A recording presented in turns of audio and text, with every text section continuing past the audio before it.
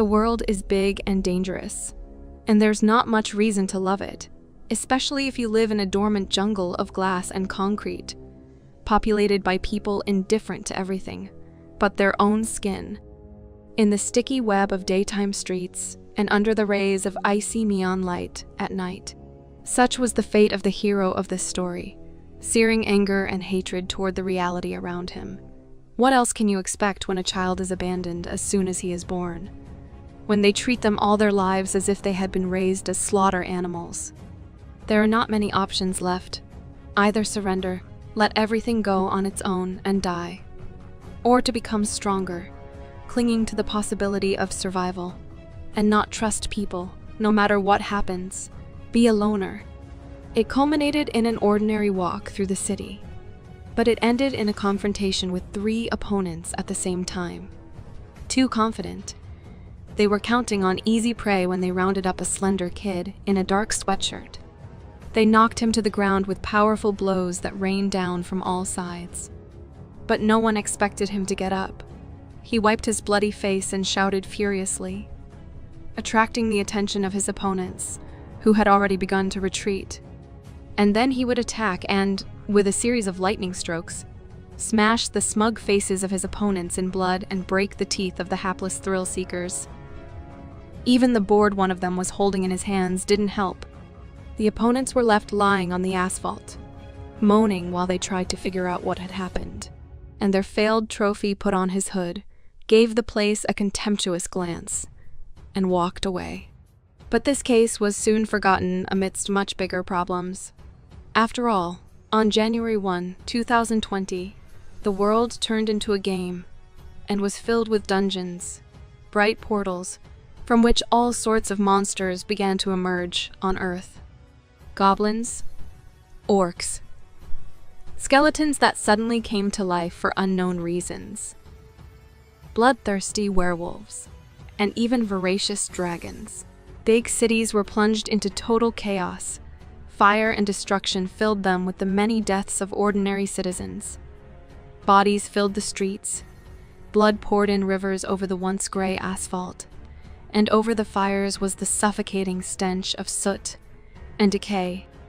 It seemed that hope had abandoned this world, until divine beings began to appear in it, and they began to be called Shining Ones. The light of the distant stars emanated from the huge humanoid figures, and they themselves transmitted their power to a small group of people. Thanks to these abilities, the lucky ones learned how to destroy dungeons and transform themselves into players. People believed that the players who possessed special powers would save the world. After all, there was nothing else left but that hope. And who better to count on than heroes capable of single-handedly slaying a giant troll and thereby inspiring the admiration of the crowd? Except that the players took advantage of the chaos around them and were only busy lining their own pockets with money. And more talk about the end of the world began to circulate among the common people. But the hero of the story was not interested in talk. After all, the world as he saw it was still a place in which no one could be trusted. Until, by chance, he met Si-Jun Lee, one of the first 7 players, an invincible warrior, heir to the sacred light, and the strongest player in the world. He unselfishly helped all those who needed protection from the bloodthirsty monsters of the many dungeons. And so he earned the love and adoration of all the common people. For the sake of saving the world, Si-Jun Lee, like the hero of the legend of King Arthur, drew his sword from the stone, and with it he began to destroy the numerous evil that disturbed the peace of the commoners. The heir of the sacred light set himself the goal of destroying all the monsters the game had created, to put an end to the endless raids of the monsters, and thus save his world from destruction. Si-Jun Lee created the Messiah Guild to gather under its banner brave men who wanted the same thing. This was the first time such a thing had happened, and the hero of this story also decided to join their ranks, finally meeting people he could trust. The soldiers, led by a blonde knight in shining armor, had many hard battles ahead of them. And after the battles, the warriors, tired but satisfied with their victories, could rest in a tavern. And, looking at such a picture, the hero of this story smiled softly, feeling his own involvement in something more than endless loneliness. Together with the other members of the guild, he hoped to be able to change the world for the better. And the possibility of that was slowly approaching. For now, the guild had a final goal, a final battle, after which life could finally go back to the way it used to be. However, these plans were not destined to come to fruition. Before the fight, the hero decided to go to the Temple of the Sacred Light, where he knew Si-Jun-Lee was now, and spent time praying for victory. Chapter The Last Battle is Left. A member of the guild spoke softly to the leader, to which the latter indefinitely hummed, which caused mute puzzlement fellow. The last battle. Yes, perhaps it will be the last. The next second he drew his sword from its sheath and plunged it into the body of his hapless comrade in arms. The sharp metal ripped through the sturdy armor like thin tin, plunged into the body at the hilt, and ripped a desperate cry from the victim's throat. Well done, Woo Jin Kim. If it weren't for you, we wouldn't have been able to accomplish all this. Se-Jun-Lee sarcastically stretched out and stepped away from the warrior, who had fallen to his knees, and then put a Balmune curse on him, and it almost completely removed the player's resilience and protection. Was it from the beginning? Have you been plotting this?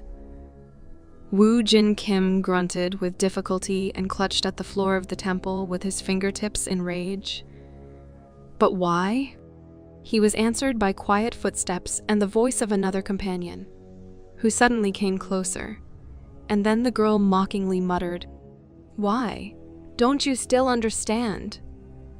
When the game ends, everything will be gone. Our power, the items, the dungeons, the monsters." After explaining her own motives to her dim-witted colleague, she approached the heir of the Sacred Light, lightly tapped his shoulder pad, and added, "The reason to honor us will also disappear." Shinhai Park. Woo Jin Kim breathed out with difficulty and looked at the girl in disbelief. She leaned toward his ear and whispered, "We can't even take over the world." Because of that phrase, Woo Jin Kim found the strength to raise his head and glare furiously at the guild members with whom he had to go through so much, and shouted the name of its head, then coughed up the black slime that hissed on the stone floor. Shinhee Park watched his suffering for a while. She couldn't hide her surprise or even delight as she began to speculate that the now unnecessary comrade in arms was really cool, since Balmun's curse had only caused the poisoning. After all, it was only enough poison for the others to cease to exist. At these words, the black-haired warrior's eyes began to flicker to the faces of the men he'd fought alongside. The men had disappeared without a trace, leaving no clue as to their fate. This made Woo Jin Kim feel wildly angry, slamming his fist into the stones of the floor and screaming that he believed in the guild members and wanted to save the world, that now he was in the way, and so they decided to get him out of the way, just like the other colleagues with whom he had risked his own life together. After that, the guild leader and his girlfriend left, and Woo Jin Kim shouted after them that the heir of the Sacred Light should at least try to make excuses for his own actions and voice them with his shitty and vain mouth. But no one would listen to him. The warrior swore and finally caught himself thinking that no one in this world could be trusted. And then he fell to the cold floor, ended his existence, and at the same time started a new game. Other people's voices were annoying. They belonged to different people, because there was no other way to explain the differences in intonation and timbre. And they weren't talking about the same things. Some wondered if it was necessary to go back to some pudge, and persisted in saying that the monsters were appearing too often. Some, no less insistently, advised me to shut up and not complain. Some, in human nature, rejoiced at the fact that they could still make money today. Others worried that their lives were at stake, and that they should be paid more for such work. Then the light at the end of the tunnel flashed in my field of vision. and it was real. And then a truck flew out of the tunnel at full speed. In the back of the truck, Woo Jin Kim suddenly came to his senses and immediately began to look around. Next to him sat the men whose voices he heard. The companions, like the boy himself, wore dark blue uniforms and body armor. Then Woo Jin Kim started groping for himself, causing the men traveling with him to sneer. And he began to think about what had happened. He was stabbed to death by Balmun, causing the brunette to depart safely into the next world. But it didn't feel like a dream at all. And then the young man remembered the place where he was now. Meanwhile, the truck driver hit the brake pedal sharply and pressed it to the floor, which caused the car to skid, and the sharp sound of tires scraped against the asphalt spread across the road.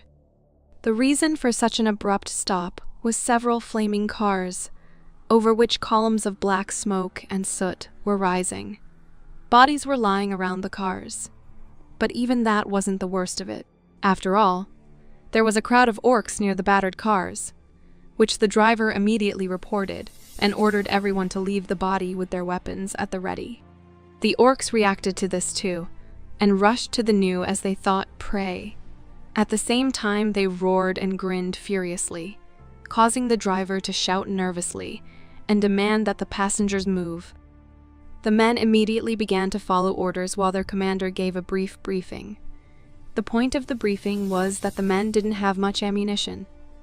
Therefore, they should only fire when they were sure they would not miss. However, a few seconds later, he was interrupted by the dumbfounded shouts of the fighters.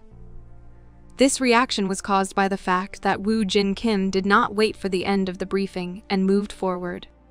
Afterwards, he shot at the nearest enemy. The green-skinned monster collapsed on the pavement and poured blood from the hole in his head.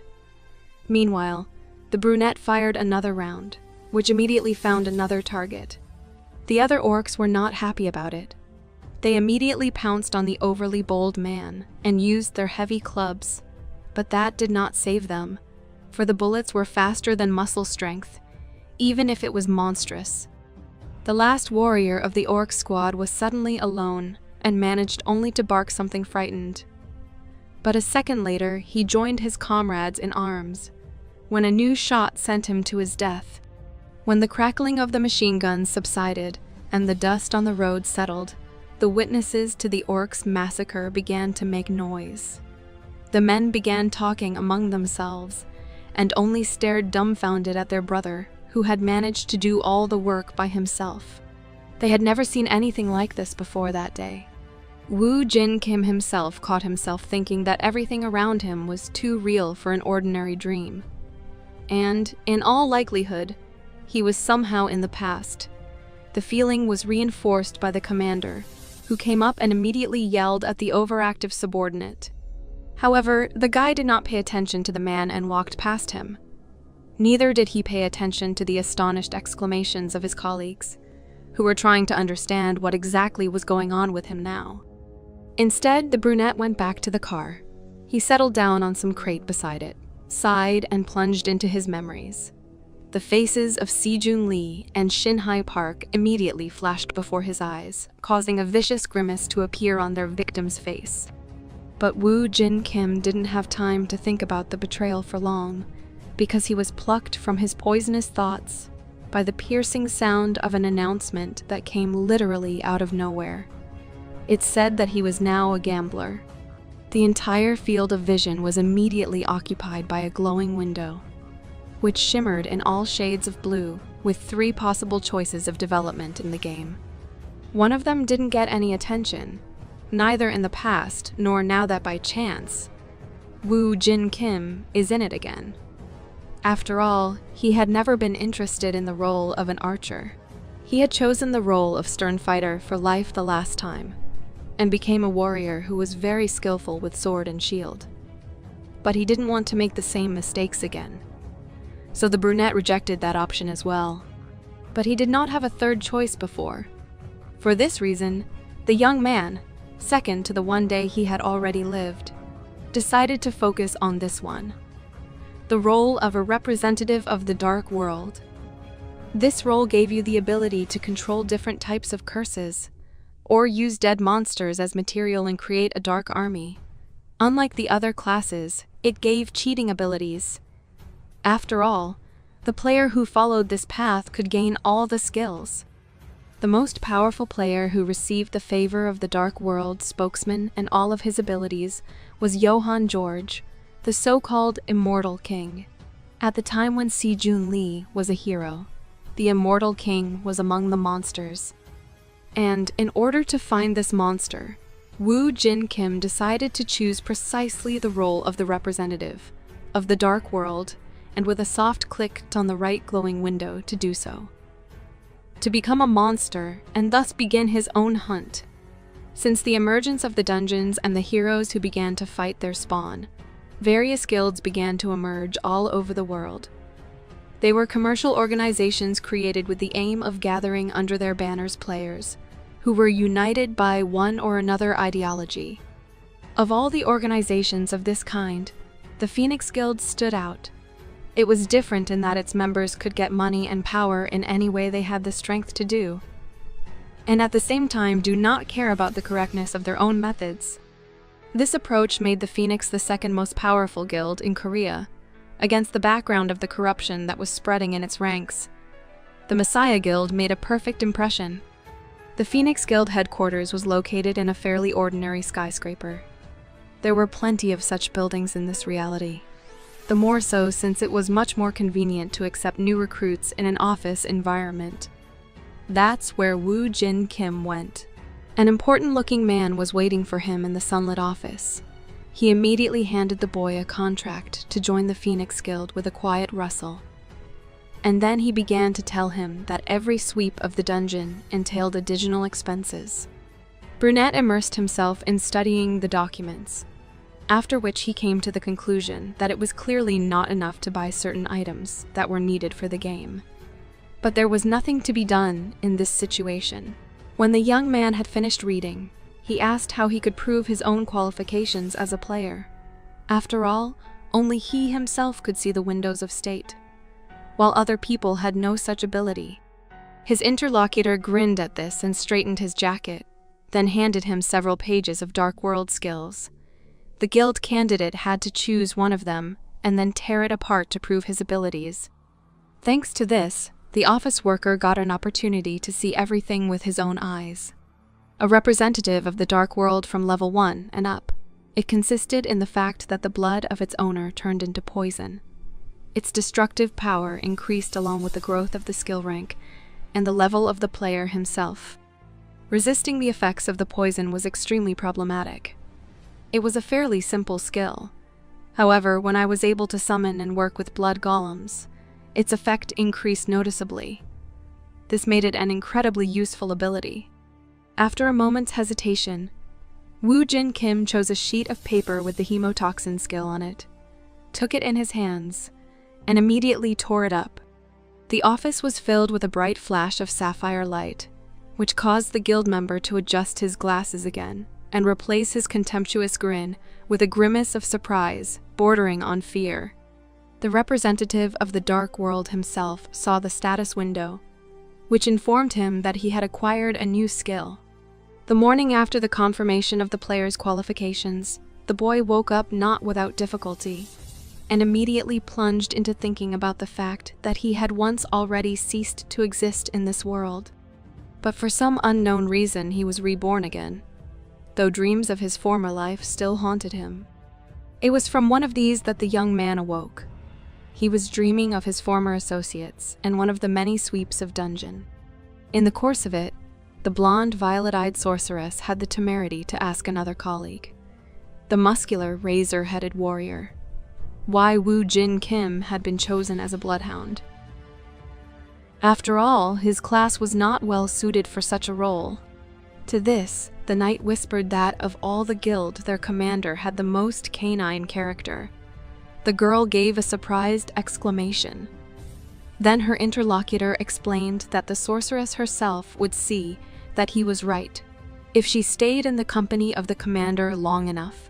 At this point, Woo Jin Kim woke up, and he caught himself thinking that if he somehow managed to be in the past, his comrades in arms must still be alive. and he might even be able to meet them.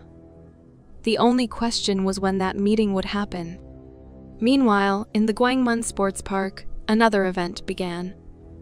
In the underground parking lot of the place, guarded by armed men, 4 players gathered. A dark-haired girl, a smiling blonde in a red turtleneck, and a brunette in a gray coat. A shaved-headed man in a white shirt greeted them. He immediately asked if everyone had gathered early today. The gray-eyed young lady made a worried look on her face and spoke timidly about the fact that today was their first hunt, and that, in all likelihood, they should just trust a man named Jusup. He said confidently that this was his 4th trip to the dungeons, so the rest of the guys should really trust him and just follow him. After that, the man asked when the last member of today's hunt would arrive. The response was an unimaginable rumble.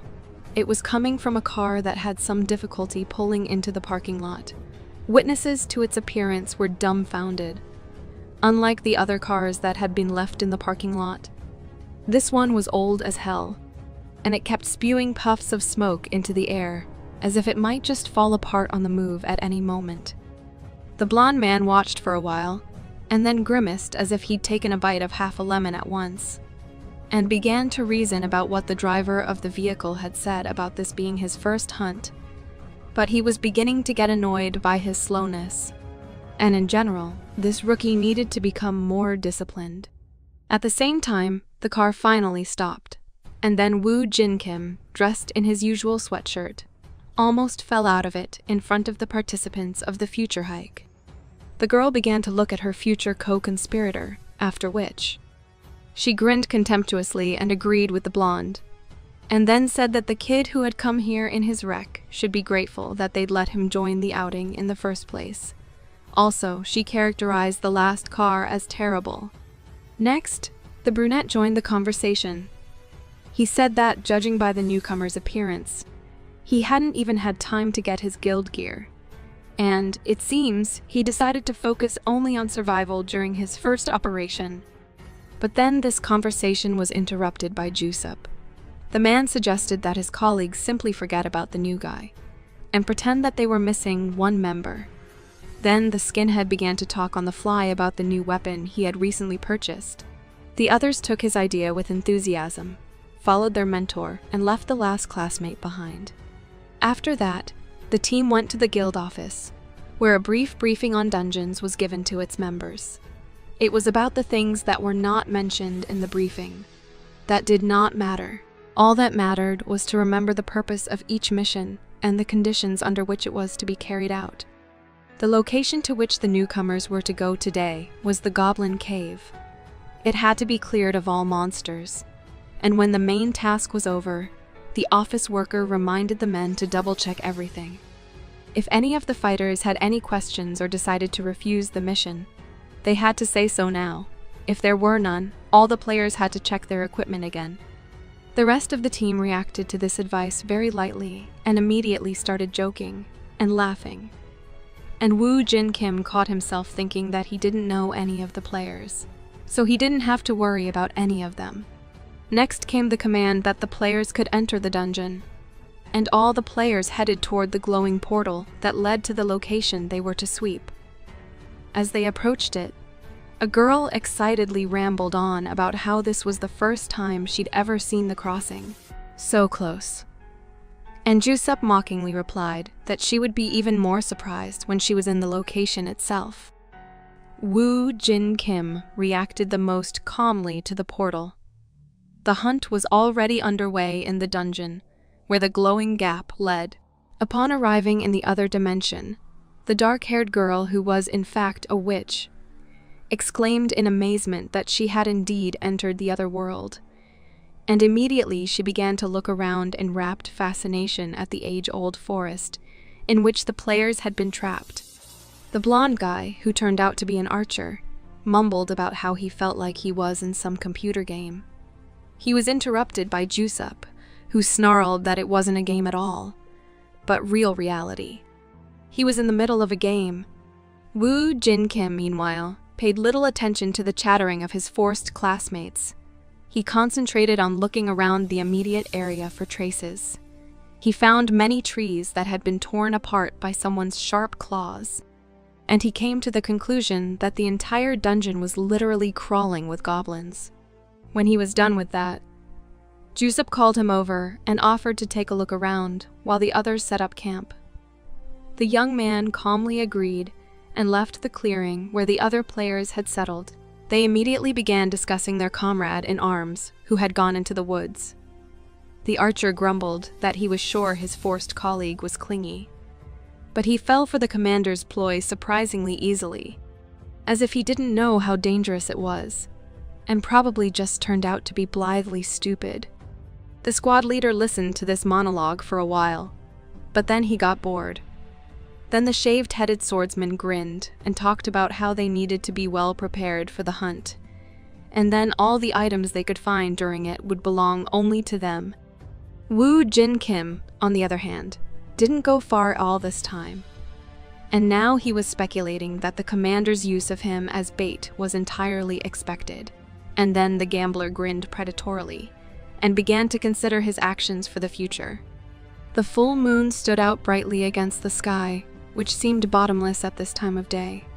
It was a silver light that diluted the inky darkness of the city at night, and the skyscraper that housed the guild's office, called Messiah, was brightly illuminated. The dark room had several tall windows through which the moonlight penetrated. The room was lit by a circle of blue light on the table, where the guild members sat in high throne like armchairs. Shinhee Park was the first to speak, as she had new information for the rest of her colleagues. And now that everyone was here, she asked for permission to introduce the new member for the next mission. The large man, who was sitting at the same table with the girl, decided to clarify exactly who he was talking about. A second later, he turned around when, beside him, in a patch of bright light, falling to the floor from an unexpectedly open door, appeared the silhouette of someone's shadow. Next, Yang Ji-hoo grimaced and roared that their new guest was among the arrogant. Bastards. The guest slapped the base of his hand with the folded fan he held in his other hand. But he politely replied that it was a pleasure to meet the players who were here, and then called his own name. As it turned out, the man's name was Suzuki Ichi. After that, the guest noticed that there were many familiar faces around him, and, accordingly, it is even possible not to introduce himself. The head of the Messiah Guild, Si-jun Lee, reacted to the last remark. He grinned and said that the new member clearly had big ambitions. The newcomer, on the other hand, was impatient to clarify exactly what he was going to do. A large man with a fan in his hand stood beside him, slapped the table angrily with his palm, and shouted about how this scoundrel dared to talk to the head guild in that tone of voice. But all he got in return was a contemptuous squint. Next, the other guild members spoke up. Noda Haidaro, the master archer, and Sukahara Ken, the master swordsman, began to resent why the head had invited the bastard, whom they were now forced to listen to. Meanwhile, the large man next to whom the guest was now standing jumped up in anger, waving his hands vigorously and, at the same time, wailing in an attempt to figure out what it was all about. But the guest contradicted him by saying that everyone who was here was simply crazy. Yang Ji-hoo reached out his hand to, presumably, grab the visitor by the scruff of the neck.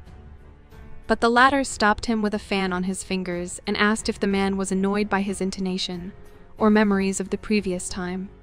Suzuki Ichi then squinted his eyes and asked caustically if this left him with any unpleasant residue.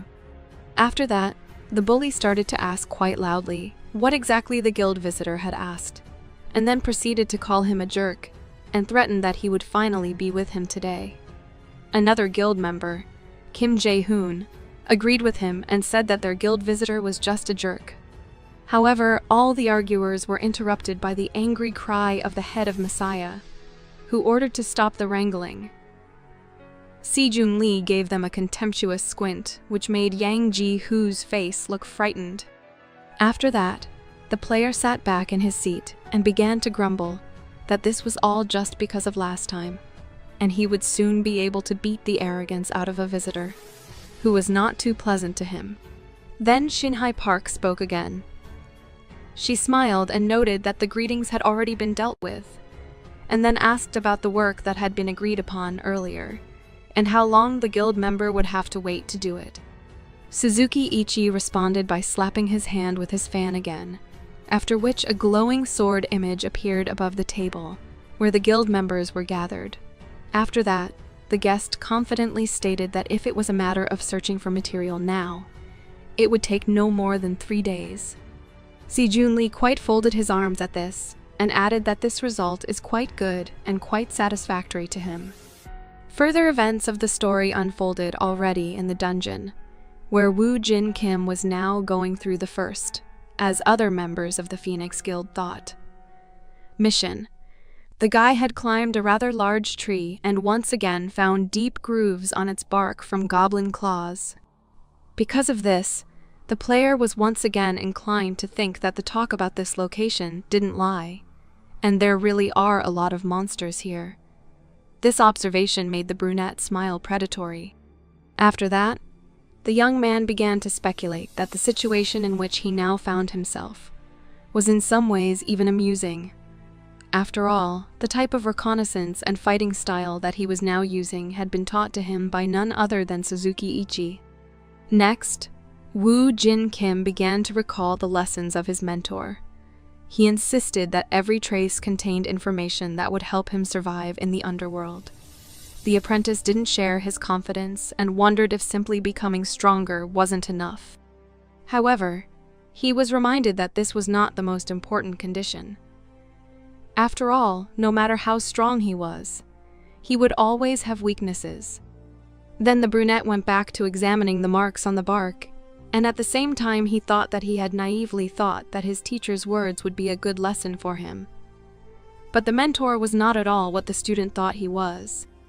Suzuki Ichi has not only killed for the Messiah Guild, but has become its most loyal dog. But now all the knowledge he has taught his mentee in the past will be used against him, and will become a knife in the mentor's back. With that thought, Woo Jin Kim jumped down from the tree to the ground, and the next second he recoiled as he heard a loud whistling and a rock hitting the tree trunk.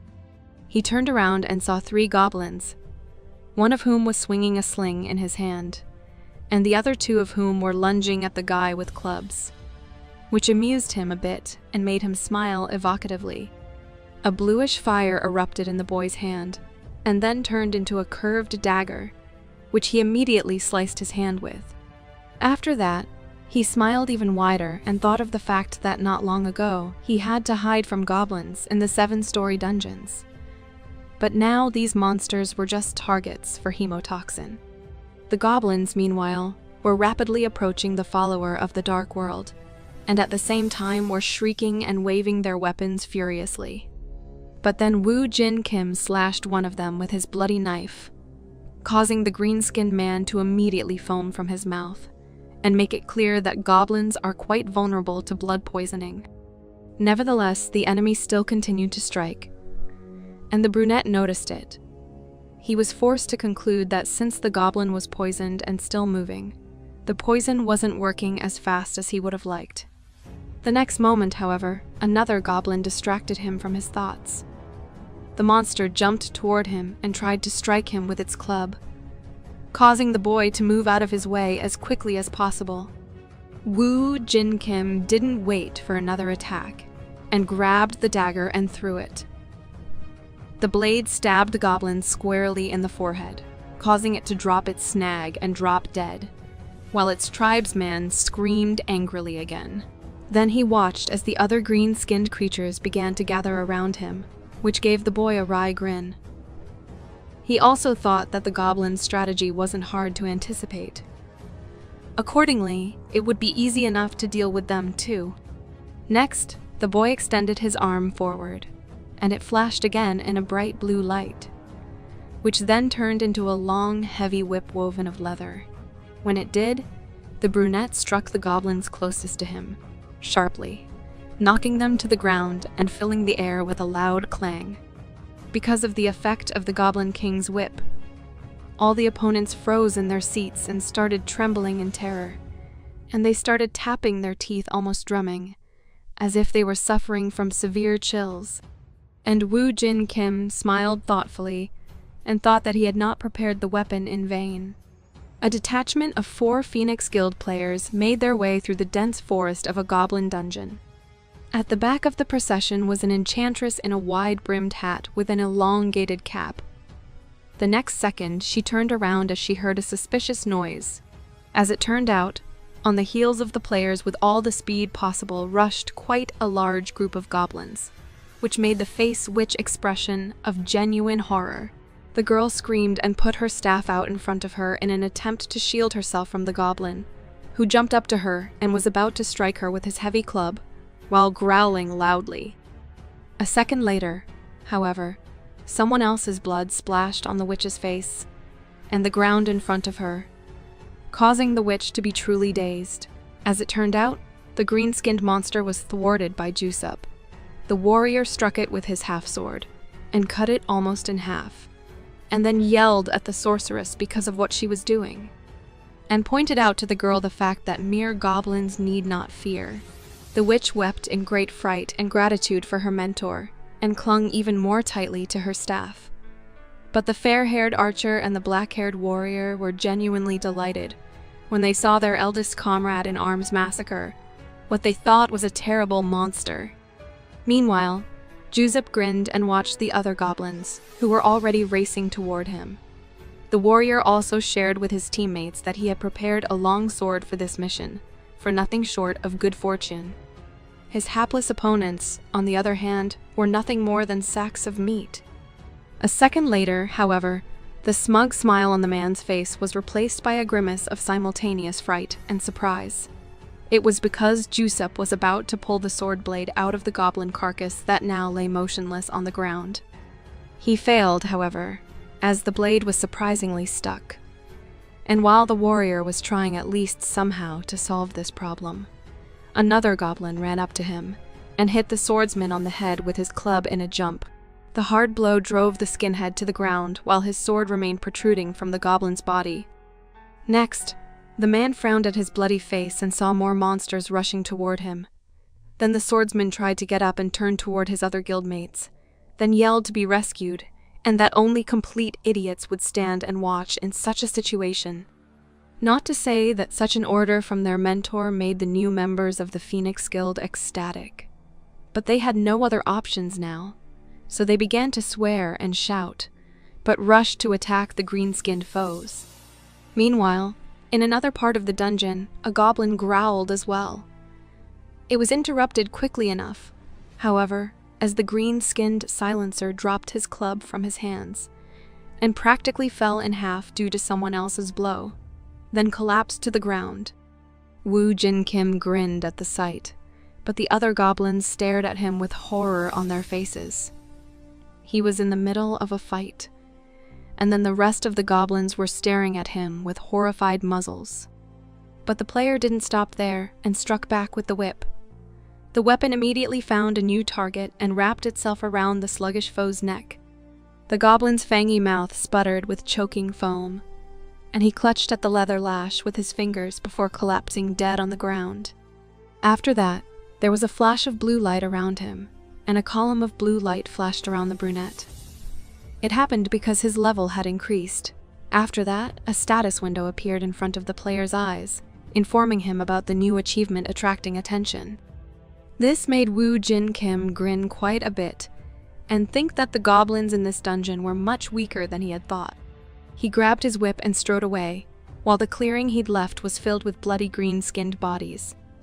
The boy also noted that with so many enemies defeated, he was even beginning to attract attention. Then Woo Jin Kim took another look at the Goblin King's whip, and came to the conclusion that only fools swing heavy swords, while his weapons were enough to clean up this dungeon, and that, on the whole, there was no point in wasting time here anymore. Meanwhile, the rest of the Phoenix Guild was sitting on the ground after their skirmish with the goblins, bickering wearily. The black-haired knight, with his face bloody from the fight, hesitantly wondered what might have happened to the newcomer Jusup had sent to survey the area. The swordsman, who had already had a bandage put on his club-injured head, replied in a crushing manner that, since he had not been heard from yet, he was probably dead. The witch hugged her arms tightly around herself and shuddered. The archer, on the other hand, got very angry and started screaming that it would have been much better if someone else had been with them. After all, he had done just as Jusuf had said, but in the end, things were not as rosy as their mentor had promised. The swordsman responded by cursing at his charges, who accused him of lying to them, by and large. However, a few seconds later, the quarrel was interrupted by another goblin invasion. Because of this, the most senior member of the squad exclaimed disbelievingly that this could not be, but there was no time to think about it. The players stood back to back and prepared their weapons for another battle, even though they were trembling with terror. Meanwhile, in another part of the location, Woo Jin Kim once again destroyed another squad of goblins. The creatures fled from him, and the player aptly stopped them with a flexible whip, and then was able to get another level upgrade. But after that, something unexpected happened. The guy received a message about acquiring a new skill called Skeleton Warrior. He was very surprised by this, and immediately called up a reference book to see which skill was mentioned in the status window. And as soon as the glowing book appeared in front of him, he began to read. Next, Woo Jin Kim took the skill page in his hand and thought incredulously that acquiring such a skill was a real stroke of luck. After all, it was possessed by Johann Jorg, the immortal king, who could control an army of the dead with his own hands. Summoning skeleton warriors was his strongest skill, but, on the other hand, this skill was imperfect, which was a major mistake for the immortal king, and allowed, in the end, him to be dealt with. Moreover, it was only possible to sacrifice creatures that were killed by the caster to create a skeleton. But there were other great limitations to the ability. After reading the information about the new available skill, Woo Jin Kim smiled and decided that such a skill would at least save him some time. And then he ripped open the skill page, whereupon he received a notification about the new ability. Then the brunette thought, quite rightly, that now it would be much easier for him to distract his enemies and hunt them down at the same time. So he moved toward the nearest goblin body, in order to test his newfound ability. Next, the boy stretched his arm over the carcass of his defeated foe, causing a bright light to burst between it and his palm, like puffs of smoke. Under its effect, the goblin's flesh began to decay like shreds of old cloth in the wind. When all that was left of the body was bones, Woo Jin Kim began to stare thoughtfully at the skeleton that had slowly risen from the ground, and was staring at its creator through the gaps in its skull. And he caught himself thinking that he definitely liked the ominous blue gleam in the dead entity's eyes. Still, the dungeon that the Phoenix Guild unit had fallen into was certainly beautiful.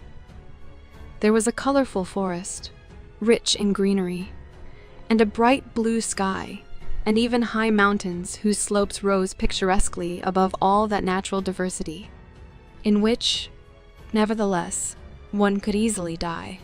Woo Jin Kim, however, was not busy contemplating the deadly beauty of the location in which he was, or was not, fortunate enough to find himself. He was watching the goblin skeleton he had summoned use some kind of sword to take out some not-so-lucky tribesmen. At the same time, the hero had to deal with the fact that his ward was not as strong as he had initially assumed. After all, the brunette's magical powers were too low. And then the boy began to think how he could influence this unfortunate circumstance. Meanwhile, the skeleton turned to the necromancer who had created it, and the brunette walked over to the dark creature and patted its smooth skull, and then muttered that it would be difficult enough to use his creature as a primary weapon. After that, the brunette stared at something he didn't expect to find, namely the remains of other players who had had the misfortune to enter this location long before him. And he noted the resemblance of the rotting bodies that hung from the tree to the puppets. Then the boy began to examine his find in more detail. He came to the conclusion that all monsters, from the weakest goblins to the strongest dragons, had one thing in common, and that was that all monsters from the dungeons wished to harm humans. But, unfortunately, Usually newbies don't take this fact into account, for which, more often than not, they pay the price when they find death. Then Woo Jin Kim thought to himself that in this case, he had no reason to be merciful to these monsters. So he moved toward the tunnel in the mountain he saw nearby, and the faithful skeleton replaced following his maker. At the same time, the other 4 members of the Phoenix Guild were sitting on the floor of some cave around a small fire. Juzep began to grumble about how they'd only gotten goblins. The witch cried again, and the archer asked his tutor what they should do now. And then he added grudgingly that they'd clearly underestimated the dungeon they were in.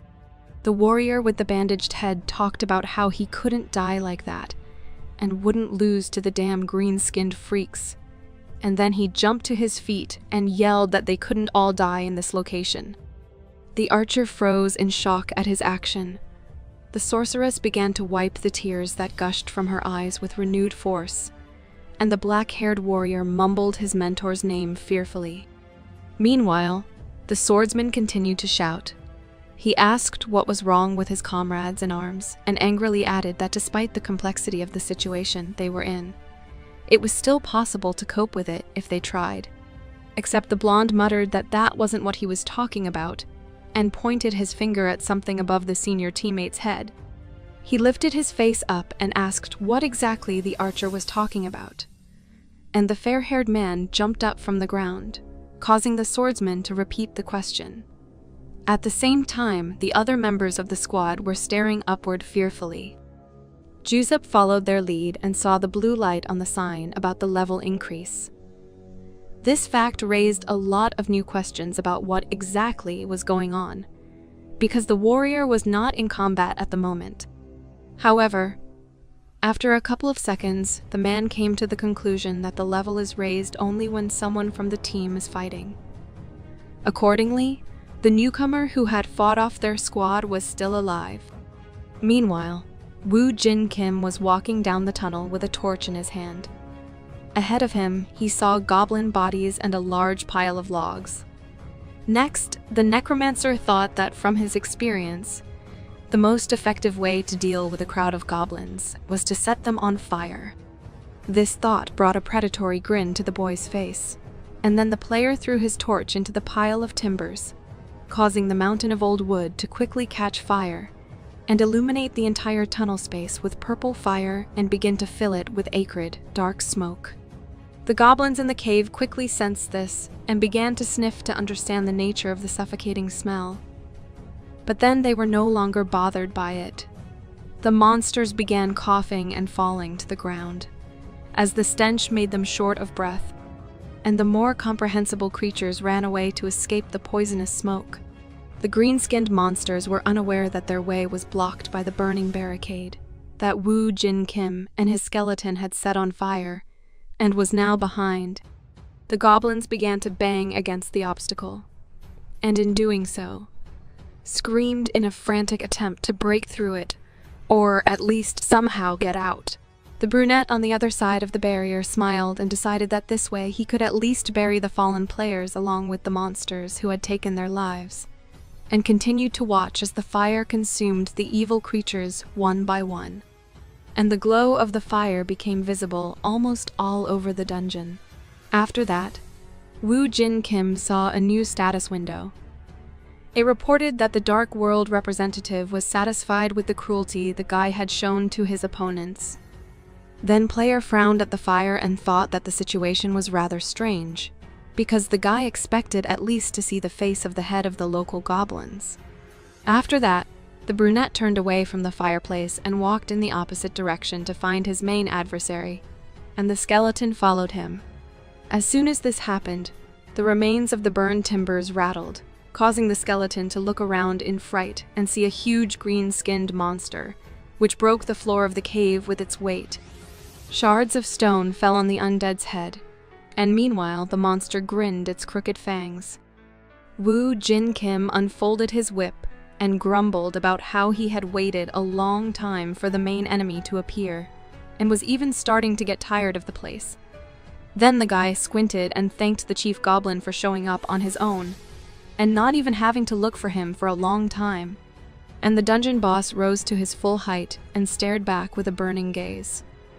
The huge goblin grinned, its mouth full of curved fangs, and began to climb out of the gap in the cave floor, so that with an equally impressive club, he could get the chance to deal with the troublemaker. However, Woo Jin Kim didn't seem the least bit frightened by this. Instead, the boy began to remember that before the Messiah Guild intervened in this matter, millions of newcomers had died in the dungeon, which now also included the necromancer and the skeleton he had summoned from oblivion. The culprit of this circumstance was a green-skinned monster, because in a location with enemies of the first level, meeting with the hidden Goblin King is tantamount to the end of the game, which stands on the line of life. Then the young man waved his hand, and a bright white light flashed in his palm, turning into a sharply honed sword a few seconds later, and at the same time, he decided that he would no longer allow the bloodthirsty monster to take the lives of other players. As soon as the weapon appeared in the dark-haired mage's palm, the skeleton looked back at his maker with interest, and began to shift impatiently from foot to foot. The fact that his ward was so eager to fight was rather surprising, which the lad even asked the little undead about. But the skeleton only growled and jumped up and down, like a guard dog that saw a thief or other intruder in its territory. Next, the bone creature looked back at the boy, and a menacing blue fire flashed in his eyes, subtly resembling two small ball lightning bolts. Woo Jin Kim couldn't help but notice this, which he even told the skeleton, and smiled in surprise at the same time. Finally, the boy handed his sword to the little warrior, and stepped aside, then folded his arms across his chest, leaned his shoulder against the trunk of a tree, and watched the aggressive creature. The Goblin King, on the other hand, grinned his head contentedly and roared something that sounded remotely like a mixture of snarling and laughter. The bony fighter stomped his foot irritably at this, and thus assumed a more stable position, and then he rushed out of the way, causing the huge foe to be first dazed and then disappointed, because compared to the miniature and very agile skeleton, he was very clumsy himself. The undead, meanwhile, got under the monster's feet and turned sharply, and then, with swift and strong enough sword strokes, she began to cut the main goblin of the dungeon's leg tendons, spraying thick blood in all directions. The brunette's skeleton tactics made him dumbfounded, and then, unexpectedly for himself, plunged into memories from the past, in which he fought among the ranks of the Messiah Guild. Their squad was then faced with a huge monster that looked like a fire-breathing dragon, only without wings. The ground beneath the monster's massive paws was ablaze with almost hellish fire, sparks flying in all directions and falling on the frightened faces of the other members of the squad. My companions looked at the enemy and began to shout amongst themselves, trying to figure out how exactly they could defeat a very dangerous foe. Because of its great height, its tremendous strength, and the wall of fire that spread out in waves in every direction, the monster gave the impression of total invulnerability. However, Woo Jin Kim unexpectedly came up with a solution to this problem, and ordered his teammates to attack the legs of the huge monster. After all, if they succeeded in knocking the monster to the ground, their chances of winning would skyrocket. Then the warrior drew his sword from its sheath and gave his opponent a tense squint. And then he rushed to the attack, ran up to the massive paws of the bloodthirsty reptile, and began to chop them. The brunette tried to put all his strength and weight into each blow, which soon enough he managed to cut through the tough scales, and blood poured to the ground from the broken vessels of the blade. At the same time, the other comrades in arms followed the boy's example and began to kick the monster in the legs as well, rendering it completely immobile. Then the necromancer woke up from his memories and continued to observe the skeleton's further tactics, first knocking the Goblin King to one knee with a series of swift blows, and then dropping him on the stones of the cave. The brunette's eyes widened in surprise at the sight, and in the movements of the bone warrior, which he used to leap to deal with the monster, He recognized his own style of combat. Next, the boy rubbed his chin, chuckled, and wondered about the skeleton maid's fighting strength. He had assumed that his own strength would affect the undead, but he never thought that the dark creature would copy his style of movement. The last thought even brought a predatory chuckle to the mage's face. And then he remembered the fact that before he returned to the past, he had been free to handle almost any kind of weapon that existed, and that even in the Messiah Guild there were at most a few people who could fight him one-on-one. The skeleton, meanwhile, threw a questioning look at the creator. The necromancer replied that at this rate he would have to reconsider his plan. Then, however, it was time for the brunette to be surprised. First, a bright white light caught his attention, and then a status window appeared before the player's eyes. It said that the representative of the Dark World appreciated his achievements and was sending him a legendary skills page as a reward for his efforts.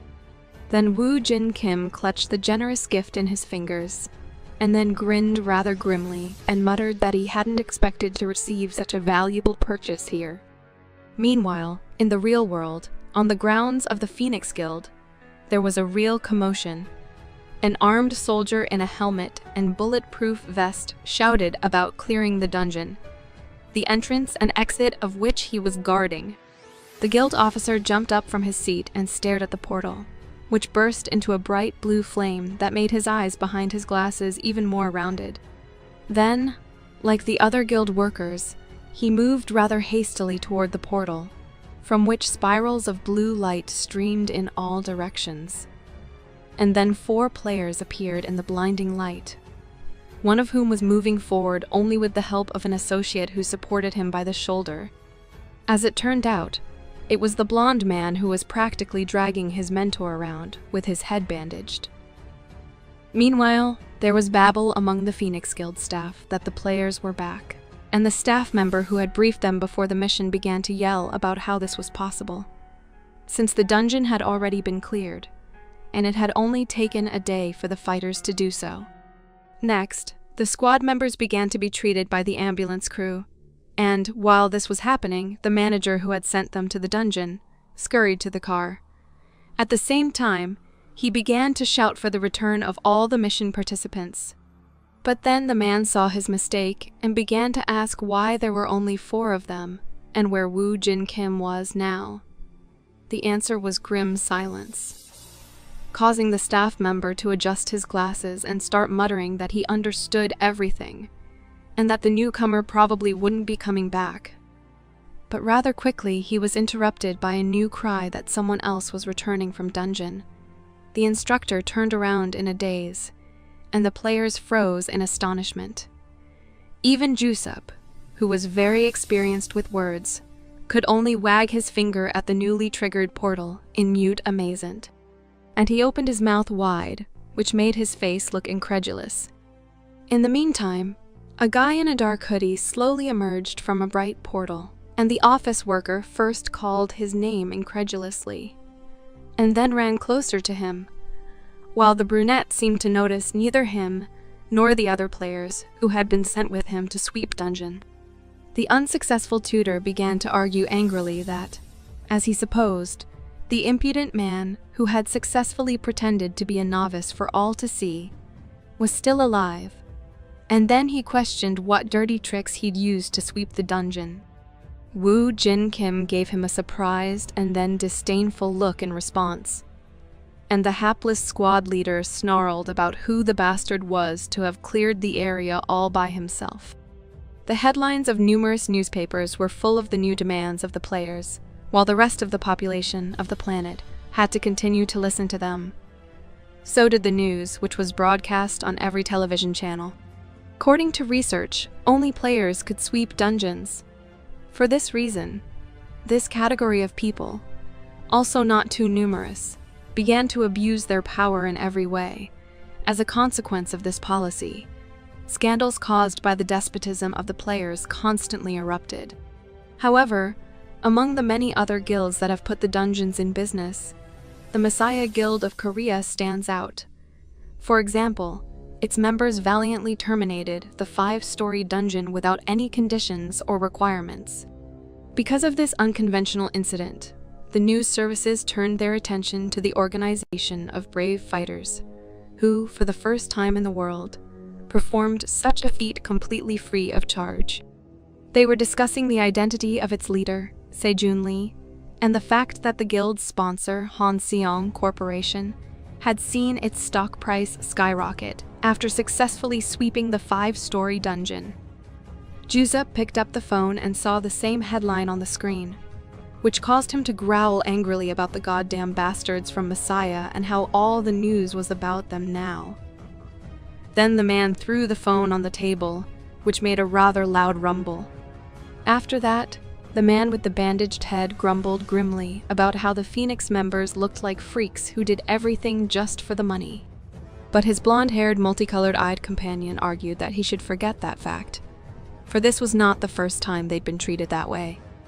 Next, the blonde raised his glass and asked, with a white-toothed smile, what exactly had happened in the dungeon?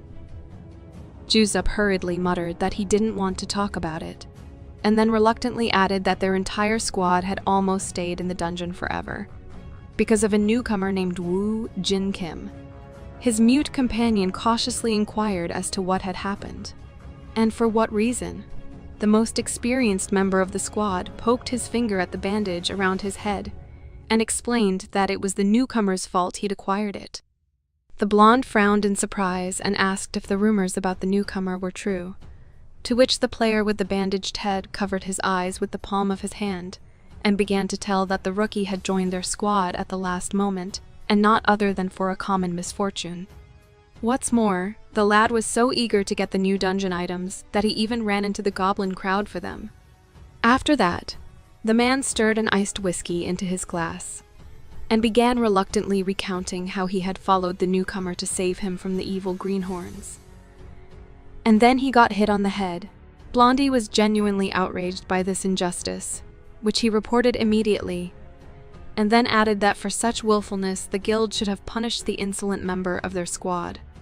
Jusup responded by wistfully telling him to forget about it, and then sharing that he now felt as if he'd gotten himself into a lot of shit, and that, in all likelihood, the newcomer really needed the money, since he had acted so recklessly. But the blonde fellow disagreed and went on to insist that no matter how much money someone needed, such behavior wasn't wrong. And then he added that he would talk to his friends.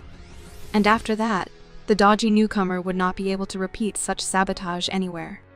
Meanwhile, Woo Jin Kim was looking at a board with various information about the Messiah Guild and a picture of its head.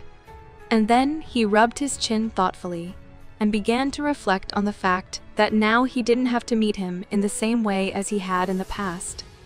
Next, the boy began to reason that he had to get stronger in order for the treacherous head to take an interest in him. Then he tore a page off the wall with some data, and someone's picture crossed out, and then added that he had to start in the most forgotten corner of his life. After some time, Woo Jin Kim made his way to the sunlit office of the Phoenix Guild. There he was met with a perplexed question from the manager, as he informed him of his intention to clean up the Orcish Hunter dungeon. The man went on to explain his own reaction and argued that, most likely, the guy was now trying to refute the rumors that were spreading about him in the guild, and to solve it as quickly as possible. The guy responded by wondering exactly what rumors he was talking about, and then added that he hadn't heard any rumors about himself, and just needed some money. After that, an elderly bearded man with glasses intervened in the conversation. He clasped his fingers together and carefully looked at the interlocutor, and then asked if he was going to this location just for the money. The gray-haired guildmaster went on to explain that life is priceless. Even though money is important, you should always think about that too. And then the man added that in case of extreme or urgent need of money, the guild could borrow it from its members. He was surprised that the conversation had taken such an unexpected turn, but then he stopped the older man and explained that everything was all right, and that the only thing he wanted was to be given a date for the cleanup, and that he would deal with the rest himself. At the same time, The young man thought that this inappropriate and unpleasant rumor, which had spread about him for some unknown reason, was now playing into his hands, for such slander was the perfect argument for going on a dungeon sweep alone. After talking to the Phoenix Guild staff, Woo Jin Kim left the office, and the manager informed the elderly supervisor that the rumors about this player were probably true. The man went to the window and folded his arms across his chest, and then thoughtfully countered that the rumors weren't the main factor, but that the fact that the guy didn't know his place was really annoying. Then the chief inquired about the status of the dungeon the guy was going to clean up. The answer was that a group of young Gaiyu Johns had recently gone there, but it had been a month since she died, and no one had applied to go there. This fact surprised the chief. He turned to his subordinate again and clarified exactly who the missing participant was. As it turned out, it was a very talented fighter who was a member of the gamblers group named Yong Won Park. Then the chief went back to watching the newcomer through the office window, who was just approaching his car parked nearby. And then he asked his subordinate what they should do now, because the guy was trying to get into the underground, which even the specialists could not manage to clean up. Next, the bearded man voiced his own doubts that the young player might not survive the sweep, and that the guild should at least give the boy some support, just in case. At the same time, Woo Jin Kim pulled out his phone and began to search for something on it. But then it was as if he felt a stare directed at him from the office window, and looked up to understand the nature of his own strange sensation that the alien and attentive gaze was causing. Next, the player smiled at his own thought that in order to deal with the hero, it was necessary to make friends with the villain. Then he dialed the number of a man named Yong Won Park on his phone. After the matter was settled, the brunette drove to Chuncheon City Hall. As soon as he got out of the car, a stout-looking man in a suit and round glasses, which were barely hanging on his sweaty, fast-moving face, came running up to him. The office clerk immediately inquired about the visitor's name, and then asked if the guy had really come to the place alone, which caused mute surprise on his face. At the same time, the red-haired employee caught himself thinking that the young player probably could not find partners because of his own greed for money. The man immediately led his guest to the entrance to the dungeon, and gave him a disapproving squint through his glasses on the way. And at the same time, he thought that, by and large, he shouldn't care at all about this matter. And the fact whether or not this overconfident gambler survives is not his problem at all. Next, Woo Jin Kim entered a blue-lit portal and found himself in a gray and stony location, after which a status window appeared before his eyes. It said that this dungeon had only one floor, could be visited by a maximum of 3 participants, and the sum of their levels had to be 13. The prerequisite for clearing this area was the elimination of all orc hunters. After reviewing the information about the place he found himself in, the necromancer thought that he could not clear this dungeon by himself because he was too low. But he had the option of taking out an orc and using it as material to create a skeleton warrior. And, already together with the servant, to perform this task. Next, the boy prepared his sword for the fight. And, as it turned out, he did it just in time, because the next second, a rather large orc, with fiercely glowing eyes, swooped down on him. The monster roared angrily, and had already swung its weighty club to bring it down on the head of a man unprepared for such an unexpected attack, as he had hoped. But he had spotted his opponent before, and slipped under the monster's feet, rather briskly. He then braked his hand on the stony ground of dungeon, and following his usual tactics, slashed at the orc's leg with his sword. To the young man's surprise, this time such a strategy did not work as well as he would have liked.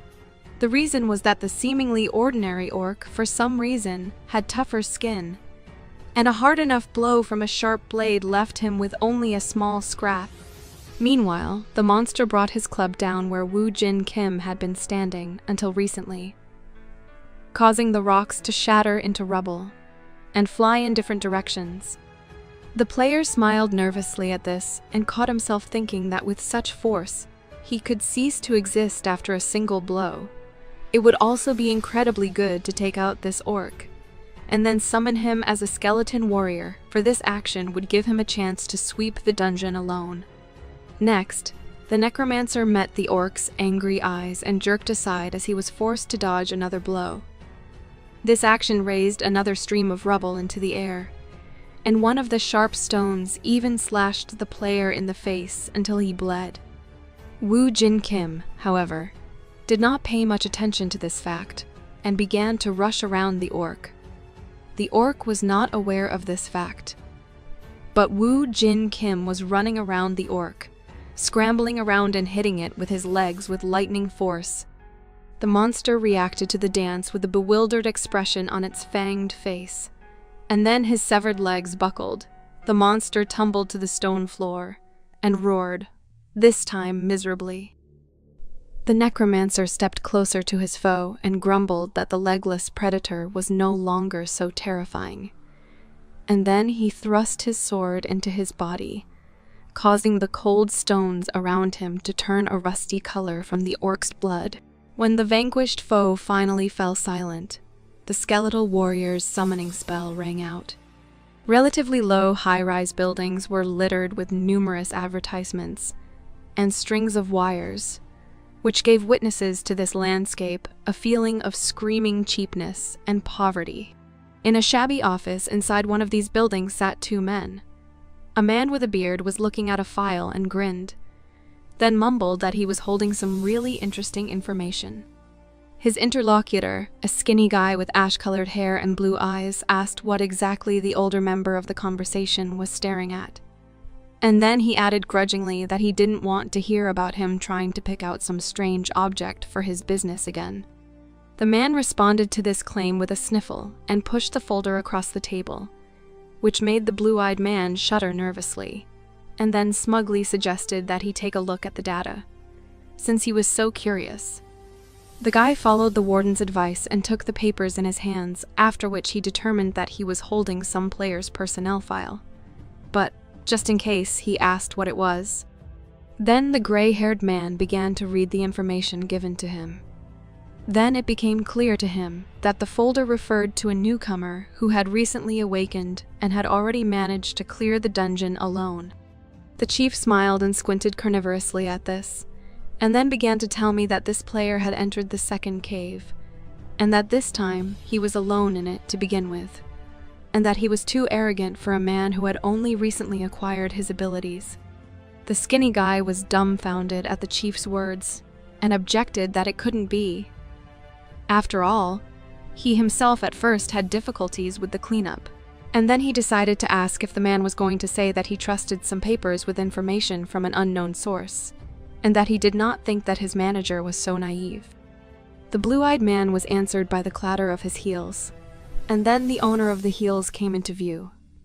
The red-haired girl was just bringing coffee, and heard part of their conversation, and then decided to clarify what kind of problems arose regarding her report. The appearance of the assistant made the guy noticeably nervous and stared at the folder while trying to hide his eyes behind the papers. Next, the gambler mumbled frighteningly that since Lee's secretary had provided the data, it was no wonder why the report seemed so perfect to him. And then with feigned delight, he wondered how the employee could get such accurate information. She knocked loudly on the coffee tray, causing the contents of the cardboard cups to spill out, and the blue-eyed man jumped up from his seat. The girl, meanwhile, replied nonchalantly that it was her job. Meanwhile, the bearded man took one cup and sipped his coffee, after which he explained that this information was 100% reliable because it had been collected by Lee's secretary, and then began a moralizing reminder that if they couldn't trust this particular employee, then who was left to be trusted at all?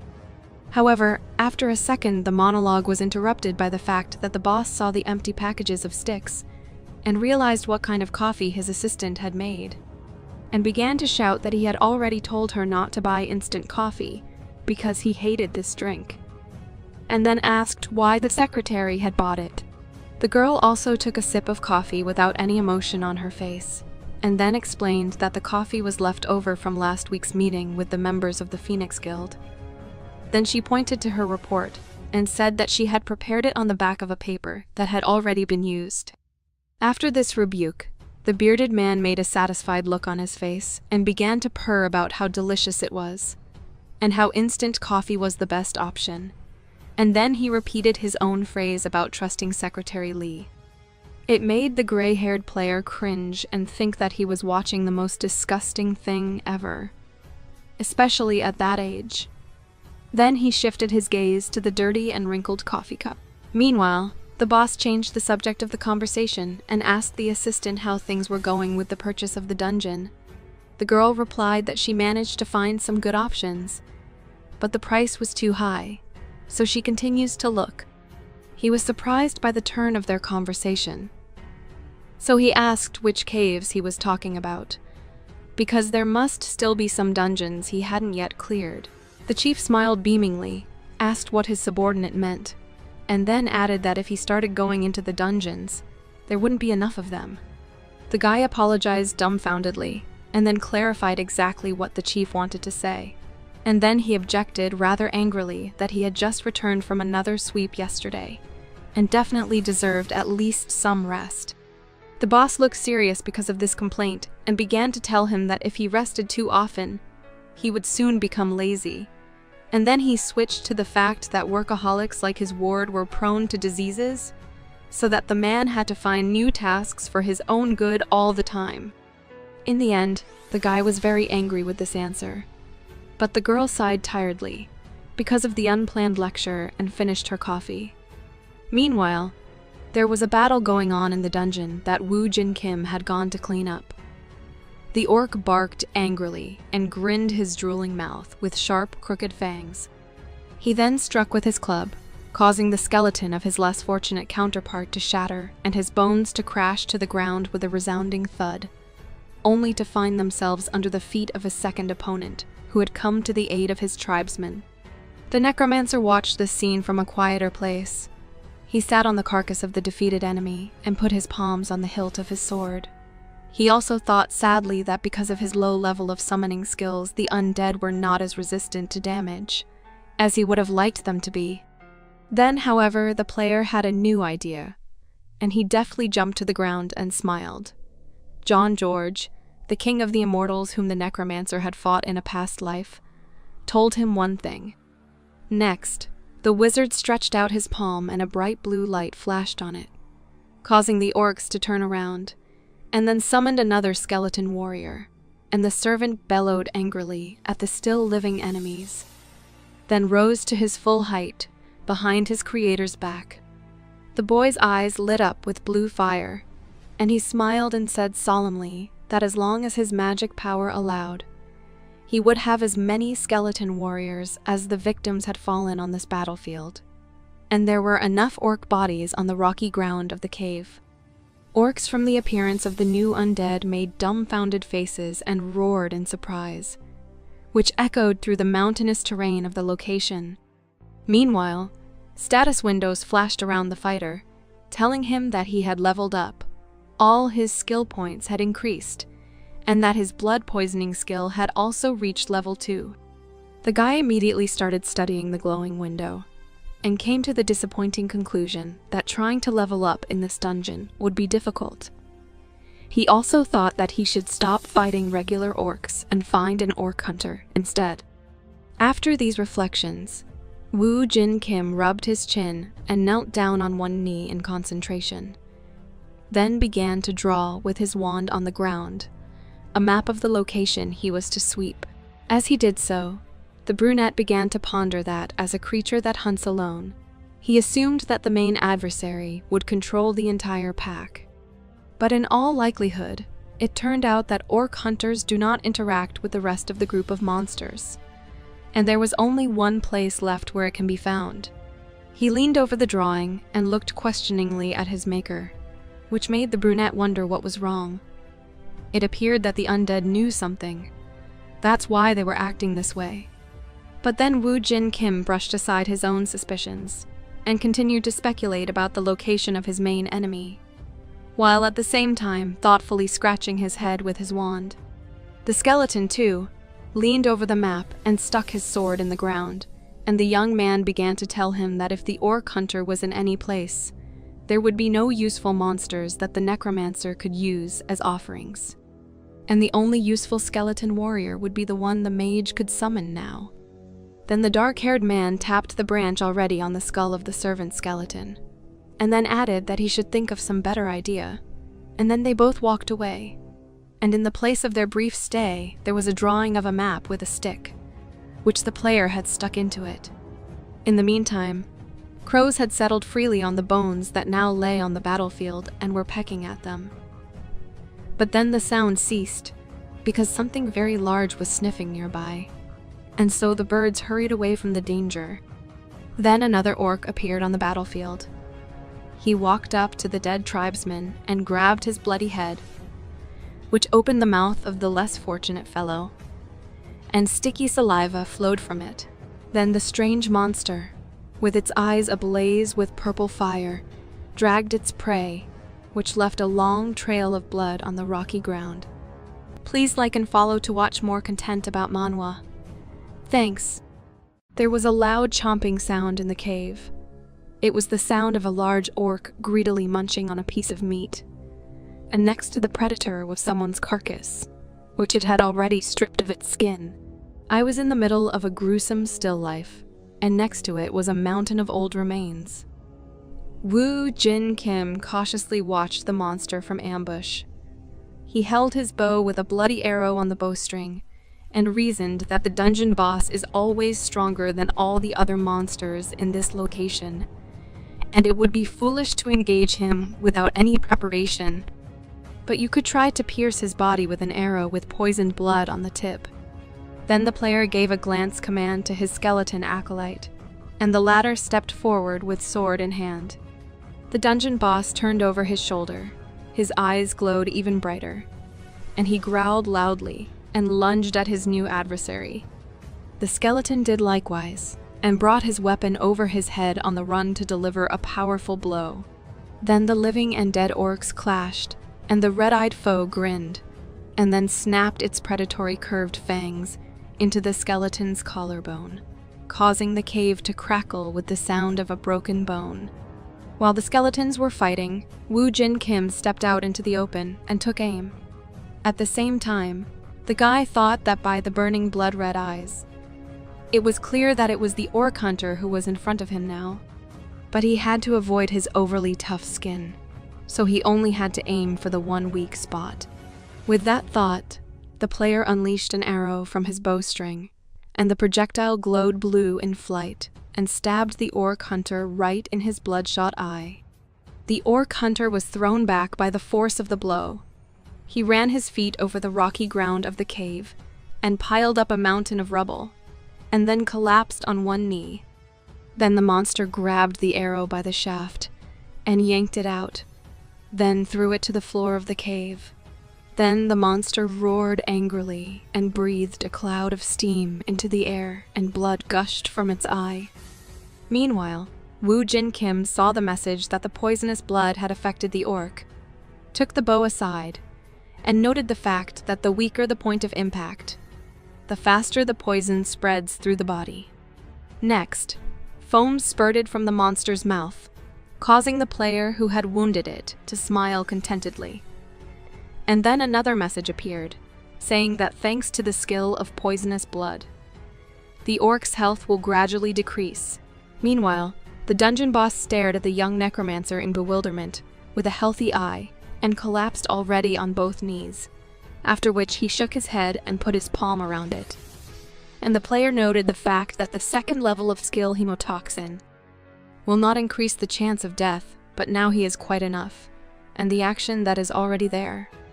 Then the skeleton servant swung his weapon over the orc hunter and struck his opponent, causing his blade to stain with blood, and the undead creator muttered contentedly that now the task was finally done. After a couple of seconds, the guy received a notification that informed him that the orc hunter was now destroyed. The dungeon was cleared. The player's level was raised, and in 1 hour he would be able to leave this location. Because the return shipment had to wait another hour, Woo Jin Kim decided to approach the pile of remains that stood next to the body of the main boss of the entire location. and noted the fact that the monster was in all likelihood gobbling up anyone who was careless enough to get in its way. The brunette then kicked one of the skulls with his foot and wondered if the mishmash of bones contained the ashes of a member of the player group named Yongwon Park. The jolt dislodged the pile of bones with a low thud. The necromancer leaned over it just in case to take a closer look at the remains, and he stumbled upon a long, even trail of blows on the ribs of one of the skeletons with a cutting weapon. Then the boy ran his hand along the trail and concluded that such an injury was definitely not caused by an orc. Then the brunette knelt down in front of the pile of remains and began to rummage through it. At the same time, he began to speculate that, judging by the appearance of the injury, the fighter whose bones he found had been attacked from behind, and it was done by someone who was already used to killing in the dungeons. It was unknown whether the killing had been intentional or not.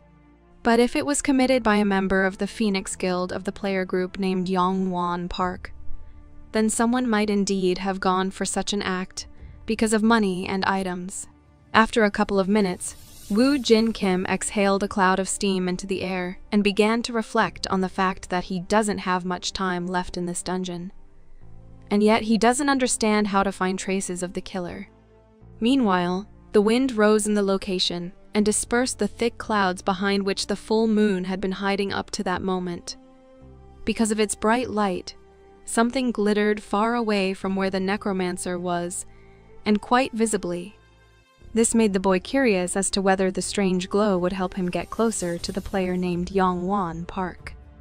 The suspicious light grew stronger, causing the mage to cover his eyes with his palm and move in the direction from which it came. Then the brunette saw a cave that until recently he had not known existed. The tunnel was small, so only one person could get into it, which Woo Jin Kim did.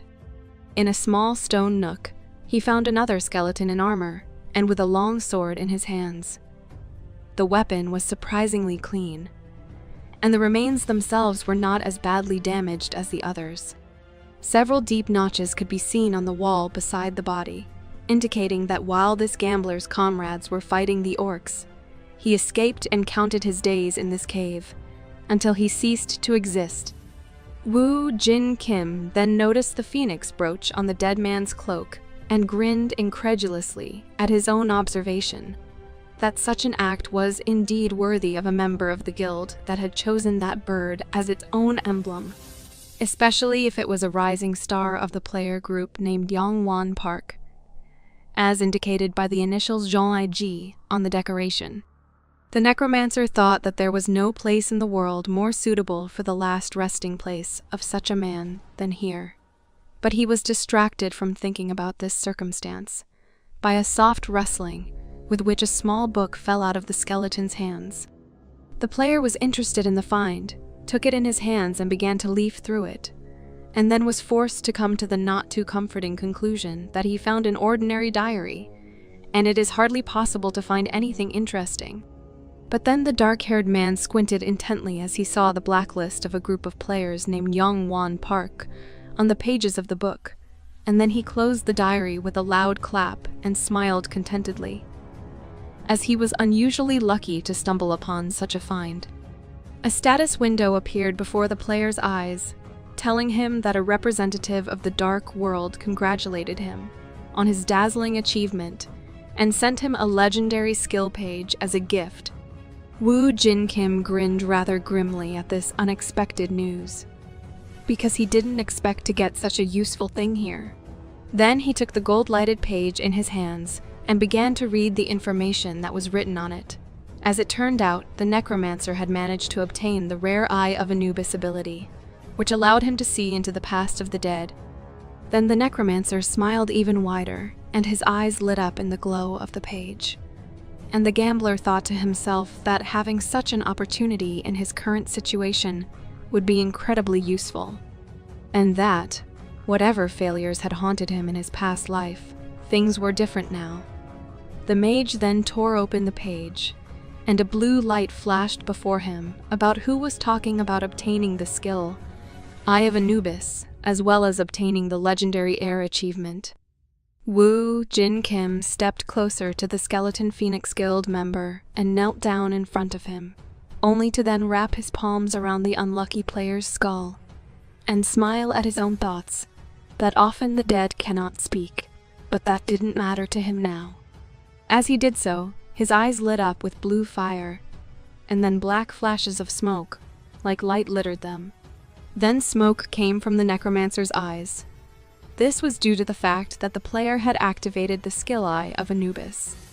Next, a blinding beam of light flashed between the sorcerer's eyes and the skeleton's empty sockets, causing the cave to burst into flames, and the servant skeleton looked around in an attempt to understand exactly what had happened.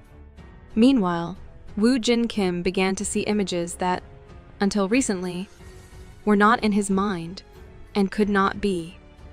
First, he heard about the bloody orcs, and then some player with a bloody face called out to Yong Gai for help and reached out to him, but the latter, instead of helping, cursed and ran in the opposite direction. Next, the fugitive saw a small cave and hid in it, after which he wrapped his arms around his head and began wailing that he must not die. Then another voice was heard, saying, fearfully, that it was a crime to hunt people. But Yangju paid absolutely no attention to such an argument. Instead, he calmly strode across the puddles of blood on the stone floor and smiled, then explained that he was in absolutely no danger as long as he had an imposing patron behind him. His unknown companion only managed to round his eyes in a frightened way and guess exactly who the guy with the scars on his face was talking about. He held his sword over him, smiled even wider, and then began to tell him who would one day own the Phoenix Guild. The last conscious image the necromancer was able to see was of a man in a chair. Given the memories of the dead man whose past the boy had been able to see, this player's name was Yong Won Park. Then flashes of black smoke reached back to the wizard's eyes, and the bright stream of light that connected them and the skeleton's empty eye sockets exploded. After the Eye of Anubis ability ended, Woo Jin Kim dropped the skull of the hapless fighter from his hands, which was the last time he told anyone his story. And then with one palm he leaned rather heavily on the ground, and with the other he put his hand around his own face and grinned painfully. Then the boy began to consider the memories of the dead man he had seen, and was forced to conclude that the latter had a very painful past, but he himself had expended far more magical power than he would have liked. After that, the gambler smiled wearily and noted the fact that his training was now complete. And if he used this information, as well as the blacklist that he had recently managed to find, he would be able to get close to a player named Yong Won Park. And it doesn't really matter how careful that person might be. Meanwhile, in the cozy and bright cottage, events of a somewhat different nature were taking place. It was not that fighting over bloody fists was a rare occurrence in these walls. Not at all. But the man who now lay on the office floor would have preferred not to face it, especially on his own skin. When the undesirable employee was asked why he allowed another player to take over the dungeon, he raised his blood-stained face and began to ask loudly for forgiveness, then rather hastily added that he would take care of him, just in case. To this, the head of the office irritatedly asked what exactly his subordinate was going to do. After all, the dungeon he couldn't handle had been cleaned out by some rookie, and after that, the employee still dares to say something like that. The chief then clarified whether or not he had been heard, and then turned to his secretary by the name of Kim. The blonde girl responded by humbly bowing her head, apologizing, and saying that she would start the task right away, while the boss continued to carefully read some newspaper. At the same time, an employee who had failed in his task was picked up and dragged away by two gloomy men dressed in business suits. Their hapless ward immediately began shouting that they should wait and not take his life, and then started begging for a second chance. But then all his cries were interrupted by the loud banging of a closed door. After that, the chief began to nonchalantly speculate that a rookie who had cleared the dungeon alone was definitely interesting. though there was nothing surprising in his actions. Next, the man asked his secretary if it was true that this player had a bad reputation in his own guild. The girl confirmed this information and began to tell about the fact that in the first dungeon, this guy had abandoned his partners. She also voiced rumors that he had appropriated all the rewards in the process, although it was impossible to verify this information. The chief mumbled thoughtfully in response that, true or not, if the guy's reputation in the Phoenix Guild was really bad, it would be hard enough to move on, because it was always impossible to clean up the dungeons alone. But then the chief's musings were interrupted by a phone call. As it turned out, a man named Woo Jin Kim had requested a meeting with the boss. The man in the white suit smiled at this, and added that the newcomer never ceased to amaze him, since he himself had come to the lion's den. After that, Yongwon Park put aside the newspaper he had been reading until recently, and picked up the report on the applications for the AA Aegis-ranked dungeon suite. Based on the information it provided, 20 places had been allocated to the Phoenix Guild, although their number was evenly distributed this time. Meanwhile, the Phoenix Guild office was not too quiet either. The secretary was just making a report on the fact that 3 guilds, including a player guild named Yongwon Park, were vying for the remaining 20 spots in the AI-ranked dungeon. The biggest problem, however, was that even if they allocated 6 seats to each faction, there would still be 2 seats left to fight over. Because of this information, the chief sighed that such a fact greatly complicates the current state of affairs, with which the employee had to agree, and then he added that it was for this reason that the guilds had not yet been able to come to any compromise. Then the man adjusted his glasses and continued his report with the information that because of the rank of this dungeon, the chance of finding rare items in it is greatly increased. And since it has only 1 level, the efficiency of clearing it is also quite high. The warden listened to his subordinate and clasped his hands together, then began to reason rather tiredly that the guilds would probably not concede to each other, because all of their members were simply overwhelmed with self-confidence, though many of them don't even realize what can happen in the dungeon. And then the bearded man loosened his tie altogether, and added that all these players already reminded him of a pain in the ass.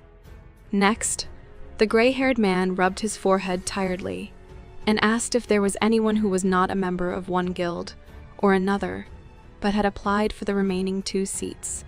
The answer to this question was no, to which the chief stared at the ceiling and muttered thoughtfully that it was understandable. After all, there's no telling what might happen to you if you enter a dungeon without a group. The phone call interrupted the boss's not-so-happy musings. As it turned out, Mr. Yongwon Park was on the other end of the unseen line, waiting to talk. The manager raised his eyebrows in surprise at the news, as the situation with the new location was already complicated. At the same time, the bearded man picked up the phone and said that he was listening, but then he dazedly interrogated something, and then practically shouted the name of the new member of the Phoenix Guild, from whom, as it turned out, too much trouble had been coming lately. After that, the older man began furiously questioning exactly what it was all about. The office worker angrily questioned whether the conversation was really about an overzealous rookie, and even blushed with anger. But then his emotions faded into the background, for his boss had just finished the phone conversation, and added that he would get back to him later. The manager immediately asked what happened and got the tired answer that Woo Jin Kim wanted to take the remaining 2 spots without the knowledge of the other guild members. And the warden went on to elaborate on his own idea that if it really is about the newcomer, then the rumors about him really aren't true. And since he always goes alone, the other groups won't be too worried. The subordinate responded by asking if the guy had now become a member of a group of players named Yongwon Park. However, he could not get an exact answer from the boss, because the competitors could easily use the player to sweep the dungeon, and then get rid of him. The secretary then adjusted his glasses and clarified what would happen to the remaining 1 spot, and whether other factions would fight for it. However, the boss replied that Yongwon Park would agree to cede it to the other factions if the Phoenix Guild provided him with a newcomer for that raid. so they would simply mediate between the two remaining guilds. The man went on to argue that their competitor was an amazing strategist, and the fact that Woo Jin Kim was an ace up his sleeve was very surprising. However, sometimes it is better to back down to reap the greatest rewards later. But there was only one question, and that was exactly how the newcomer had met their rival. Meanwhile, Kim's secretary asked his superior why he had decided to accept the application of a player named Woo Jin Kim. The man with the scarred face first snickered questioningly, then pointed to his guild's blacklist book and explained that he'd had fun watching the guy make his way over here to bring such a thing, and it just so happened that there weren't a lot of good guys left. Besides, the boss was confident that he could manipulate the new guy and then get rid of him at any moment, and it would happen the second the young player stopped being useful. An hour ago, a conversation of a different nature was taking place within the walls of this office. Yang Won Park picked up the diary with the black list of his guild members and asked if his interlocutor knew what it was all about. Woo Jin Kim answered in the affirmative, and then added that he had already looked at the contents of the shabby book. After that, the office manager asked why the guy had come to him in the first place, and whether he was going to blackmail him and get money too. The man then smiled predatorily and asked if the guest was sure that blackmail would work on a player named Yang Won Park, especially with such a thing that the newcomer himself had brought into his office. At the same second, two rather imposing-looking guards hovered over the guest. However, the brunette did not pay much attention to such a frank demonstration of his own abilities, and instead told the owner of the office that he came here with a proposal, not blackmail, and then began to tell him that now everyone is talking about the AK Ranked 1 story, Dungeon, and that he himself would like to get into it. Yang Won Park was visibly surprised by such an answer and even asked what his visitor meant at first. Then the man gave a loud snort and then laughed out loud and added that Woo Jin Kim was really funny. And then he stared at him with a prickly squint and asked if the visitor understood what kind of dungeon it was to say such things to him. He scratched the back of his head and nonchalantly replied that he knew what he was talking about. "I'm not sure I know what you're talking about, because the Phoenix and Messiah guilds are competing for this location because it has a limited number of seats." The man with the scar on his face was surprised by this remark, because the man, who knows this information, expressed his desire to go to this place, despite the possible risks to his own person. Then Yang Won Park loudly slammed the diary Woo Jin Kim had brought him onto the table beside him and added that his guest appeared to be a real lunatic. Next, the head of the office grinned bloodily and agreed to the visitor's offer. However, at the same time has a counter-condition to him, which must be fulfilled. The building of Gangbu University was illuminated by bright sunlight, but in one of its many classrooms, a lecture was taking place at the same moment. The lecturer went on to say that everyone present in the room now must be aware of the contents of the dungeon report. However, there are at least 1,000 orcs in this location. However, their number could be an order of magnitude higher. Woo Jin Kim listened to the speech with a completely calm expression on his face. From the other players, however, he did not sit, but stood at the end of the hall and propped his back against the wall. However, when the information that in past attacks on the location about 70 people survived, and half of the participants did not return from it, he rubbed his chin thoughtfully and began to speculate that only elite players from each guild gathered here. After all, given this fact, it was impossible to say that all the casualties arose only by fighting monsters. Next, the boy continued to watch the lecturer with an attentive squint and thought about the fact that he had previously had to turn a blind eye to such statistics for lack of evidence.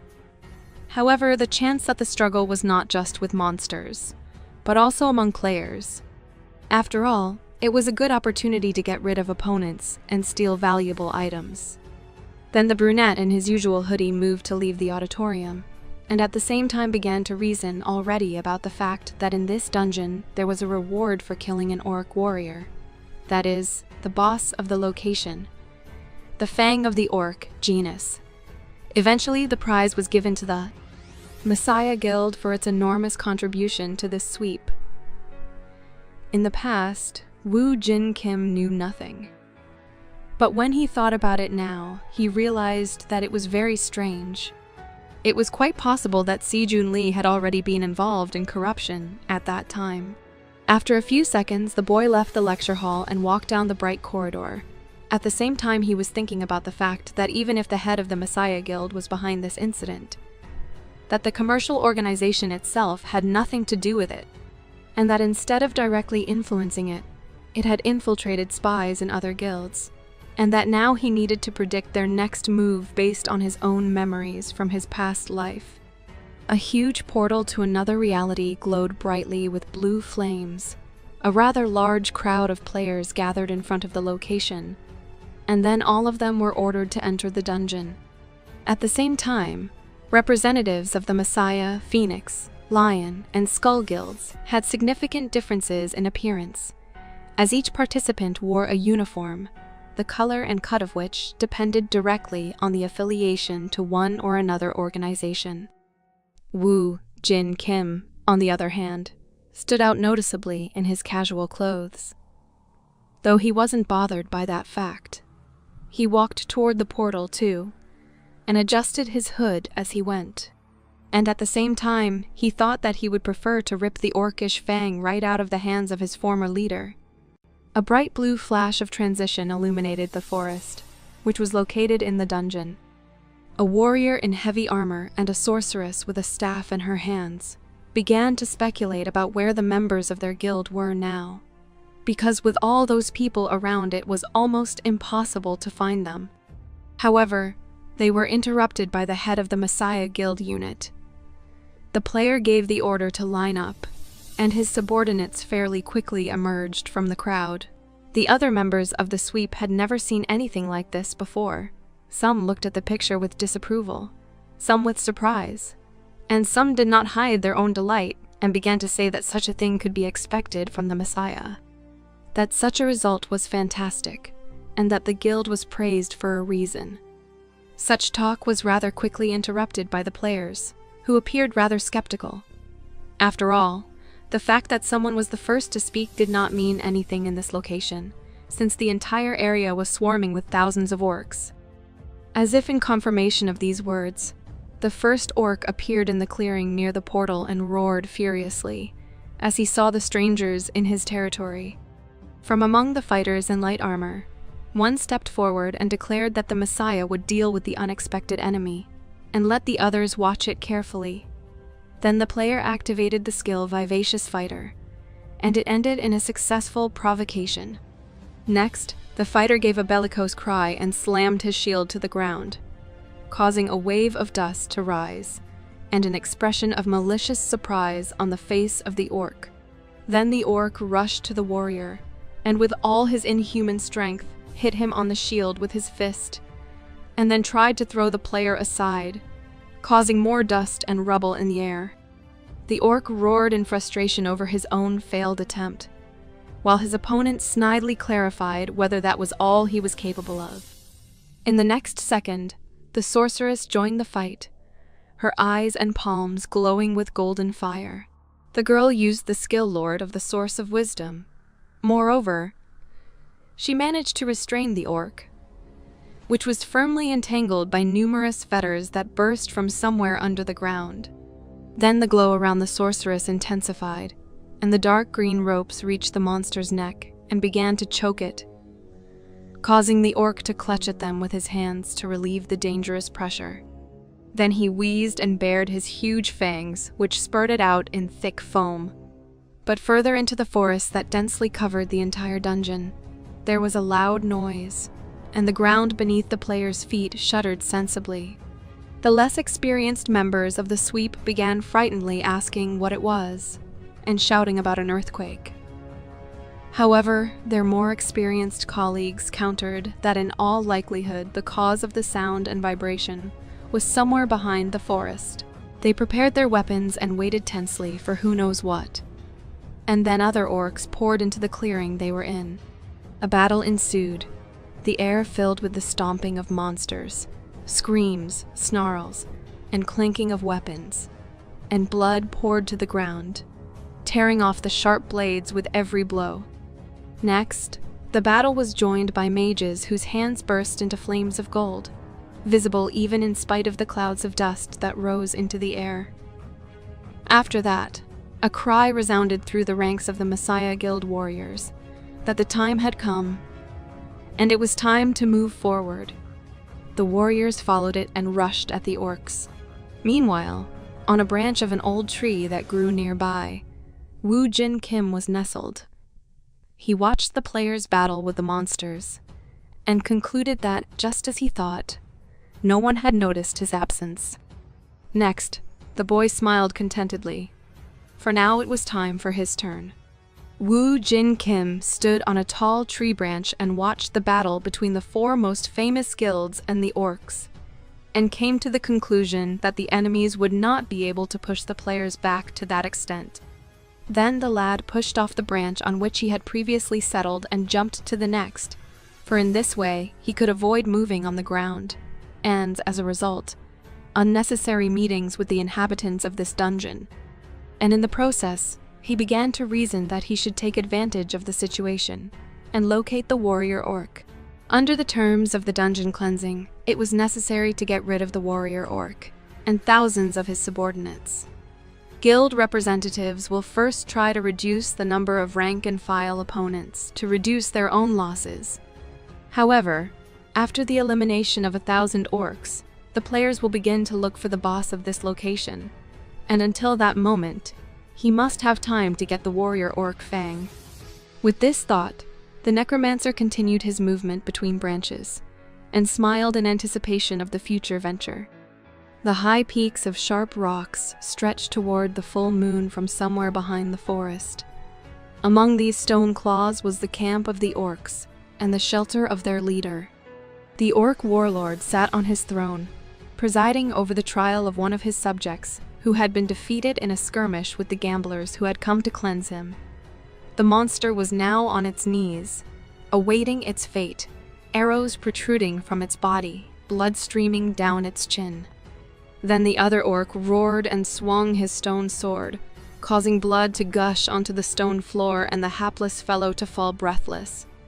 The rest of the monsters roared and stared at their leader with eyes that lit up with fierce fire. He, in turn, gripped the armrest with his fingers, then stood up and raised his axe above his head, before roaring loudly. A huge number of monstrous enemies moved away under the orders of their ruler, and Woo Jin Kim, who was watching the whole scene from one of the cliffs above the enemy camp, concluded that following the orc who had escaped from the battlefield was a good idea. Then the guy watched directly for the boss of the location that he and the other players had to clean up.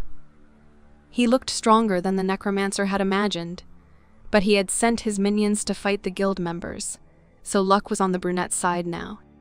Next, the orc warrior returned to his seat and climbed onto his stone throne, causing clouds of dust to rise into the air. And the necromancer smiled predatorily and thought that while the others were fighting on the front lines, he could get close to the main enemy while he was alone and strike first. Meanwhile, the battle in the clearing, where the players had reached immediately after the transition between realities, was over. The commander of the Messiah Guild looked at the mountains of green-skinned bodies, leaned on his sword, and declared that the orcs were not so difficult to fight, and that it was time to move on.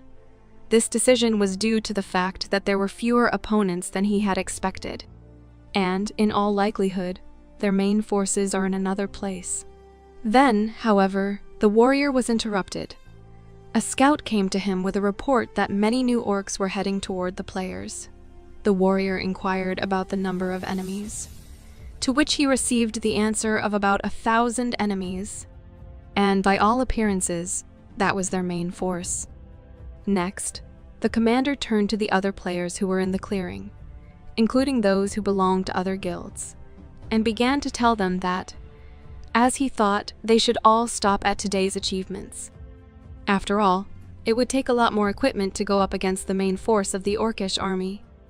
But then the man was interrupted by the angry cries of those who disagreed with such arguments and declared that the representatives of the Messiah Guild were nobody and had no right to order them around. As it turned out, the Lion Guild members opposed the arrangement proposed by the fighter in the light cuirass. They confidently declared that they were not Messiah's dogs and intended to continue the offensive. The Messiah squad leader gave the daredevils a disapproving look and proceeded to explain his advice by stating that many orcs were headed their way. And while competition between the guilds was important, without harmonious work, they would all perish in this dungeon. However, the commander of the Lion Squad ecily clarified why their competitors are so unsure of their own strength. After all, if they were so afraid of ordinary orcs, then they in principle should not have entered this location. Then the golden armored warriors moved forward, while the Messiah warriors stayed in the same place and looked at them for a while. After which the scout said that these players were real self-righteous idiots, and the squad leader instead offered to find a safe place to rest and prepare for the next battle. Woo Jin Kim cried incredulously that this could not be, and a look of great surprise appeared on his face. Meanwhile, the orc chief once again prepared to attack. However, the second skeleton roared angrily, and his eyes lit up like ball lightning. Then the dungeon boss struck again with his weapon, sending a column of pebbles and dust flying into the air. But he couldn't hit it, and the servants started running around the orc, which made the orc even angrier. However, the dark-haired mage who brought the undead back from oblivion understood that the skeleton warrior would not last long, and his only chance was to attack now, while the last skeleton distracted the orc chief. With that thought, the boy raised his bow and took aim, then released a poisoned arrow from the bowstring, and it flew toward the enemy, who at that moment was just trying to hit the overly dexterous servant of the necromancer with an axe. Except that things did not go at all the way the young player had planned. Instead of becoming an easy target, the orc leader turned around and managed to dodge the projectile at the last moment, first bewildering the necromancer, and then realizing that he had underestimated the enemy's strength. Meanwhile, the skeleton tried to use the tactic of chopping the legs of an opponent who was many times his size. However, after another such strike, the servant's sword simply broke, unpleasantly surprising the dark-haired wizard. The next second, the main enemy dropped his axe on the skeleton, causing the undead to literally crumble and scatter in all directions in small shards of bone. After that, huge orc stared burning with anger at player, who could only take his bow, and then he caught himself at the thought that it would be difficult to get out of the situation in which he was now, and most likely a change of plan would be necessary. The orc warrior stood beside his throne, and the magical fang-shaped necklace still hung around his uncircumcised neck. Woo Jin Kim had to point out the fact that it was useless to fight the boss while such a powerful artifact was in his possession, especially since his level of magical power was not enough for a full-fledged fight with the enemy. So this time, the player chose to prudently retreat, while noting that the orc warrior was not pursuing him for some reason. Meanwhile, the monster didn't even turn its head in his direction, and the necromancer surmised that it probably seemed too troublesome for him to pursue a retreating enemy. Though that was to be expected for an AI rank dungeon boss. The boy smiled, for the circumstance played into his hands and gave him the opportunity to hide freely. But when he returned, the monster would regret having let his adversary go so easily. Then Woo Jin Kim climbed up the tree again and began to move rather quickly through the branches of the area, which was overgrown with forest. His silhouette was noticed by the other players, and they began to discuss who exactly they had just seen. As it turned out, they were members of the Lion Guild, and the head of their squad bellowed angrily that it turns out they weren't the only ones who left the battlefield. Then the other warriors joined in the conversation. They suggested that perhaps this member of the mopping up found the orc warrior faster than they had managed. However, the commander began to explain to his subordinates that this theory may or may not have been correct. After all, No one knows for sure if he is going back because he found the warrior orc. And then he added that they should not blindly believe anyone until they have seen the main adversary with their own eyes. After that, the red-haired man began to reason that the item that falls from the dungeon boss of rank A should belong to the Lion Guild no matter what.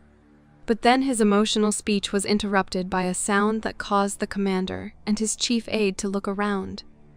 Then, one by one, the men fell to the ground, and pools of viscous blood swarmed around their bodies.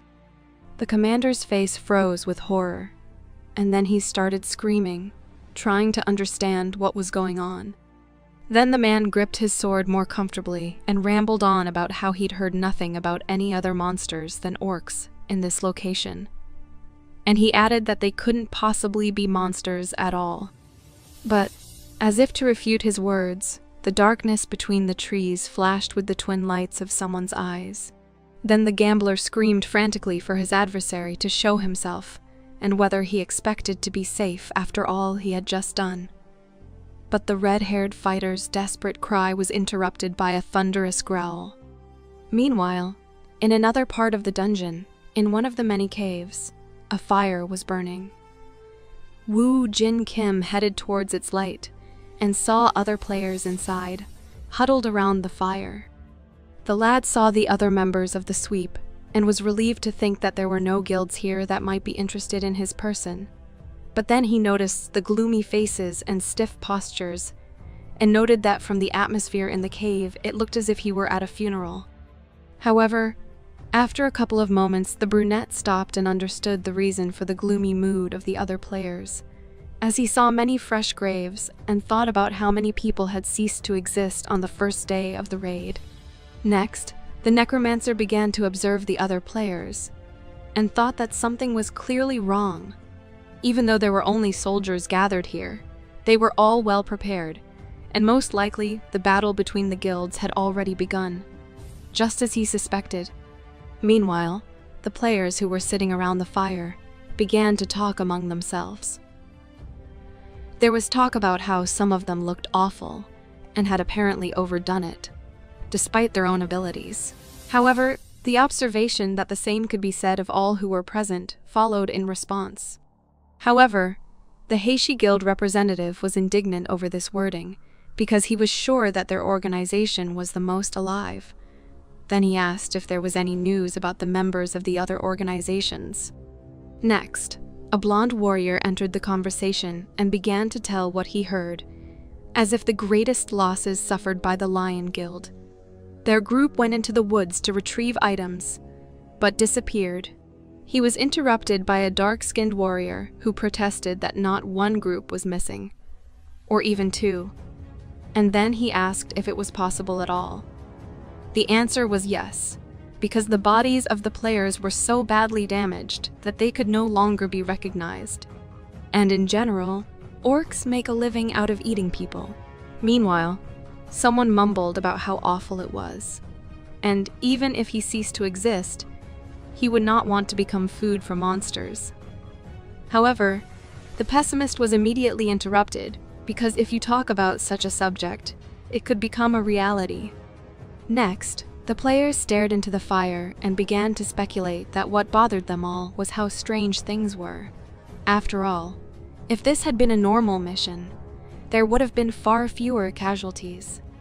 No one could disagree with that fact.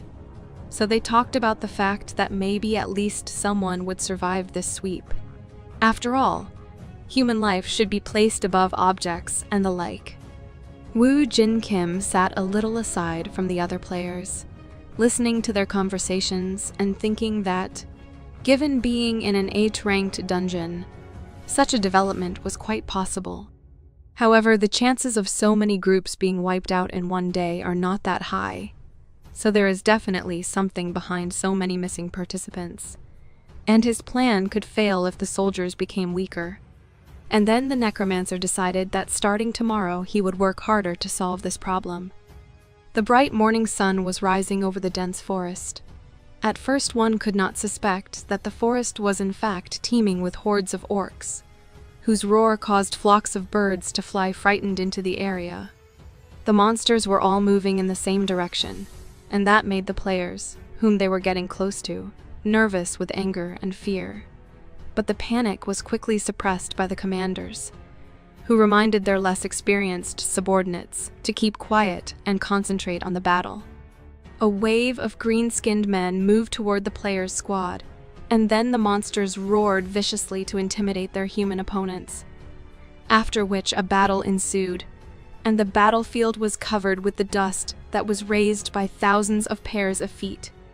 Woo Jin Kim stepped away from looking at his inventory window and turned around to look at the flock of birds that had flown away fearfully because of the noise that had risen in the dungeon because of the battle, and noted that the main battle with the main orc force seemed to have already begun. Next, the boy went back to his work and at the same time thought that his problem at the moment was the impossibility of striking the warrior orc as effectively as possible with the items he now had in his possession. Then player remembered how the skeleton servant he had summoned broke his sword after hitting the dungeon boss, and then he himself crumbled into tiny crumbs under the monster's huge axe. This circumstance made the use of the undead as bait unsuccessful because they were too weakly resistant to physical damage. But after that, the necromancer wondered if the skeleton warriors could shoot an arrow. And to find out the answer, the dark-haired mage began to summon a new acolyte. The orc warrior sat on his stone throne, holding a huge axe of sharply honed stone in his hand. And then Woo Jin Kim, armed with a long sword, appeared in his field of vision. He noted that the monster seemed perfectly calm today and inquired about the start of the second round of their confrontation, to which the location boss growled angrily and activated the fang that hung around his neck in the form of a pendant. Next, the artifact flashed bright blue fire, and its owner jumped on the player, sending a wall of dust and small stones into the air. Seconds later, however, the monster roared as blue lightning whizzed past it, and then shielded itself with an axe from the arrow someone had fired at it. Then someone else attacked again, and the orc warrior looked around with eyes glowing with rage at the area he was on. It appeared that two skeletal servants, armed with bows, were firing at him. Then the monster swung his axe and ripped a large stone from the ground, which immediately flew into the wall above the heads of the skeletons, causing the bone fighters hurriedly run to the side and on the move shot again at the orc. He repelled both blows with his axe again, while Woo Jin Kim jumped over his opponent's head and noted the fact that, just as he thought, skeleton warriors also knew how to shoot an arrow. So it was definitely going according to plan, which made the guy smile predatorily. Woo Jin Kim swung his sword and tumbled in flight, then darted past the warrior orc, startling the monster and cutting the lace of the necklace that was hanging around his neck. Next, the monster turned its head toward the insolent player, and the pendant slipped from its place, and the necromancer simply caught it in flight, causing him to immediately see a status window, which informed the guy about receiving the Orcish Lord's Fang, and the space around it lit up with sapphire fire. Meanwhile, the loss of the artifact weakened the orc warrior, and his strength and defense diminished. The monster roared and struck with an axe in front of him. But Woo Jin Kim managed to dodge the attack, but the beast itself had no time to do this, and a second later 2 poisoned arrows stuck in his knee, which caused the hemotoxin to enter the body of the enemy, and immediately began to take effect. The dungeon boss turned around and saw that the skeleton warriors had managed to hit him after all, and the creator smiled, for the warrior orc's fang was now in his hands, and his attacks against the green-skinned man were now more successful. Next, the player looked closely at the artifact in his hands and opened the status window, which reported that during use, the Orcish Lord's Fang increased stamina by 30 units, and increased attack and physical defense strength by 5% of the total. After that, the Necromancer got the Lord Orcish Fang Holder achievement, and activated the item, causing everything around him to burst into a blue glow, and he thought to himself that now there was only one thing he had to do. and that was to get a weapon that could take the dungeon boss's head off. To do that, the brunette cut his palm and smeared blood on the blade of his sword. Meanwhile, the skeleton servants again fired at the green-skinned leader, and he let out a loud roar and at the same time began to deflect more shots of bone warriors. However, one of the throwing projectiles still hit the monster between the ribs and caused him to get more blood poisoning. At the same time, Woo Jin Kim rushed out of his seat and where he had been standing a moment before.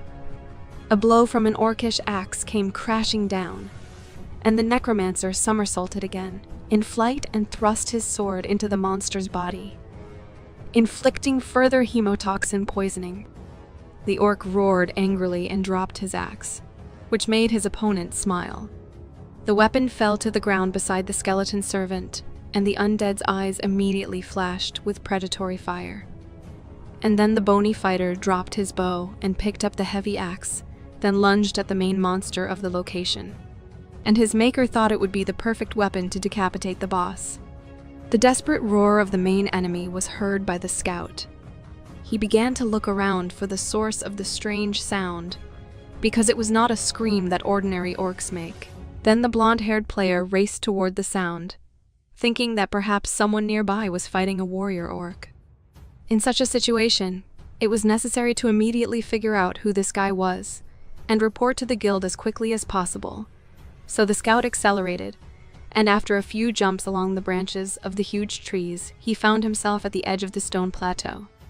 There he saw 2 skeleton warriors and 1 gambler who had already almost dealt with the main boss of dungeon, but he could not feel the presence of anyone else. And this fact indicated that the strange man is fighting against the orc champion alone. Such a scenario was almost impossible, so the scout decided to immediately report what he had seen, the guild command, and hastily rushed away, causing a mocking smile of the necromancer, who noticed him. However, just as the blonde-haired gambler jumped up to climb a nearby tree, his little flight was interrupted by an arrow that pierced the unlucky fugitive's shoulder. Next, the scout collapsed on the ground and looked around, trying to figure out exactly who had attacked him. Then he remembered the picture on the rocky wasteland and thought that someone must have seen him. And it was probably an asshole who didn't want him to blab about how someone had killed an orc warrior. But then the boy saw some movement behind him and turned around. And then he saw the figure of some fighter, whose clothes were glowing with a ghostly light. From the mask on his face, the scout could tell that a Skull Guild fighter stood before him. But a second later, his existence was terminated by a sneaky sword blow to the back, and viscous blood poured from the wound to the ground. Guys, please like and subscribe to my channel if you like manhwa and everything related to it. I would also be very pleased if you could write a comment. Thank you. Sometimes it is necessary to destroy not only orcs that stand in their way, but also ordinary people. Because every fighter must work undercover, and no person has the right to know who he really is. In order to maintain mystery, you need to clear the battlefield of any witnesses. There are only 5 people left, whom they must find and destroy. The battle with orcs can be made much brighter and more exciting only by killing some player during the fight. The man found himself on a tree and told the newcomer that half of the items of the murdered boy belonged to the guild. Therefore, they must be shared. The novice assured him that he could not worry about it. He would do everything at the highest level and return the stolen property to the owner. The newbie asked if the teacher was going to kill that boy. He replied that he didn't have it on the list, but that he was going to destroy it and collect the award if he had the chance. It would be very foolish not to use it. But he was a monster going against an orc champion alone. Isn't that dangerous?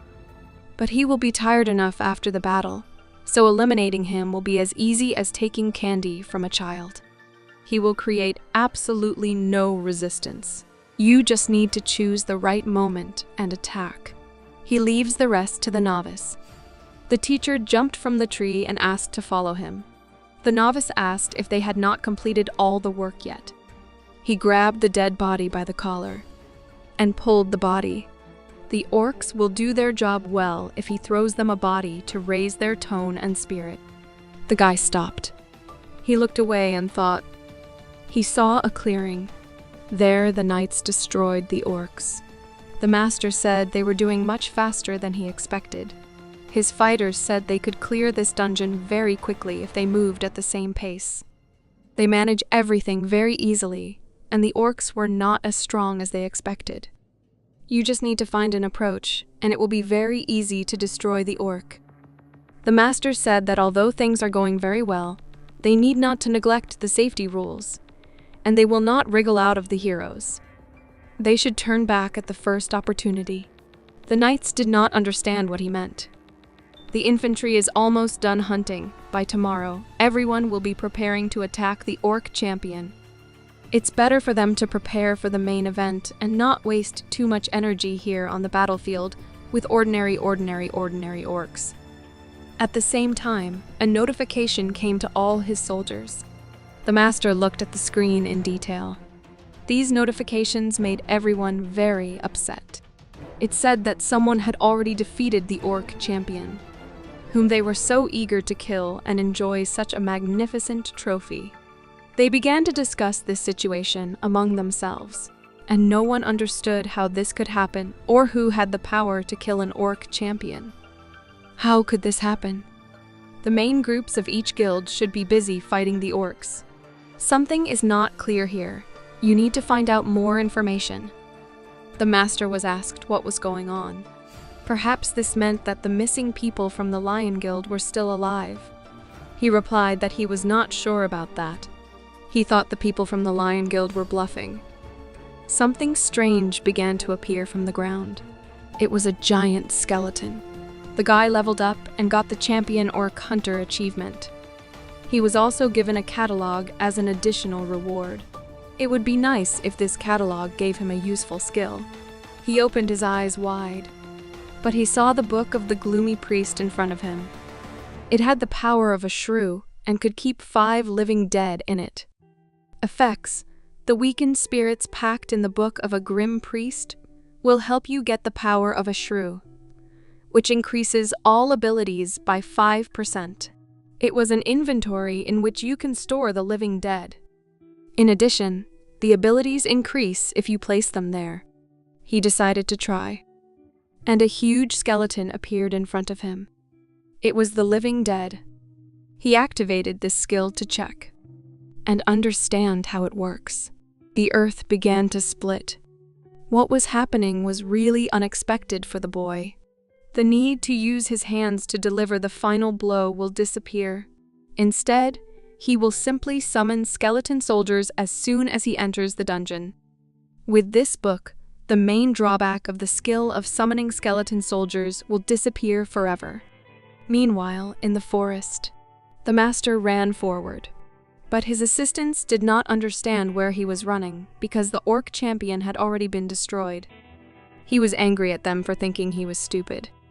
He knew perfectly well that the orc champion no longer had. But why was he running somewhere then? He needed to at least see with his own eyes what had happened to come up with an explanation.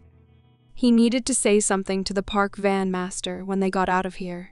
He had expected a worthy trophy from them in the form of an orc champion, and now that it was destroyed, they had nothing to compensate for it.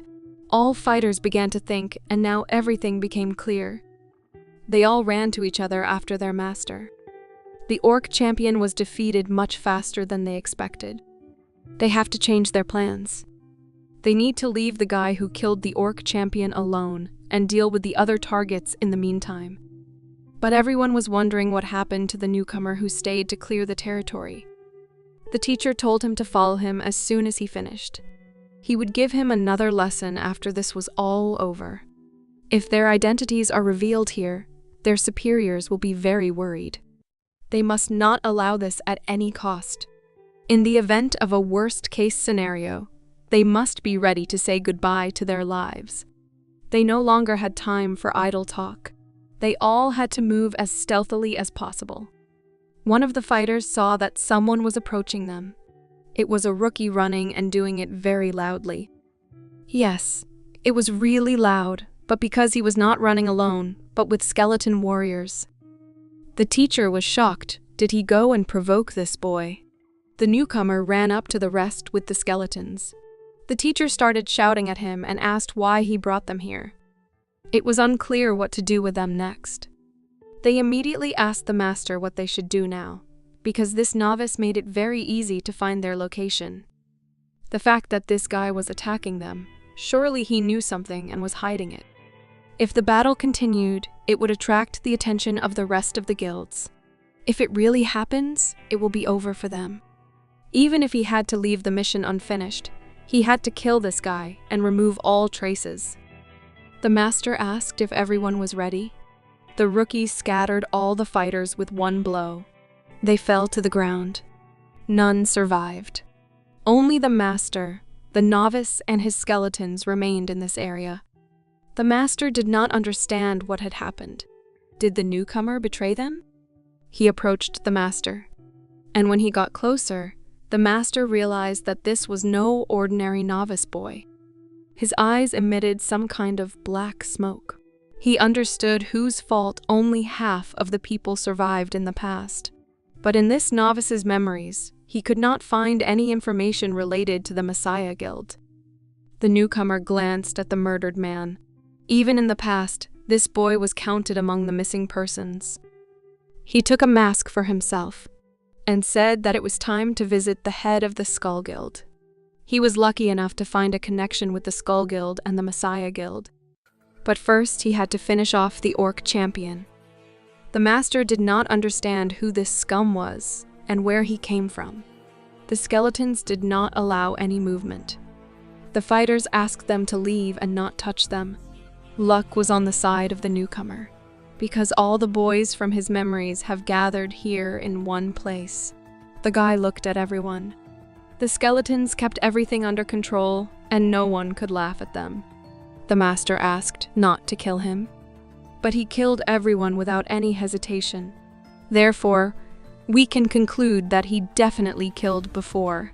He approached the master, but he told him that he would definitely not learn any information from him.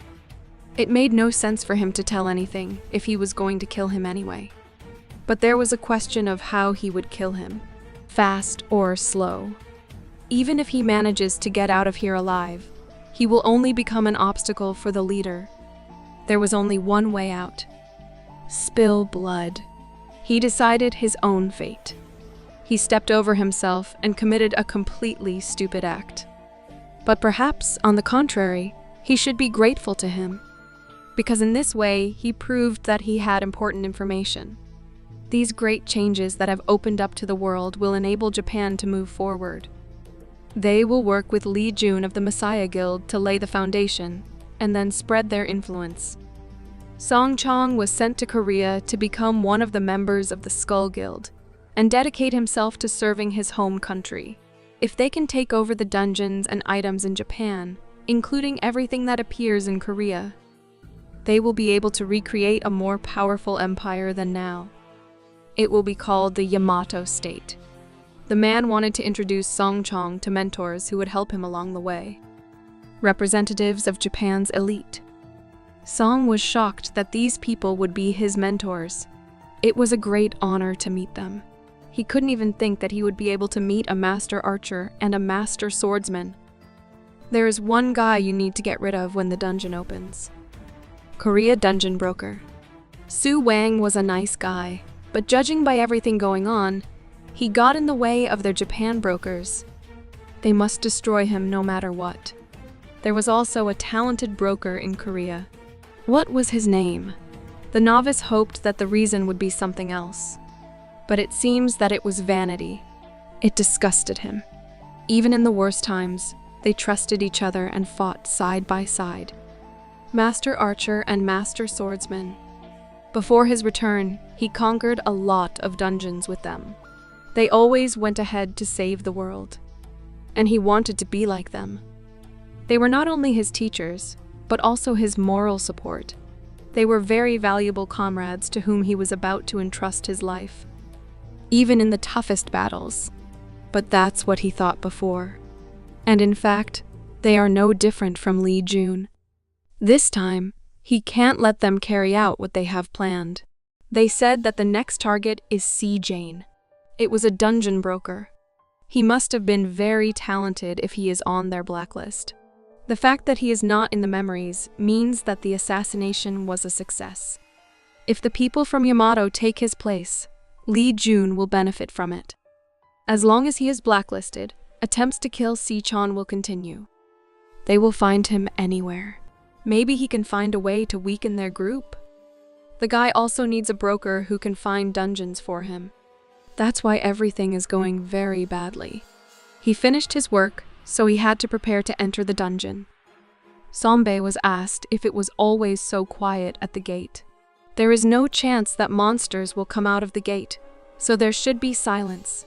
As soon as they clear the dungeon, chaos will begin here. Therefore, he suggested that his partner rest for now. As soon as they clear the dungeon, everyone will interview the players.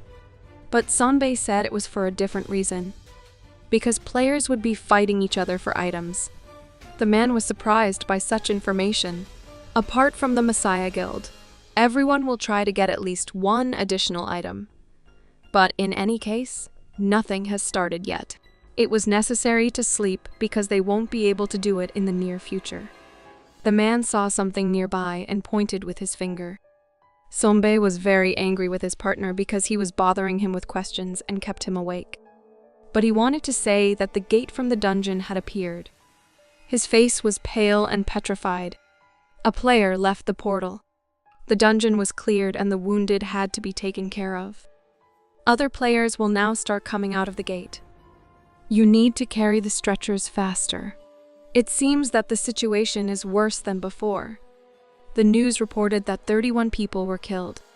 The members of the Skull Guild were all killed, and no one came back. Fights begin between guild members. The man crumpled the newspaper. He didn't understand why they couldn't find whoever killed the orc champion. How can he believe the words in the newspaper? One of the soldiers said that he is very sorry that this happened. In the future, he will do everything possible to prevent this from happening. But he didn't understand how they were going to compensate him for his lost strength and resources, as well as the disappointment he now feels. This is not a charity business where he can give endless chances to ants like them. He demanded that they return 5 times more than he spent in a week. It would be better if they did it while he was giving them a chance. They were at a loss as to how to bring them 5 times more loot. The man asked his secretary if the boy was being treated and in which hospital. She replied that he was injured in the dungeon. He was upset because there were no useful guys left. How could you get a tram in a single-story dungeon?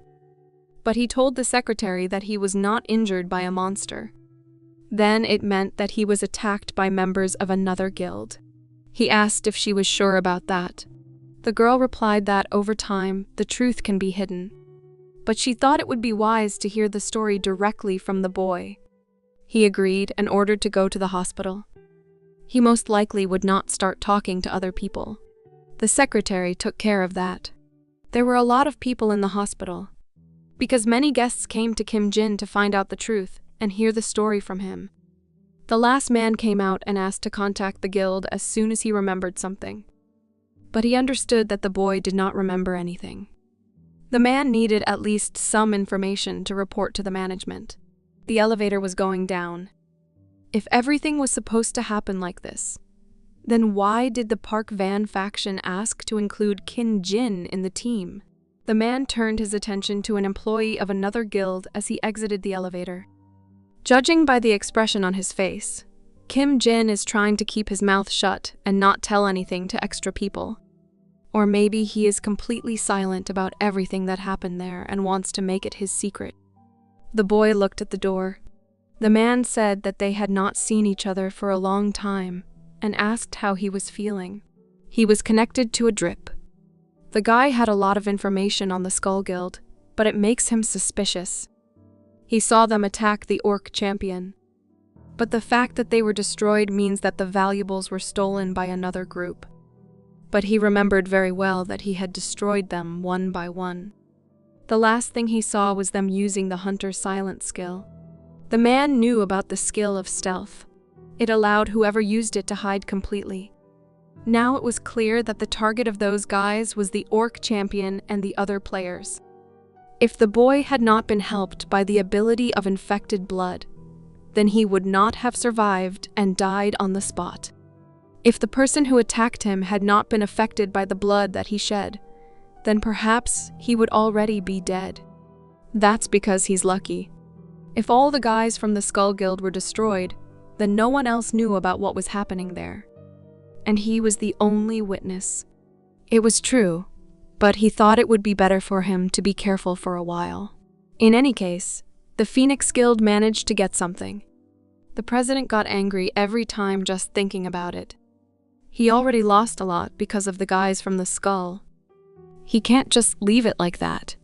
He needs to dig up more information about the Skull Guild to reduce his losses. What Kim Jin told him turned out to be much more useful than he expected. The president asked what the boy wanted. He pretended to be modest, but the man asked him to behave normally and answer the questions. He may have been spying on the players from their deal, but he came to the man from the start because he had a purpose. Kim said he needs to find one person. The president asked who the person was. The guy said he was a well-known broker, Si Chang. He is a professional in his business, but he can't find him because his connections are limited. The president was surprised that Kim knew this broker, but he remembered the request and told Kim to pick up the phone when he gets a call from an unknown number. He was a very high-minded person who chose his own clients, but he was really a professional in his field. Also, the man decided to repeat just in case that the information he told should be kept secret. Everything that happened must be hidden. If rumors start to spread, then this situation will become dangerous for Kim. The boy replied that he understood this, so he would remain silent no matter who visited him and asked. The president and his secretary left. Everything went according to plan, even though he didn't trust Kim completely. Park Van knows nothing about the connection between the Messiah Guild and the Skull Guild. As soon as he starts forcing Lee Jun's information on them, the Master Swordsman and Master Archer will turn their attention to Park Van. Who doesn't know that Kim inflicted these injuries on himself will have to suffer a little. And while Lee Jun and Park Van will compete in who is more nervous, he will be able to focus on improving his strength. Despite the fact that the Skull Guild is large enough, they did not have sponsors. That can only mean one thing. They carry out monetary transactions by selling items abroad. Black markets outside of Korea need to be explored. Then he can meet with the merchants who do business with these guys. He felt that all these merchants were the same. Kim was released from the hospital and should have been contacted a long time ago. Just at that moment, he got a call. He said he heard something and offered to make a deal. He needed more dungeons. But the deal can only happen when he sees Kim's skills. He said he will send the details later, and dropped the phone.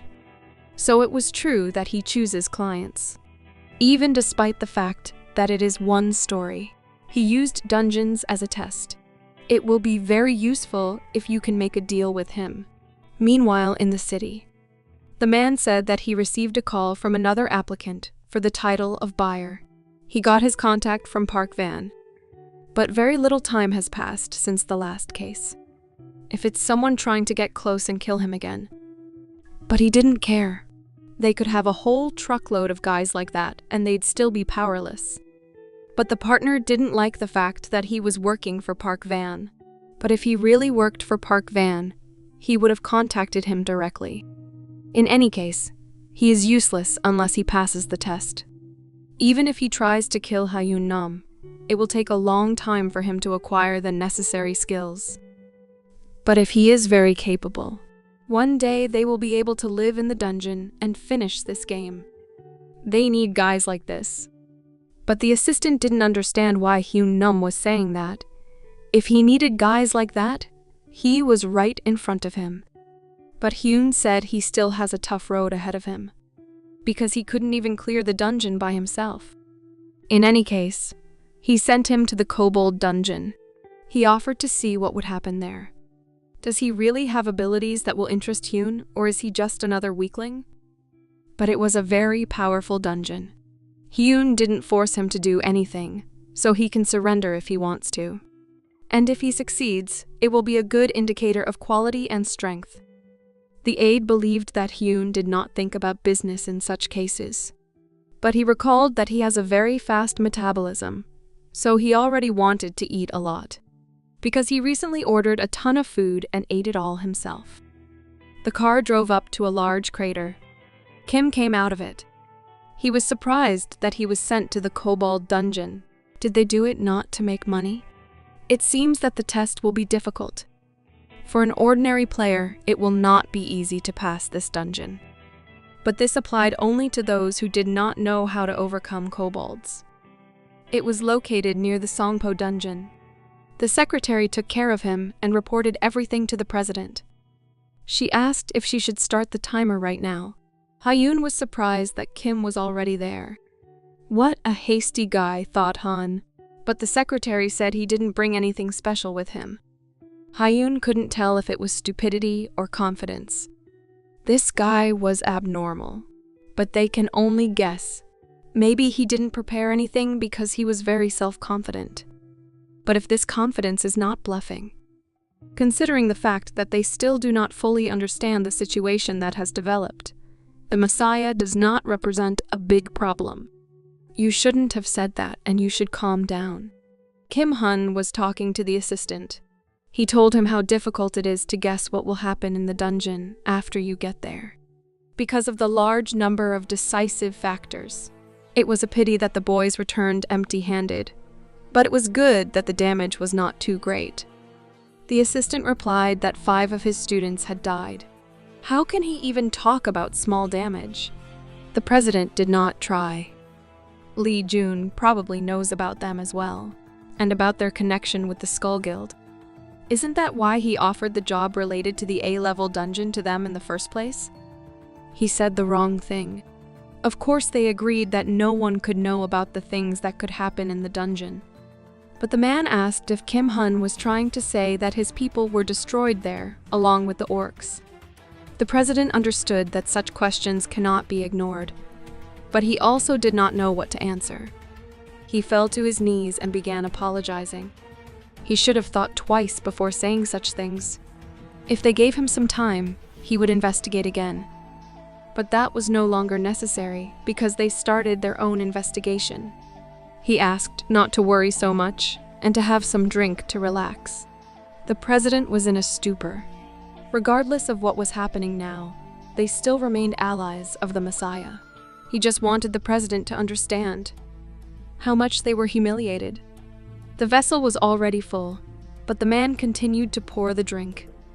If there are any unresolved issues between comrades, a glass of good alcohol will always help. It always helps to close all questions, if they are really friends. The president said that all his words absolutely accurately describe the current situation. The door closed. The president underestimated the master archer and the master swordsman. It was necessary to come up with another plan right now. The masters went outside and began to talk about the losses on their side. One of them was talking on the phone. They got into the car and understood that everything was happening as they expected. The guys from the list of killers were not related to it in any way. So someone with bad skills did it. Only Felix's guild remained. This was their last goal. If it's not them, then someone from the list of victims of the mines hid their forces on purpose. Probably, it could have been done by another faction that they didn't know anything about yet. Not far from the Kobold dungeon, the 2 boys on the roof were talking to each other. One said if the player came in today, then they can rest, but the other replied that he went there completely alone. In any case, they have never seen adequate players. This guy is going to die soon, so the gate will most likely be activated again, now at any time. The gate opened before them. This happened when the dungeon was cleared. They were looking through binoculars. This was not the kind of dungeon that could be cleared even by a whole team. They have to find the guy who did it. He calmly got into the car and drove away. They made a big mistake by not being able to catch him. When they told Ha-yoon about it, he was very angry, because they received a salary and could not perform their duties well. Everyone likes to receive money, but no one wants to work. He scolded them so loudly that the secretary covered her ears. She called the boss. He responded aggressively.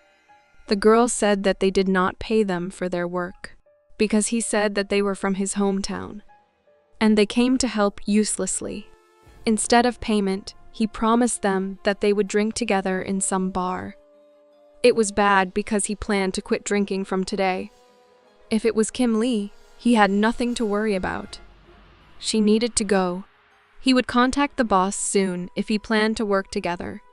The secretary was cold-blooded enough, but if you think about it, it was around the time he met her. An assistant came to the boss with a bunch of groceries. He asked if the secretary was okay because he offered her a snack, but she just ignored him and moved on. Hyun told him not to touch her. Maybe she has plans for today. Kim Jin single-handedly cleared the kobold dungeon in less than half a day. He completely lived up to his expectations. Hyun saw how much his assistant bought at the 24-hour store and started yelling at him. He made him go back and return everything to the store. Kim was driving on the highway, but he was thinking about further plans. How should he act better? When he came to perform the task, there was a portable walkie-talkie on the car.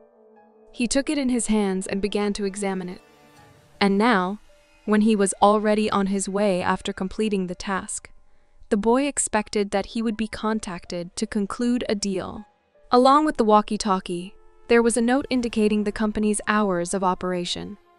Hun came to the master, but he could not meet him in such a state. He wanted to ask Chae-hyu to help him, but at that moment, his phone rang. He picked up the phone and asked what happened. There was new information about the Skull Guild and he was forced to turn around and go there. Park Van wanted to deal with the new problem quietly as usual. He did not want to explain why. His mercenary asked if he had spoken to the person he was supposed to protect. Park said he hadn't yet, but he would after they finished talking. Then he promised to explain the situation to his subordinates in the same way. In any case, the main thing is not to let him die and help him get out. He will do the rest himself. He was standing on the balcony when his mercenary was leaving. It seems that Park Van is up to something. It was interesting how well he knows the Skull Guild. A man approached the boy from behind and said that he was also curious to know. Park Van may have been an influential person, but it was futile to think that he knew about the Skull Guild. Covering himself with his business, he said that he wanted to know more about the Skull Guild. He also said something else strange. He was meeting him. It was very difficult for him to share information about the Skull Guild even with Park Van. He was more cautious than usual. But he also wanted to tell him a secret about the Skull Guild boys who died in the dungeon. President Hun couldn't believe what he said. If those words were true, he wouldn't be able to figure it out on his own. He would have problems if he told the master. Hun asked the man who he was talking to. It was Sean. He often collaborates with him. He is a mercenary who does not belong to any guild and will do whatever is asked of him as long as he is paid money. The president thanked the Messiah Guild for its support and information. But in any case, he was still in debt to the Messiah. Hun thought about it. He approached Sean and asked for a few minutes to talk. He recognized this man from the Messiah Guild. He didn't know what Park Van told him, but he had another suggestion. Something related to cooperation with the Messiah Guild. The mercenary asked to speak in simpler words to understand the situation. He was telling him about a business that could bring him a good income. It seems that making a deal with him will take longer than Hun expected. Park Van was parked at the intersection on the car.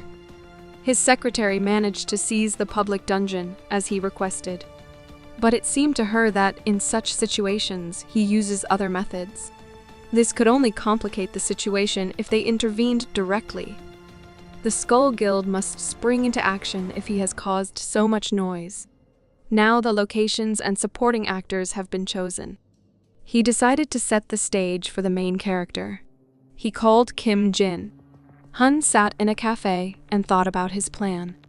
He wanted to know what Park Van invented.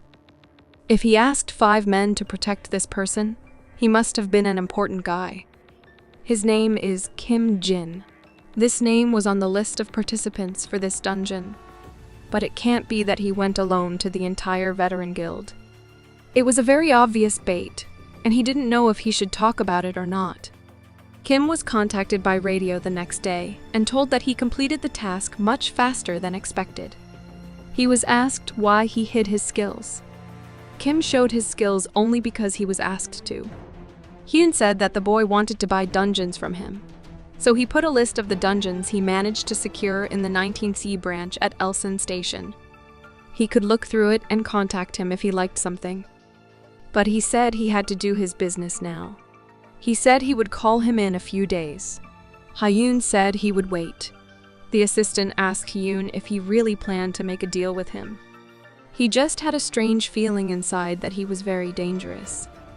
But Hyun said that his feelings were always wrong. And in general, being a broker is a very risky profession. Kim came to Park Van and said that his idea was risky enough and he wouldn't really want to be the bait. He didn't know what rumors were going around about what they were talking about. It was only a matter of time before they reached the Skull Guild. But he would lose the meaning of life if he just sat and did nothing. He specially hired several experienced guys for him. He offered to trust him and enter the dungeon with them, but his life was at stake. He was not sure that this was the only right way out. Park Van was unfortunate because he was the debtor of these guys. And he was the kind of person who can't stand when he owes someone money. Kim agreed, but asked for a significant increase in his salary, because he risked his life. And his life is definitely worth more than what he is being paid now. Each of them rejoiced because they ate the bait. Kim's plan also worked very well. Park agreed to raise his payment. The secretary gave Kim some papers and said that the boss has prepared something for him. If he becomes stronger, his rating will also increase. Everything happens proportionally. Park handed him a skill page. Before going back in time, Park Van met with the Yamato faction. It all ended with the fact that he followed the path of betrayal. But Kim could not have thought that he would receive a skill as a gift. It turned out to be much more useful than he thought. The guild moved through the dungeon. One of the fighters said that with such a rating, everything will end with the fact that he will only pay off the Borgums until his death. The master told him to shut up and move on. Park and Hun abandoned them to their own devices. It was not fair at all, because no one would ever allow themselves to treat their warriors who earn money for them like this. It wasn't even their fault. They didn't understand how much longer they had to stay in this dungeon. He was offered to kill more monsters if he had time to whine. One of the monsters was following them. The meeting took place under the metro bridge. The mercenary called Park Van and said that the preparations were complete. He hung up. The mercenary asked that all they had to do was hand Kim Jin over to them. But it seemed to him that they pay very little. Given that they are losing an important client, they should pay much more. The mercenaries made significant concessions. If it was money, then Hun could always give more after the task was done. Also, he could find them another client if they wanted it. Instead, he wanted to make a deal with the Messiah. If they could arrange that, they didn't need any extra payment. But he could not do this because this request was of a personal nature, which was in no way related to the guild. Hun left. The mercenaries hit a gold mine. When it's all over, they'll be rich. They didn't think there was someone like him in the guild's mission. But they are all human, not like Lee Jun. It didn't matter to them. The main thing is to use this opportunity and enjoy life after receiving the money. The dungeon was cleared. Everyone from the Skull Guild survived. But what happened to the members of the Phoenix Guild? Are they all dead? They were all professionals from the Park Van faction. The man asked the soldiers to wait, and asked if they knew what happened to their members. He asked this in order to tell their families. One of the characters said he tore them apart beyond recognition, and they got into the car and drove off. But the master asked them to be careful not to make a fuss. Makamoto called the management and said that they had completed their task and were ready for a new one. He had found a target. Someone was going to enter the dungeon as soon as the day was over. They had to leave right now. Otherwise, they would just miss this opportunity. And then they would have to answer to the master and find justification for their actions. They agreed to talk when they got there.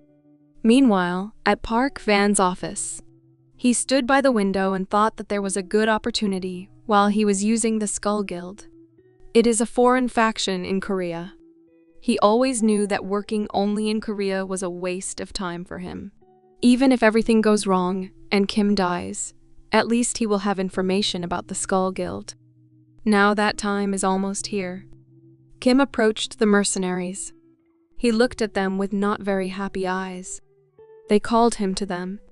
They met and introduced themselves to each other. The mercenary was going to do everything he could to clear the dungeon. Another group was supposed to come, but they were a little late. A white car drove up. The mercenary said it was them. It was a group of healthy men. Kim looked at them. Then he asked where their toilet was. But most likely the mercenary did not want to let him go, and said that he was just about to go there and promised to show him. And here they are in the toilet. The mercenary was waiting for the boy under the toilet. But their conversation was not long, because they needed to enter the gate. The rest didn't know they were on the same side, so they shouldn't be seen together inside the dungeon. But then Kim had to move on his own. The mercenary asked not to worry, because they would always be there, and someone would always look after him. Most likely there will be an ambush on the second level. If they start killing each other from the beginning, it will be very difficult to clear the dungeon. He didn't need to worry at all, because they were professionals in their field. He just needed to trust and enter the dungeon with them. Then he decided to do as they said. The mercenary asked him to go in first because it would be very strange if they went in together. And the boy left. The mercenary hoped that it would be easier than he expected. The entrance is closed. Meanwhile, Fighters Park and Hun continued to be in the portal. The first level seems to be more related to research. The clearing conditions were not very difficult, so they need to split up and move one at a time. As for the boy, since he came alone, they will give him a partner who will keep him company. Chin Uk said he would go with this guy. They didn't have much time now, so they needed to kill the Goblin quickly and head to level 2. They parted ways. The mercenary looked at the boy. Kim looked back at him. He did not look away. The real fight will be on level 2. One of the soldiers asked why they are not going after Kim now. Because if they kill him, they will not be able to complete the task and, accordingly, will not receive their money. The guys they hired will move with him. It will be more problematic if things don't go very well. And Kim Jin will be able to escape. But he should not distrust their skills. The boy asked not to resent him for this. He came here to get rid of Sean Hun and his boys as soon as it was all over. The mercenary asked what Kim was doing right now. He was told that he was hunting orcs. He was experienced enough to use the poisoned blood skill to catch them. He asked what else Kim was using. But the boys assured the mercenary that they would be able to keep him without any problems. But he was interested in how easily everything was progressing. Is everything going according to plan? Park Van and Hun are not the kind of people who will spend large sums of money just like that. He asked if Chinook still misses him, but he decided to join him because it would give them more confidence. And the moment he loses his vigilance, they'll grab him. They approached the area where he was supposed to be, but no one was there. If he even went somewhere, they would be able to track him down. Judging by the smell of blood, it was the right place. But why is Chin Uk not visible? He was interested in what happened here. Something was obviously wrong here. One of the boys said that something was happening ahead. Chin Uk lay dead there, and Kim Jin is dead nearby. The leader ordered to inspect Chin UK first, and then check all the surrounding areas. They split up. The guy approached Chin UK. Everything was very bad there. His neck was injured. He asked him not to move because he would not be able to stop the bleeding if he tried to speak or move in this state.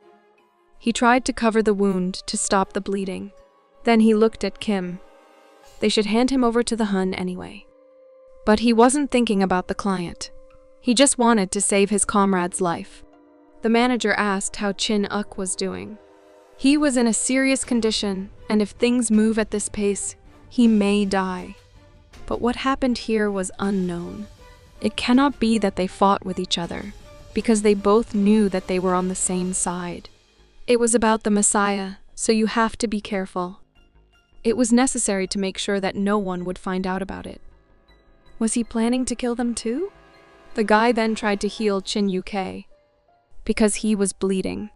His magic did not help to heal him, and then a skeleton of warriors appeared behind him. He turned his head back, and the skeleton struck him. Blood appeared on his body, and it became more and more. They started shouting. They injured Chin UK because they wanted to get to their doctor. They specifically killed their doctor. Someone who was used to killing did it. They thought the Hun had tricked them. They had to guess because the request was strange.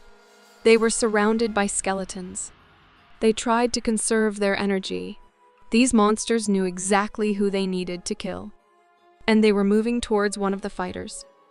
But most likely they were attacking him because he smelled so bad. Next time he needs to use less perfume when entering dungeons. They started fighting because this perfume was very expensive. There are many monsters with a very good sense of smell. Now he had to deal with them. Everything was normal as long as he performed high-quality fan service. The monsters were heading towards him. He grabbed one, raised above his head, and looked him straight in the eyes. After that, he tore it into 2 parts. The next monster pounced on him. I wanted to grab it, but the fighter destroyed him with a U-turn. The remains of the monster fell to the ground. His face was covered in blood. One more monster left. The sun was barely visible through the trees. The mercenary didn't understand how Kim could betray them. But he was dishonest even when he was 1 step away from death. Kim is no longer surprised to see players using their power only for their own gain. But his greed has crossed all boundaries. Earlier, he said that the value of each person is measured differently.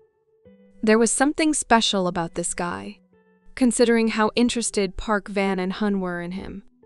He said to save Kim's life, most likely to ask something. If they can't kill him, then Hum won't be able to enjoy his hobby. If he is about it, then he can fill it next time. There are many people to hunt. The boy looked with fear at each scar in honor of the slain opponents. It would be nice if they get more tasks like this. If they earn more when they kill 3 players than when they clear dungeons. Every person's life is different. Everything has its own value. They must kill with a method comparable to the cost. Kim became curious. How much is the life of a mercenary worth? And cut off his head. After that, he turned around and left. The night was dark. He was hiding in the same place as before when he conquered his dungeon in his past life. Now he needs to move to the next level. If the Skull guys are waiting for him. He cleared the first level of the dungeon. The first level was cleared, and the Skull Guild did not understand how it happened or who did it. Chong was to wait and send a signal in case he found the Goblin. Judging by the reaction, everything did not go according to plan. The first level was cleared very unexpectedly. Probably they are going to go to level 2 and wait for them to appear to kill. It was very obvious. They understood the real plan. No one could have thought that he would be the first to receive a blow in the back from them. Kim finished cleaning. He put his hand to the gate. They opened up to him. He looked inside and moved to the second level. Meanwhile, in Park Van's office, he didn't understand what he needed the items for, because most people buy them before they enter the dungeon. The secretary said that he had purchased a flask for the liquid, and that seemed strange to her. He knew that blood, body fluids, monster skins, and many other things sold at high prices. But there would be no valuable items in the dungeon that he could sell, so she reported this information to the president. Why did he buy the bulb if his life was in danger? What is he thinking about? The skulls also came to the gate. They guessed that some guys had reached the second level. They might be waiting for them in an ambush. You have to be very careful. Thanks to someone, the thug will be able to have even more fun during the hunt. He was ready to express his gratitude. He was ready to get even with Chong and make him pay for humiliating him. They went inside to the second level. After that, the gate was closed, and a terrible red eye opened. Before entering the second level, they expected to be attacked immediately, but they were wrong. Chong believed that they were just hiding out of fear. He looked ahead, and arrows flew from there. They started fighting them off. Inexplicable glass containers with blood began to break. The arrows were still flying. Chong didn't know if it was blood or regular paint. It was a flask for collecting liquid. They didn't understand anything because it was such a good chance to attack them. But the smell was unreal, disgusting from this liquid. Sweating, Kim appeared and apologized for the arrows, because he thinks this kind of smell suits them. They asked him to stop and not think that he would be safe here after betraying them. As he expected, this guy thinks he's on the same side as the Hun. He replied that he didn't understand what it was about. He knew that they planned to kill Hun and his team after that. He didn't expect them to follow them all this way. But he believed that now was not the time for these unnecessary conversations. They saw something on the horizon. It was a gigantic monster. They couldn't even see him completely because he was so big. His eyes were burning with fire. They exchanged glances with each other. They stood still for a few more minutes. Then they exchanged glances with another guy. During this time, the monster ate one of them. They did not understand what he did. Kim Jin said that the liquid he poured on them belonged to a goblin, and it was also the favorite snack of the lizard. Therefore, he decided to pour this mixture on them so that they would become a wonderful dish for the lizard. They promised to kill him for such actions. One of the warriors jumped on him. Chong couldn't believe that Makamoto was leaving them. A battle began between them. He said he would scratch his eyes out alive. But Kim Jin didn't care about dogs like him. He looked down, and I saw the master's sword in his hands. He thought he was a normal guy when he ran here. It seems that he is an apprentice of a master swordsman, but it was unclear how he found out about it. And where were the Hun boys? Because Kim Jin wasn't the main problem. They could clear this dungeon without a problem, even if they were alone. Chong asked to help him instead of just standing still. It will be very bad if Hun shows up now with his guys, and at this point, all their forces will be scattered all over the second-level area. The lizard rose to its feet. Their swords met. They were focused. Kim believed that their master had lost his grip.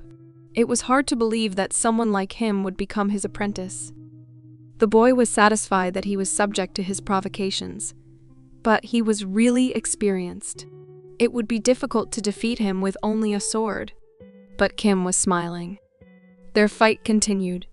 They carried out attacks in turn, but dodged them just as well. Makamoto was giving all his strength to this battle. Kim let out blood from his mouth. She got into the enemy's eyes. After that, he lost his balance. In his opinion, he had no right to spit blood at him. This blood was poisoned, so his stamina would decrease over time. If he uses poison, a very long fight puts him at a disadvantage. He decided not to waste time and kill him now. Matsumoto raised his sword up. Kim had 1 second to think. Perhaps it was a skill that was only available to those chosen by the halo. His sword was on fire, and he started attacking Kim. The boy did not understand how he should behave during this attack. He simply disappeared from the battlefield. The poisoning began to show on Makamoto's body. He wanted to regain his strength. But Kim turned out to be alive and attacked him from behind. He didn't understand how he managed to dodge the blade of destruction. He weakened very much. His face was covered in blood. He could not normally hit the enemy with his weapon. As a child, he was happy that he had achieved the ability of the blade of destruction, but he could only use it once. He was good at repeating after him, but it was still too heavy for him to use it in a real battle. His arm was in terrible condition after he used the blade of destruction just once. This strike has a powerful force. He should refrain from using this strike against someone who knows his weak points, because otherwise everything can end badly for him. He will meet a monster that will remain alive even after this blow, and will be killed by this monster. Today was the day when he met such a monster. Chong saw him die, but the lizard did not give him the opportunity to help his friend. He fell to the ground, and he continued to lie down from hopelessness. They all boasted that they were apprentices of a swordsman, but they all turned out to be weak. Hun never showed up with his guys. Now he won't win for anything. He wanted to make up with Kim and said they didn't need to fight at all. He begged for a truce and offered to conquer the dungeons together, because otherwise he was sure that they would be destroyed by monsters. But he doesn't need to worry about that anymore. If Kim kills them, it will be much easier for him to clear the dungeon.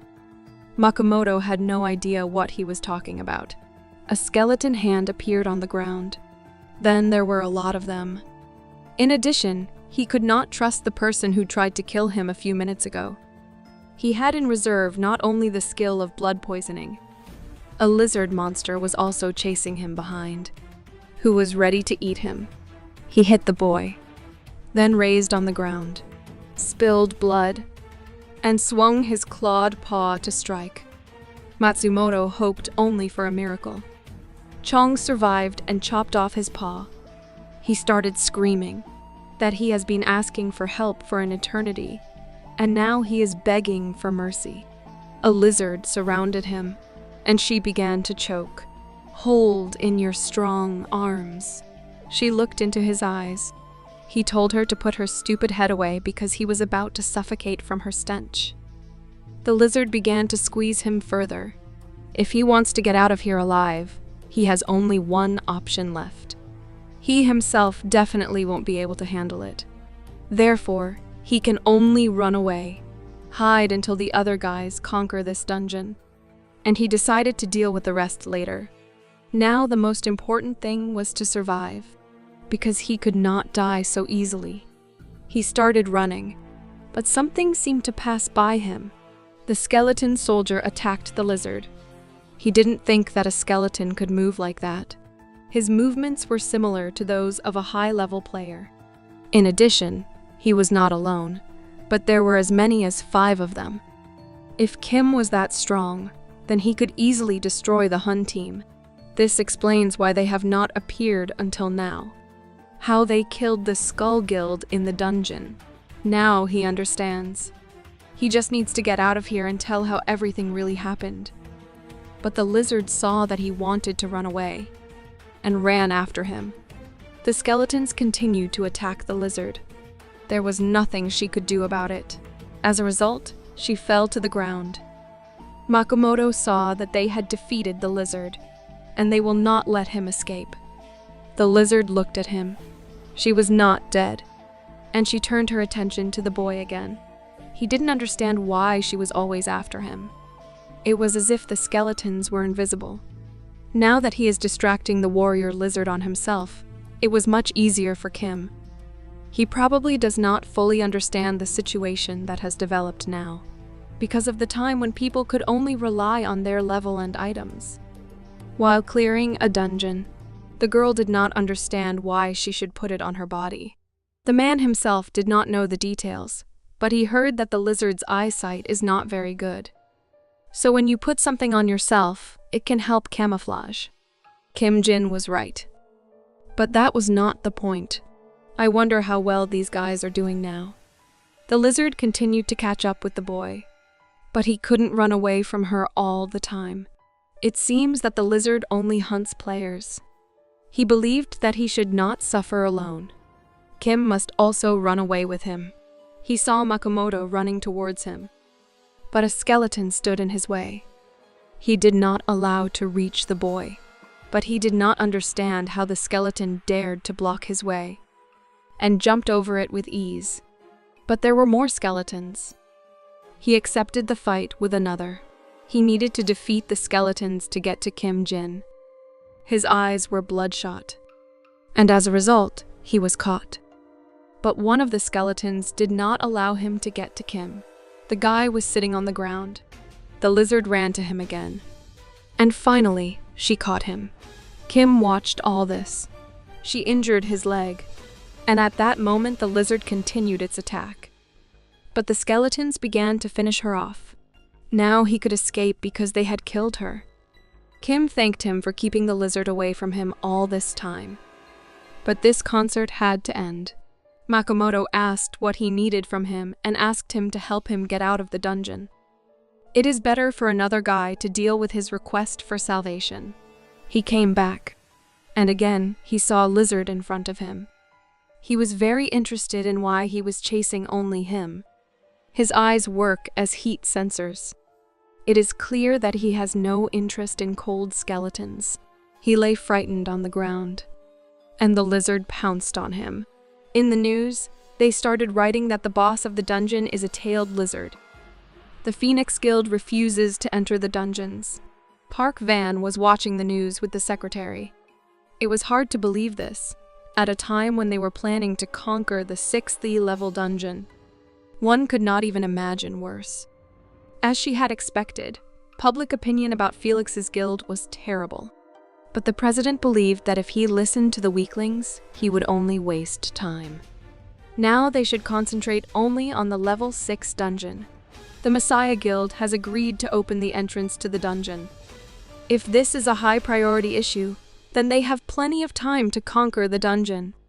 Society has found a new idol. Although the Messiah Guild delayed its entrance, it is obvious that it is not just called the Snake of Death. France, America, Japan. It's been 2 years since it first appeared in their countries, but they still don't know much about this monster. Another player hasn't returned from hunting this monster. There's no point in even discussing it when it comes to this monster. It is even hard to imagine that such a dangerous monster appeared in the country. There is no information about him. People accepted the guild's decision without question. But did they really announce it without ulterior motives? He looked at the tablet and couldn't believe it. It was necessary to see it with one's own eyes. I wonder what will happen if all the guilds postpone the entrance to the dungeon. Then only the fearless will gather together. Although it may still be very difficult to clear the dungeon. And over time, the authorities will want to get rid of this dungeon. Other countries will also open dungeons. It's true. The dungeon will be conquered on a much larger scale. But what will happen if someone appears at this time who can defeat this lizard? They will become quite popular. Then the Messiah Guild purposefully tries to get more time. He's not sure, but if you think about their abilities, there must be a reason why they are in no hurry to enter the dungeon. The longer they delay, given the growing fear, the more items will be in the dungeon. When they defeat the lizard, they will be able to gain both wealth and fame. Meanwhile, the skeletons finished off the lizard and increased their level. Everything ended much faster than he expected, because skeletons do not have body temperature. If he contacted guys who have connections with the Messiah Guild, it will be difficult for him to move calmly. The skeletons completely killed the lizard. As a reward, he received a sword made from the shell of an armored turtle. A weapon used by a master swordsman. Not the worst option. He gave it to the skeleton and told him to use it now. The skeleton saw his reflection in him. He approached Makoto and said they needed to talk. The dungeon was cleared. The guard congratulated Kim, but he said that everyone was killed except him. The man asked for details so that he could write an extensive report and provide it to his guild. The boy said that he could write simply that the lizard was much stronger than they expected. The guy was on the phone and said he had done his job. Everything was exactly as Park Van said. One of the boys who wanted to kill him possessed a sword of a unique rank, which had previously belonged to a master swordsman. As it was known, the master was an important member of the Messiah Guild, and also the head of the Yamato faction. He is sure that this faction is the main branch of the Skull Guild. The boy thought about it. He also said that he couldn't see anything, but he could find more information if he looked into it better, and he would contact them later. The guy turned off the light, but his TV looked like it had an eavesdropping sensor. He went out into the yard, but Kim knew about it. They gave the bug to their fighter. They decided to take such measures because he had to interact with the person being monitored, and he placed it behind the TV and warned Makamoto about it. Kim wanted the Skull scum to fall into his trap. Now he was wondering how the Skull Guild would deal with Park Van. He put his hands in his pockets, and Park Van called him. He said that he heard about what happened, that they killed everyone except him. This time, luck was on his side, and the president asked if he had anything special. He said that he couldn't notice anything because he was focused on survival. But he now knows where the head of the Skull Guild is. He invited the boy to his home so that he could tell him all the details. He got into the car and started it. 19 Elson Station storage box. Si Chang was a reasonably cautious broker. I wonder if he knows that he is also his target. He looked inside and hoped that the list would not disappoint him. The guy got back in the car. It was no wonder the Messiah Guild saw him as a problem. Its content and quality were excellent. Remembering the dungeon he conquered when he was a Messiah warrior. Now he finally understands where they were taken from. Si Chang became a target for a reason. The guy saw something. Some unusual dungeon. There wasn't much information about the lizard egg. Even he couldn't find the source or the variants. It was interesting what kind of eggs were inside. He can only find out directly. Only Si Chang possesses this knowledge. It was a hint to get closer to the truth. He was supposed to be the one to clean this dungeon. He turned to Si Chang over the walkie-talkie. He asked if anyone could hear him. Finally, it was time for their first deal. Meanwhile, in the Park Van office, he couldn't believe that the Hun group fought with the Skull group, and all died in this battle. One of them was much stronger than the other Skull guilds. Judging by their sword skills and ammunition, they are definitely related to Japan. Some factions have quite a large influence in Japan as well. As soon as the dungeon is cleared, he will need to deal with this problem. Park Van challenges a level 6 dungeon. Since he was the only one to come out of the dungeon in which all the members of the Skull Guild were destroyed twice in a row, they will start following him. You need to refrain from impulsive actions until he clears the dungeon and returns. The secretary said that his money was transferred to his account. This was his compensation. The president said he would contact him after clearing the dungeon. The guy went out into the yard. I wonder when he will return from the dungeon. Now that these bastards know that Park Van is backing him behind their backs, they're more likely to focus on him. He looked forward to Park Van's reaction after they met next time. He's done with all his urgent matters. Now he needs to go against Park Van's warnings and start acting on his own. Blue Wagon. The secretary reported that all preparations were completed, but she does not know if Kim will accept this situation. He asked her not to worry about this. If there is a problem, he will talk to him. Kim was approaching this blue wagon.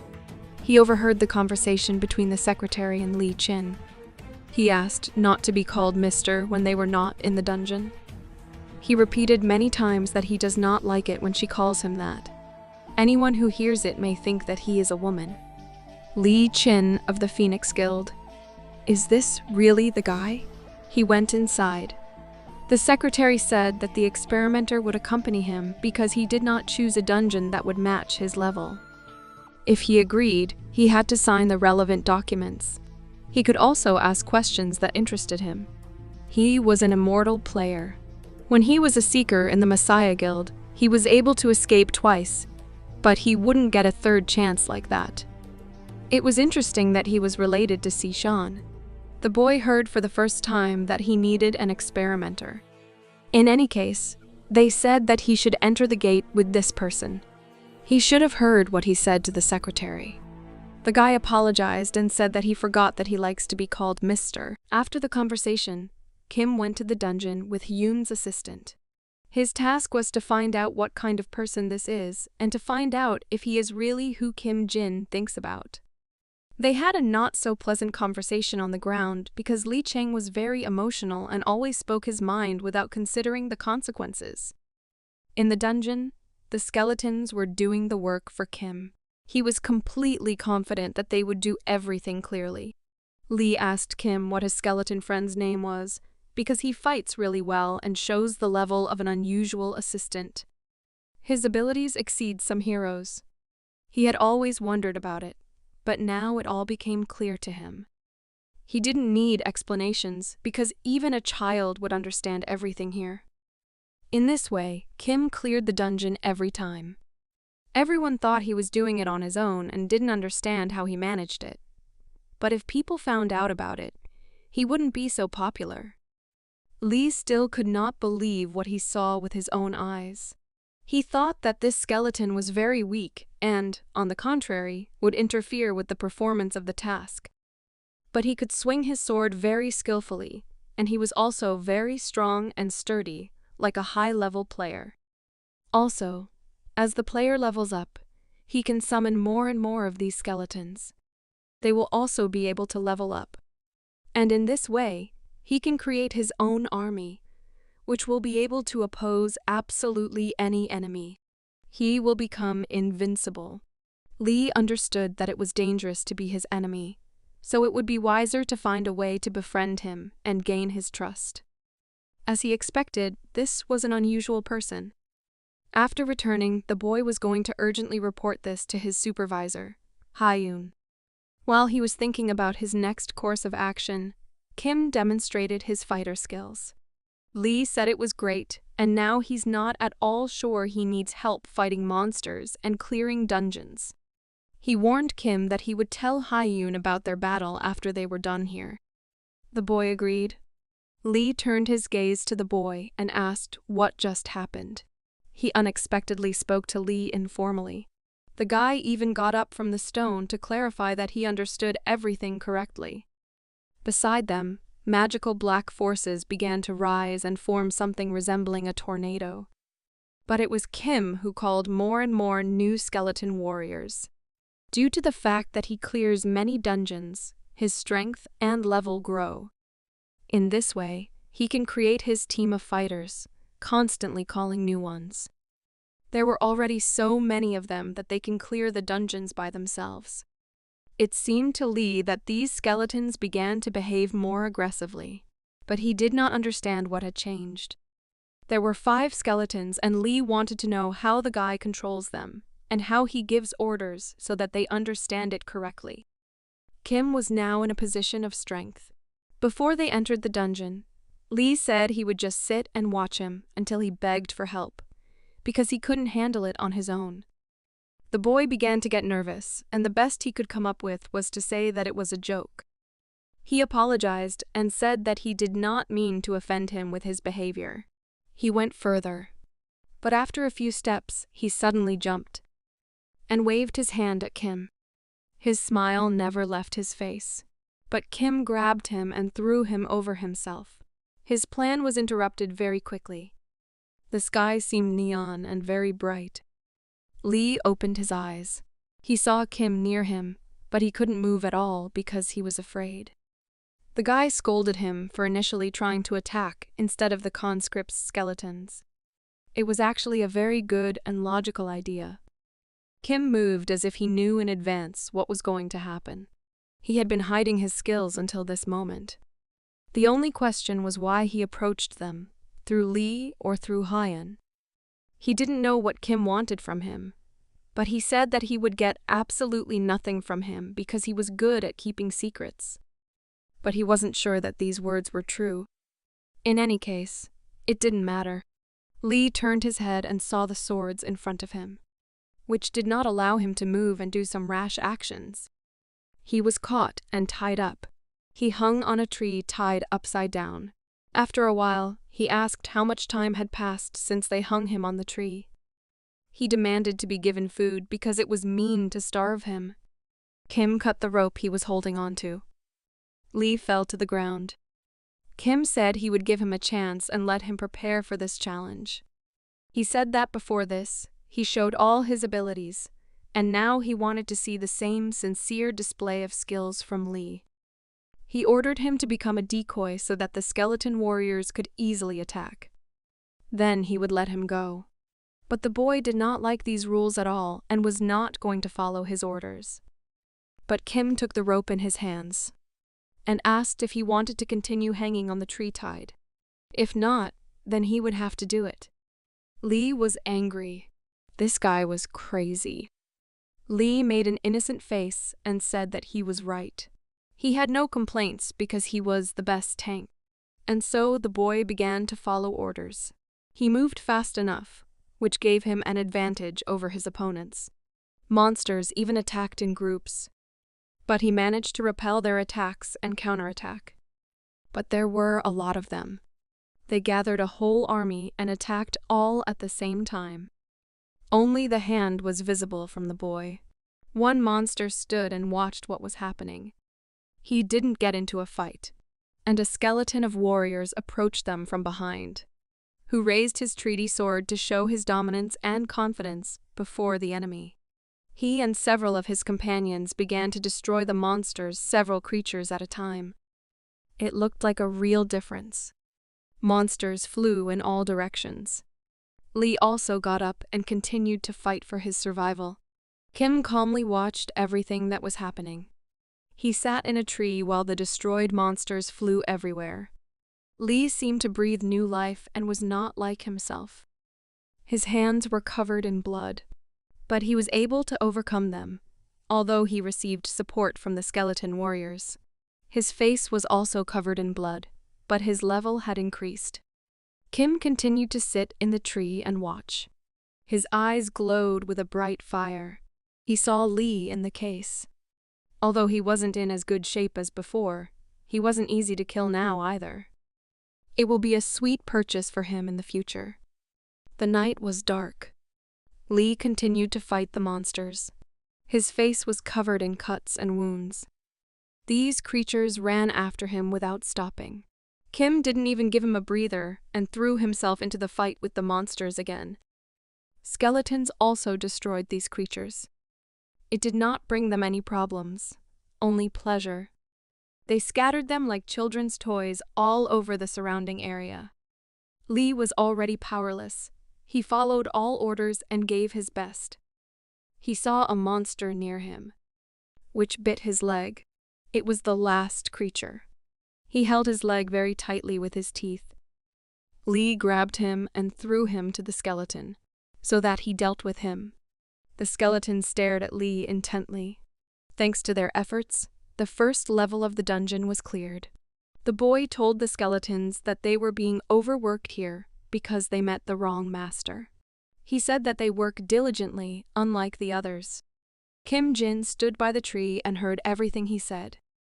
Lee tried to shake the skeleton's hand, but he did not understand what was required of him, and just turned around and walked away. Lee was very angry.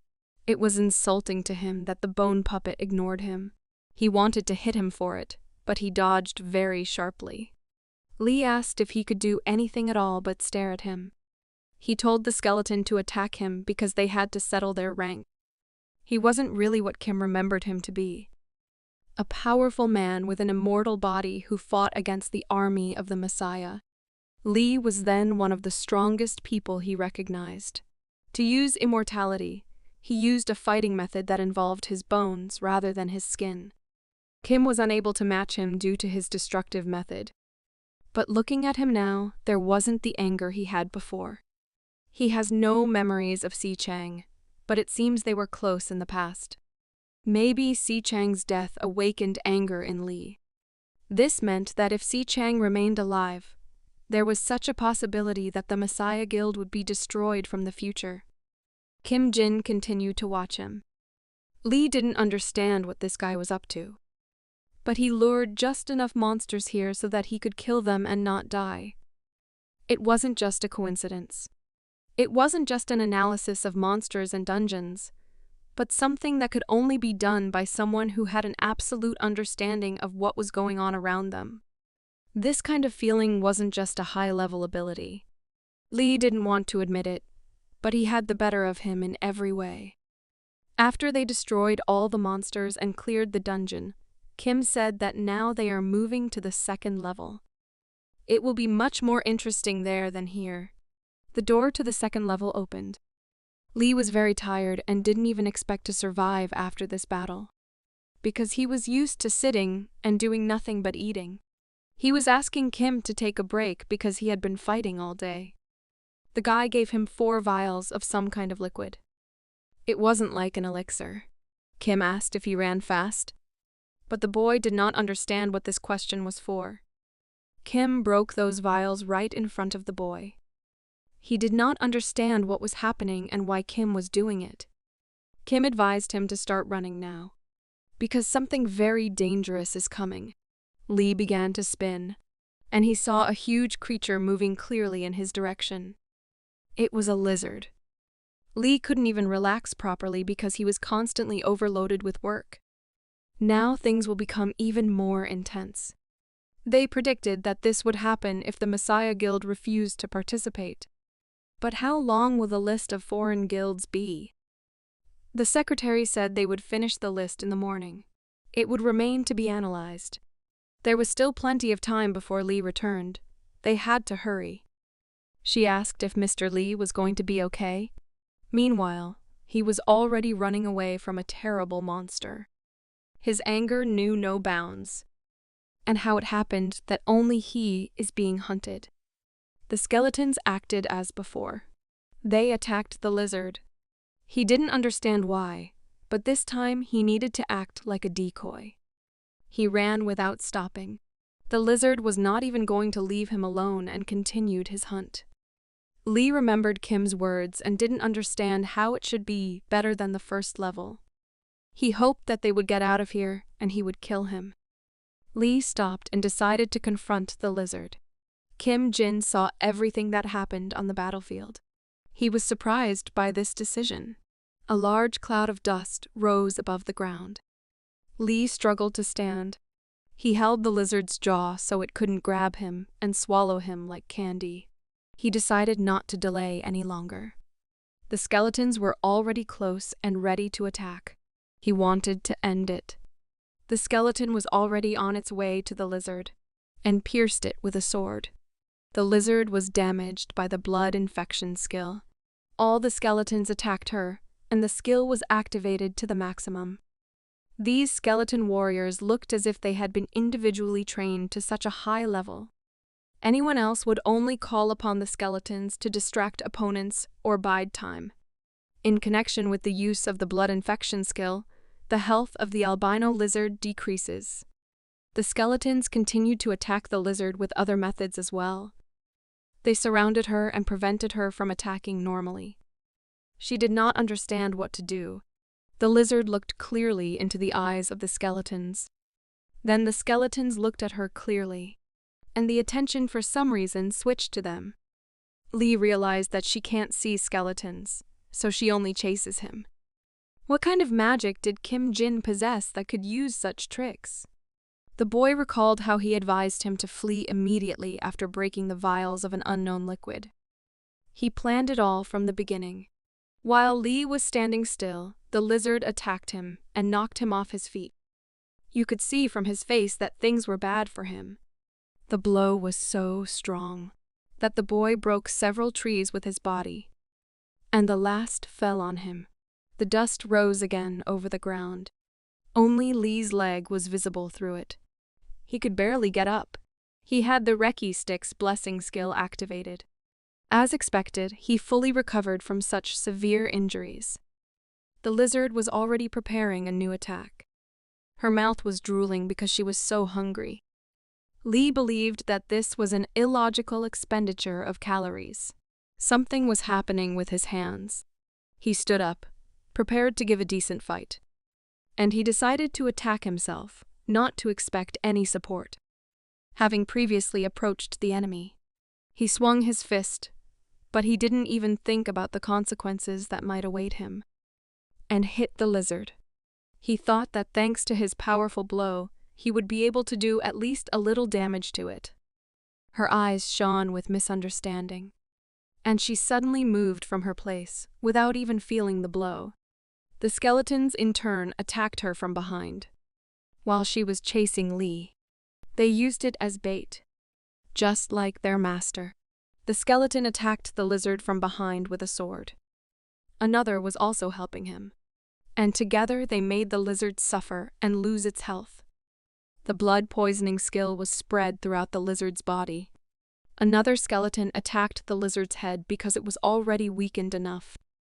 And he succeeded. The lizard fell to the ground. Lee was finally able to breathe a sigh of relief. Kim came down from the tree. He got an award for killing the lizard. It was a catalog. He was smiling because this victory was worth the reward. Meanwhile, the monster was confronting another hero. His opponents were skeletons, but they were much weaker than Kim's skeletons. They attacked one after another, and the monster was still destroyed. Their master was standing nearby, watching everything. Stupid skeletons. If they keep moving like this, they're all going to die.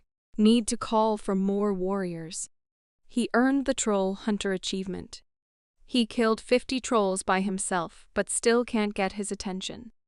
He was wondering who he was. Kim was standing next to the killed lizard. Lee was starving to death.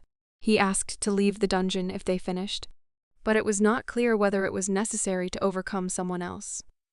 The guy replied that the most important thing remained. He began to touch the lizard, walk around, and look for some places, as if purposefully looking for some object or thing. And so he stopped at one part of the lizard and said that it was about this area. Kim cut the skin of the lizard in that place. He did it with ease, and finally it was in his hands. This is an albino lizard egg. They cleared the dungeon. The Messiah Guild has come a long way for this egg, and right now he will find out what it is. That is, the condition of clearing this dungeon was the protection of the object.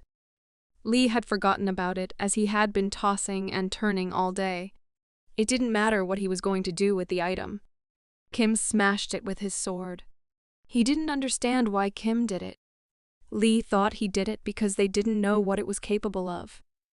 The shell fell on the ground, and a bright light was visible from inside. This was the skills page. Lee was also surprised that there was a tutorial page inside. Kim was disappointed that he had come this far for such an award. This was Apophisa's power. How could this guy's skill appear here? The king of deadly poisoning dealt with all kinds of poisons, but he didn't take any damage from them thanks to Apophisa's power ability. A scoundrel who uses his power to take what he needs from people and brutally kills them with poison. At the height of his crimes, the Messiah's Guild declared that they would try the king of fatal poisoning. Many people lost their lives during this process. Even now, he still remembered each of his comrades who died from the poison of this scum. Kim didn't know anything about the lizard egg except that it was possessed by the Messiah Guild. He had never heard of this skill, but the king of deadly poisoning couldn't steal it. The only option is that the Messiah Guild gave him to the king of deadly poisoning. They specially created the king of deadly poisoning as a thief to look like saviors. Lee Jun once again made Kim realize that the death of his comrades was in vain. If he mastered this skill, their useless deaths would never happen again. He came to a conclusion that he needs to kill Lee Jun with his own hands. Lee did not understand why the boy was in such a bad mood. Even though he kept the prize for himself, Kim said they needed to get out. And now the portal opens. They entered the room where they had talked before visiting the dungeons. Lee immediately grabbed the bag of food that was on the table. He was very hungry. For this, it is a huge torment. But when he opened the package, there was only water and a walkie-talkie. Hyun held his finger in his ear. He was wondering who was thinking about him now, because his ears were very itchy. His walkie-talkie called. It happened faster than he expected. They finished clearing the dungeon in less than 3 days, even though it wasn't very low level. He asked how everything went and what was happening at the portal now. He turned on the computer and started to follow the news. Now there was no news from Park Van, but there was a problem with foreigners, the Big Guild and the Border Guild, which belonged to the 5 leading world guilds, united. A dragon hunter caught a golden dragon in a level 5 dungeon. In the past, when the first golden dragon appeared, they were only interested in its skin. The skin was strong and well resistant to high temperatures. They thought that armor made from the skin would open up a new world for players. But it was the dragon's stomach juice that changed history, not its skin. He wasn't sure how to use it. But later it turned out that he can help in removing seals and curses. Lee Jun's seal was also removed with the golden dragon's stomach juice. Its value exceeded all expectations. Kim should get it before people find out. These are the only significant events of the past 3 days. Hyun then asked the examiner to tell all the details. He promised to give him a regular phone to contact him in the future. Their communication would be untraceable, so it would be much safer that way. He ordered Lee to hurry back to the office. But he was dissatisfied that he was not given time to rest, because he worked very hard. Hyun said he would give him 1 bowl if he came back quickly. He replied that 1 bowl is not enough for him. He needs at least 10. Lee got out of the car and hoped that he would not see Kim Jin again in the future. They exchanged glances, and the door closed. After a while in Hyun's office, Lee was showing his displeasure again. He didn't understand why he was called so early. In fact, he had already submitted a report yesterday, but the boss said that he needed to speed up his plan. Lee asked what was so important to call him to breakfast. The boss gave him the information. He was surprised when he saw what was written there. There was a task of hunting a lizard, but Lee had already felt what a lizard was and was not going to go there alone. Hyun replied that no one would send him there by himself. It was clear that he would go there with someone who had the skills. Lee began to wonder who it could be. A dragon hunter or some kind of agent? It couldn't be Sejun because he was too high level for such a dungeon. He didn't know who it could be with skills below level 35. Hyun asked why he doesn't consider Kim Jin. Lee immediately jumped up and said he never wanted to work with him again in his life. He told the boss about it yesterday. Despite his skills, this guy is sick. People should at least have some sense of respect. This guy definitely has problems, because he made him pray for a monster. He said if he had to work with him again, he would go on a hunger strike. Hyun replied that it would be even more profitable for him to go on a hunger strike. He needs a partner who will not interfere during the battle. He did not care about his personal qualities. Only skills are important. He will be happy if they find him a suitable partner. Hyun recalled what Lee said earlier. He was angry that he was being recorded. And in general, he could not believe that the boss would do something like this. In any case, Hyun has already registered both of them, so this will be a very good bait. But the boy did not understand what he meant by the word bait. Hyun was silent and thought about the rough plan Kim would use. Abandoned places in Seoul, where there were almost never people. Kim came to the workshop in order to sharpen the sword and repair the damage. It was badly damaged and most likely needs to be taken to a repair shop because it will not be able to repair itself. But first he needs to do something. He reached for the case. Sejun had the same item. Ever since he decided to kill the Skull Guild guys, things only got more interesting. He wants to try to use this item when he meets them.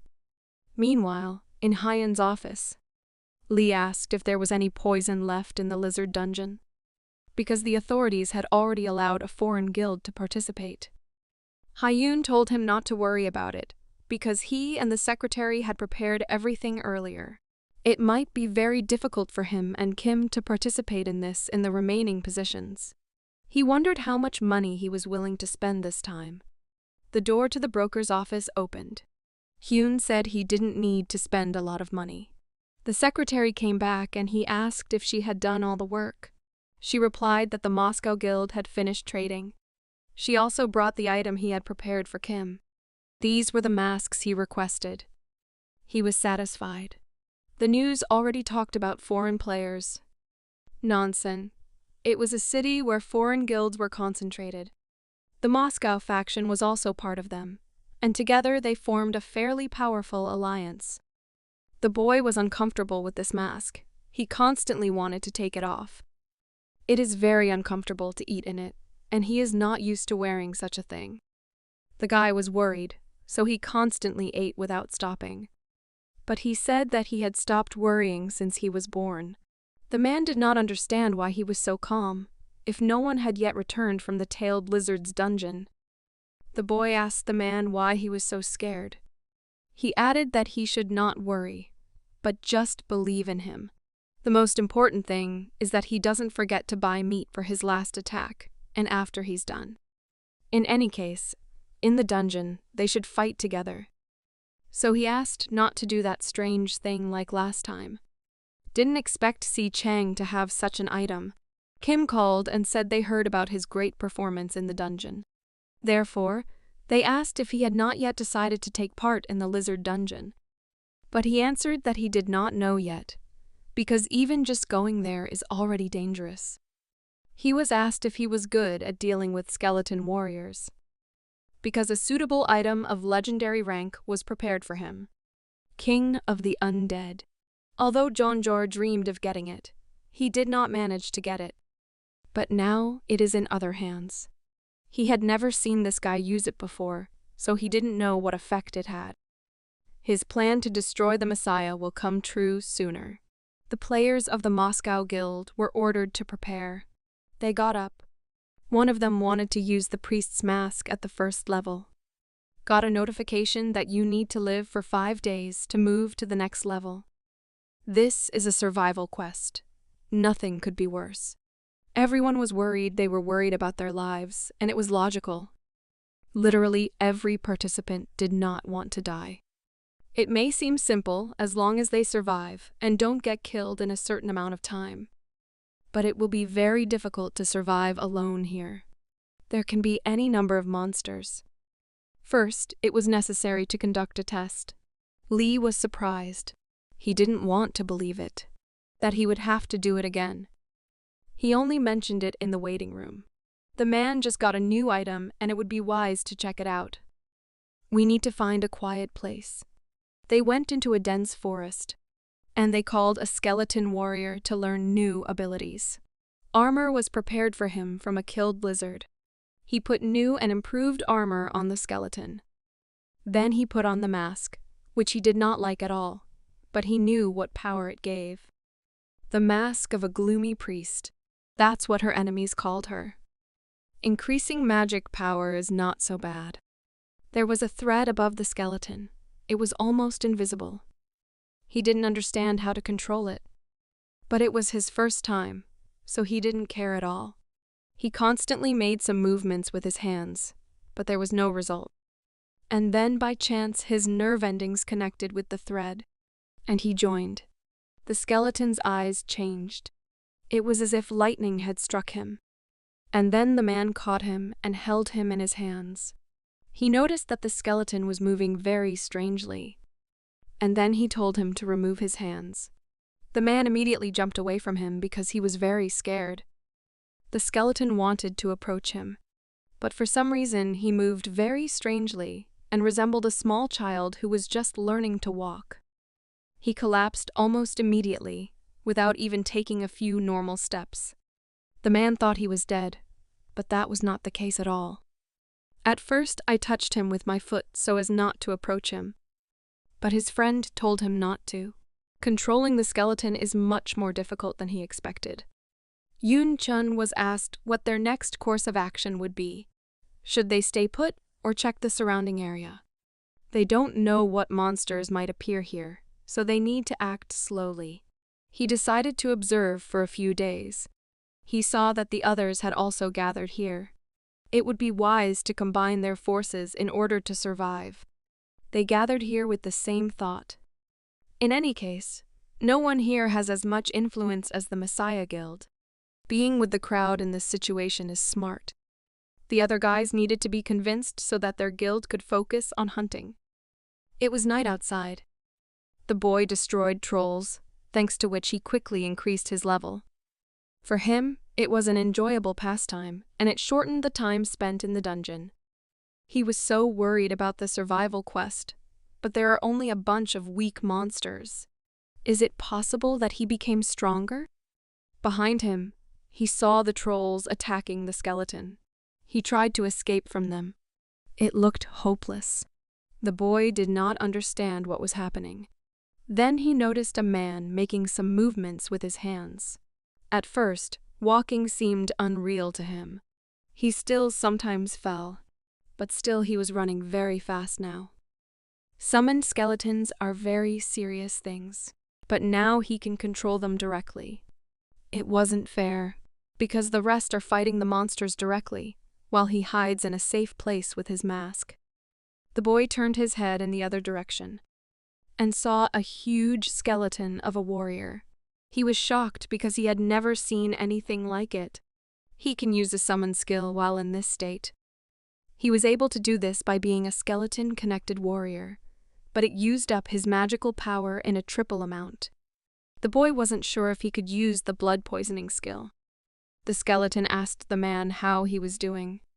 He replied that he needs to learn good manners, to look the other person in the face when talking to him. He had a strange feeling that even the normal bones seemed to ignore him. Did he need an injection of etiquette as well? His friend spoke to him, but he did not understand where the voice was coming from. He realized that he had sneaked up from behind, and decided to ask once again how he was doing. He felt better after giving a lesson to those who don't know anything about manners.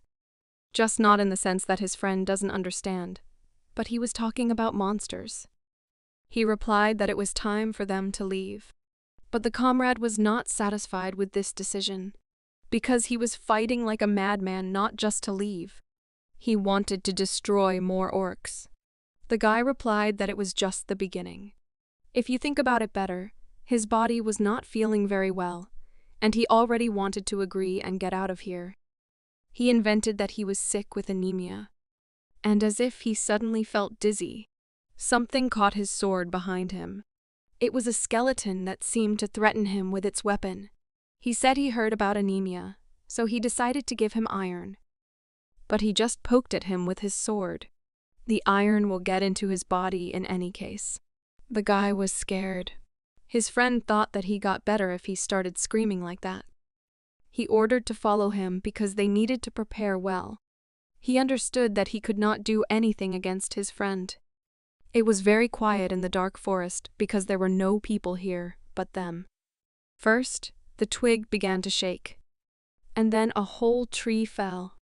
It was Kim who cut down the trees, but did not say why he needed it. No one understood why he was doing it. From the moment they entered the dungeon, all he did was cut down trees. It was interesting to see what he was thinking. It was already the second day in the dungeon. Teams destroyed trolls and orcs to do something on the quest. All low-level monsters. This allowed them to improve their abilities and level. It was already the third day in the dungeon. They continued to destroy the monsters. For some reason, it was very sad. It was a survival quest from the very beginning, but it shouldn't be like that. Even the monsters were very few. The survival quest was in an A-level dungeon, but they were all very relaxed together. They had to explore the area around, even if it was dangerous. The big fence they built thanks to Kim. The man came to him to learn the skeleton warrior skill. He fell silent and watched his partner, and waited until his skill was achieved. They needed to move on, but the comrade did not understand why to go on now. They can use all this that they have built. They worked there yesterday to create it. But the situation changed, and he revised their plan. He did not understand why the situation changed. Did the number of monsters increase? He took off his mask and approached the corpse, touched them, and summoned more skeletons. The friend was waiting. They already had many large skeletons. The man wondered how he was able to do this because he could only summon 5 skeletons before. But he replied that it was before.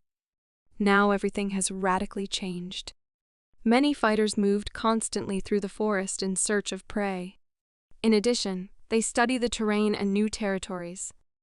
This time, it was Yun with his group.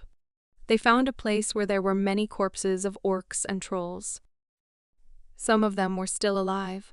There were so many of them that even they could not count them all together. It was more like a different than a battle.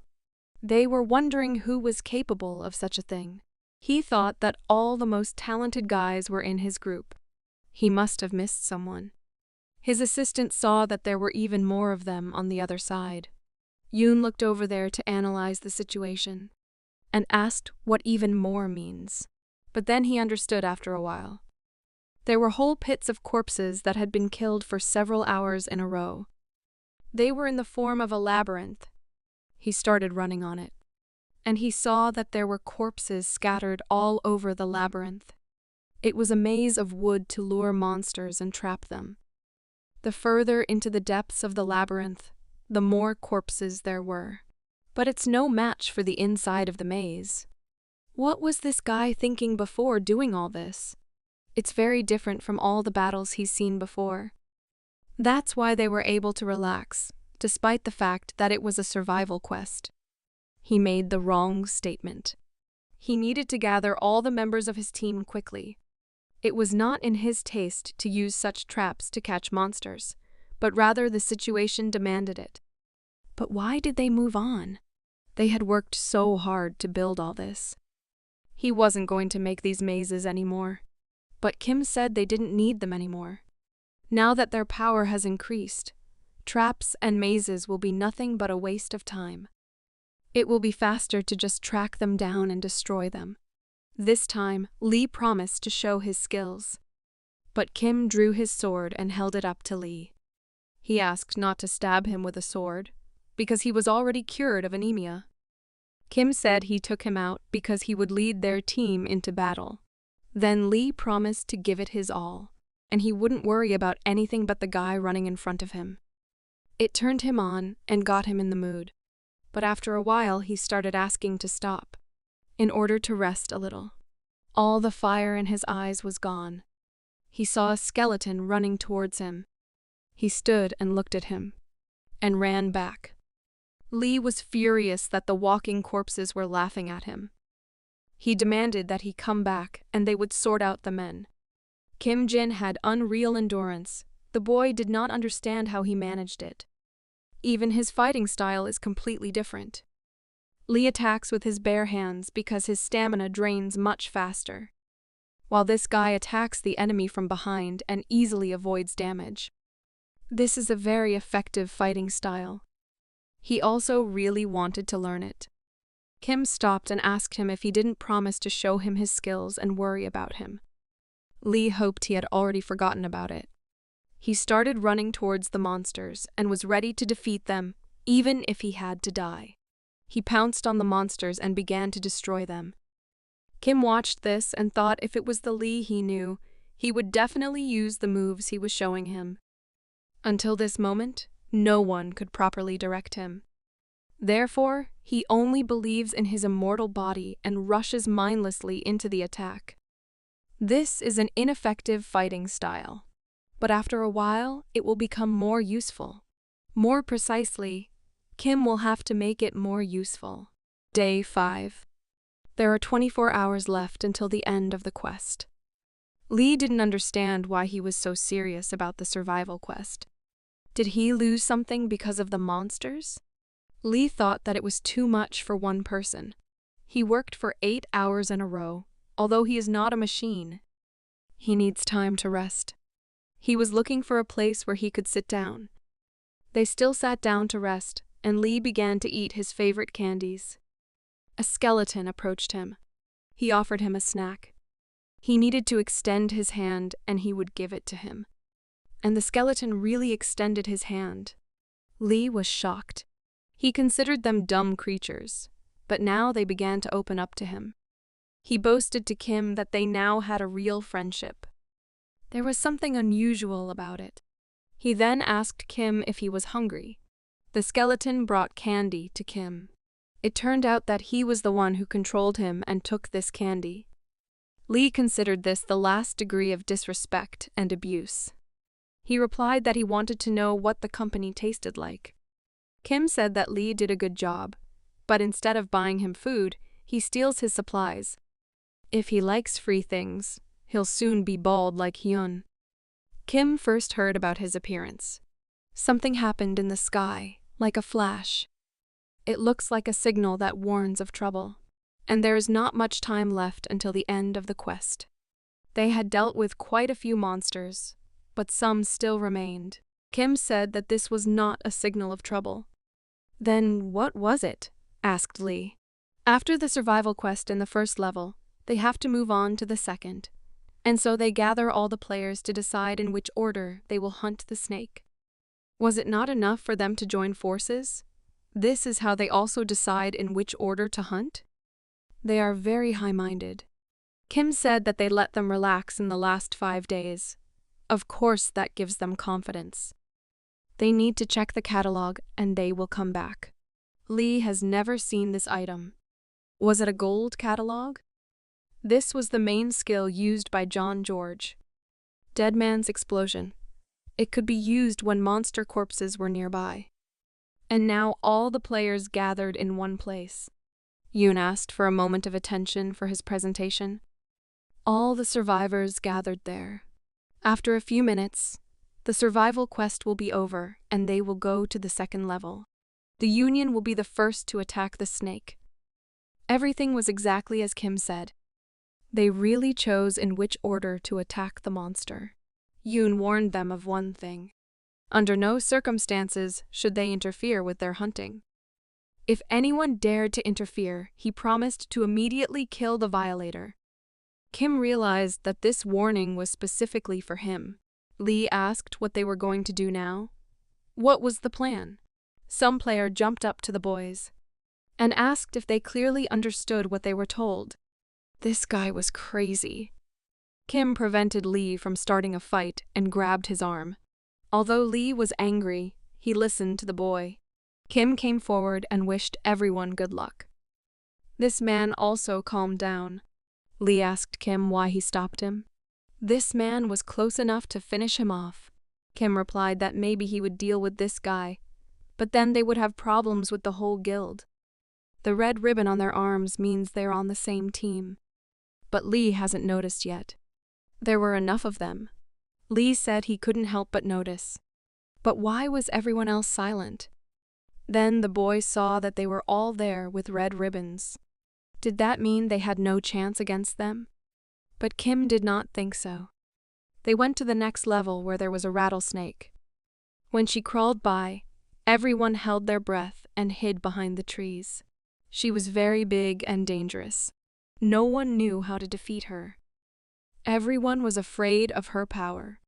She could strangle anyone with her body. Who will stand in her way? Yoon gave the signal to begin the hunt as she crawled on. They used magical abilities that could hit a target at a distance. The snake felt the force of the Alliance's attack. Lee and Kim just stood on the hill and watched what was happening. Lee asked how much longer they would stand and just watch. At this rate, they would be able to catch the snake. But Kim said it was impossible. Lee asked why this is not possible. Because they have so many people, isn't that enough? Kim asked Lee, what is the first thing he does when faced with a monster? The boy replied that he would try to attack him and strike because he does not know what he is capable of. It is difficult to deal with unexpected developments when you show everything you are capable of in the beginning. Kim said that everything is true. Now, if we talk about this particular monster, will you hit her too? Lee thought to answer in a structured way and not come off as dumb. Then he clearly replied that he would have done exactly the same, because it would be better to destroy her immediately. Of course, it would be nice if it was really possible. But if it was really such a simple task, why hasn't anyone conquered it yet? Did they lack people? Most likely, they had not less people, and maybe even more. Yoon led the team. He ordered to move in the direction of the snake after the attack. The snake was a little beat up, but it was unlikely to die from a single attack.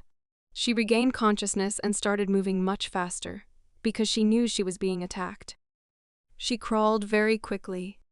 Yoon believed that if things continued at this rate, he would be the first to defeat this snake. She looked very powerful. Her eyes burned with yellow fire. The snake began to activate its abilities in response to the attacks. The knowledge source master skill has been activated. She moved as if she had prepared something. Lee and Kim watched the whole process. It seems that these guys knew everything in advance, even the fact that she would start running away. Kim said that everything was just beginning, although Lee thought that it would be over soon. The needle snake never attacked properly. In addition, it had something like needles placed on its body. It was strange enough. Yun ordered to increase the pace of the attack and not stop. He also told the team to focus on the head. The snake took the attacks with dignity. A lot of magic was used against her. Archers fired arrows every second. But then they saw the snake's tail behind them. She hit the area where the fighters were located with her tail.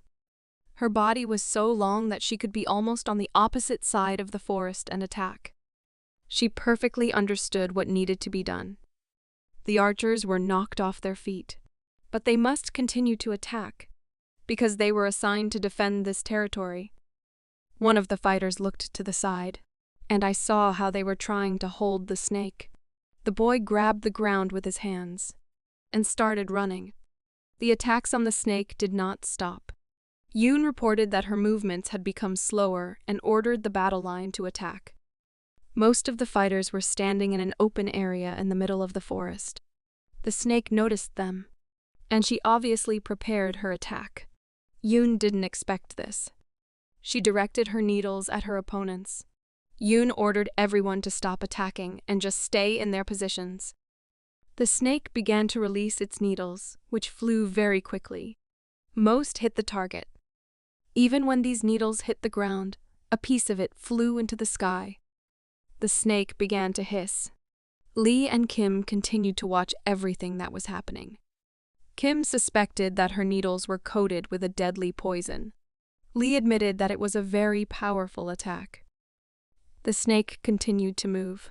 Yun was able to assess the situation when the dust settled a little. He could not understand if this was all the snake was capable of.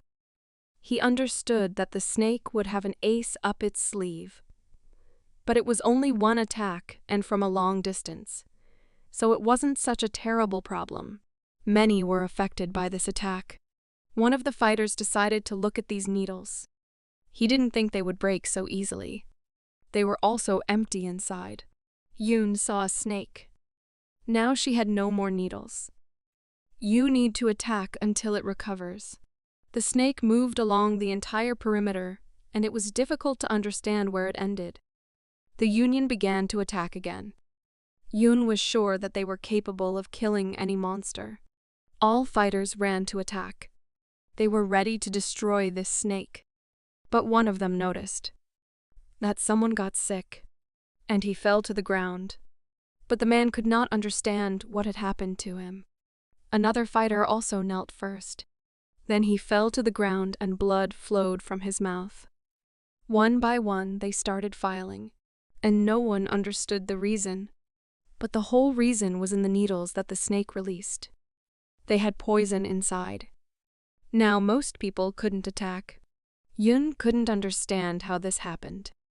There was nothing to indicate that his fighters had been attacked by poison. He couldn't believe that those spikes were full of poison. If all the tanks fell, then the poison was fatal. The skeleton watched as these people pleaded for help. It was so disgusting. Lee asked to explain to him what was happening there. Kim said that due to the poison of the needle snake, their plan failed, and now they are retreating.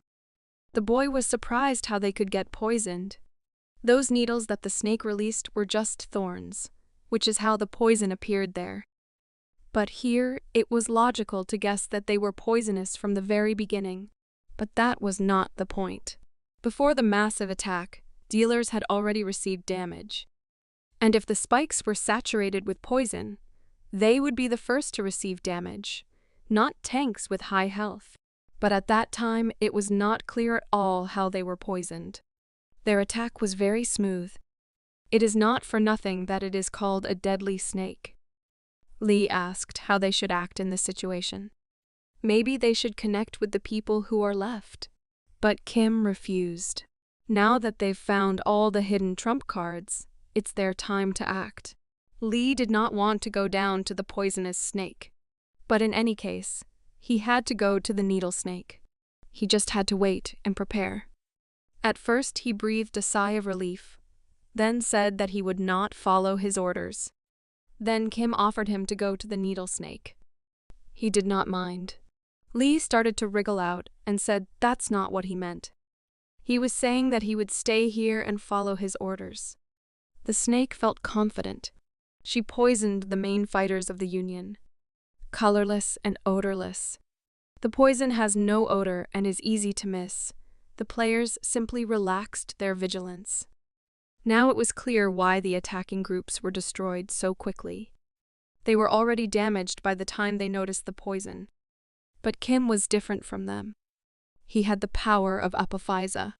When this power is activated, even the poisoned blood skill improves. It was very convenient. He approached one of the corpses and began to look through his system. Kim wanted to test the spear, because with such a strong body, her skin is probably very tight as well. Cut them off one by one with a knife. Defeating her in this way will be much more effective.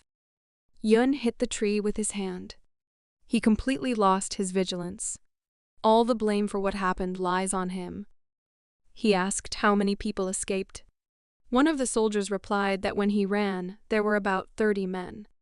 But now they are all scattered over a large area. The man offered to find them, but Yun refused and said that they needed to gather the remaining men and attack again. Those who remain there are most likely dead. The fighter said that, with the people they have left, they will not be able to attack at all.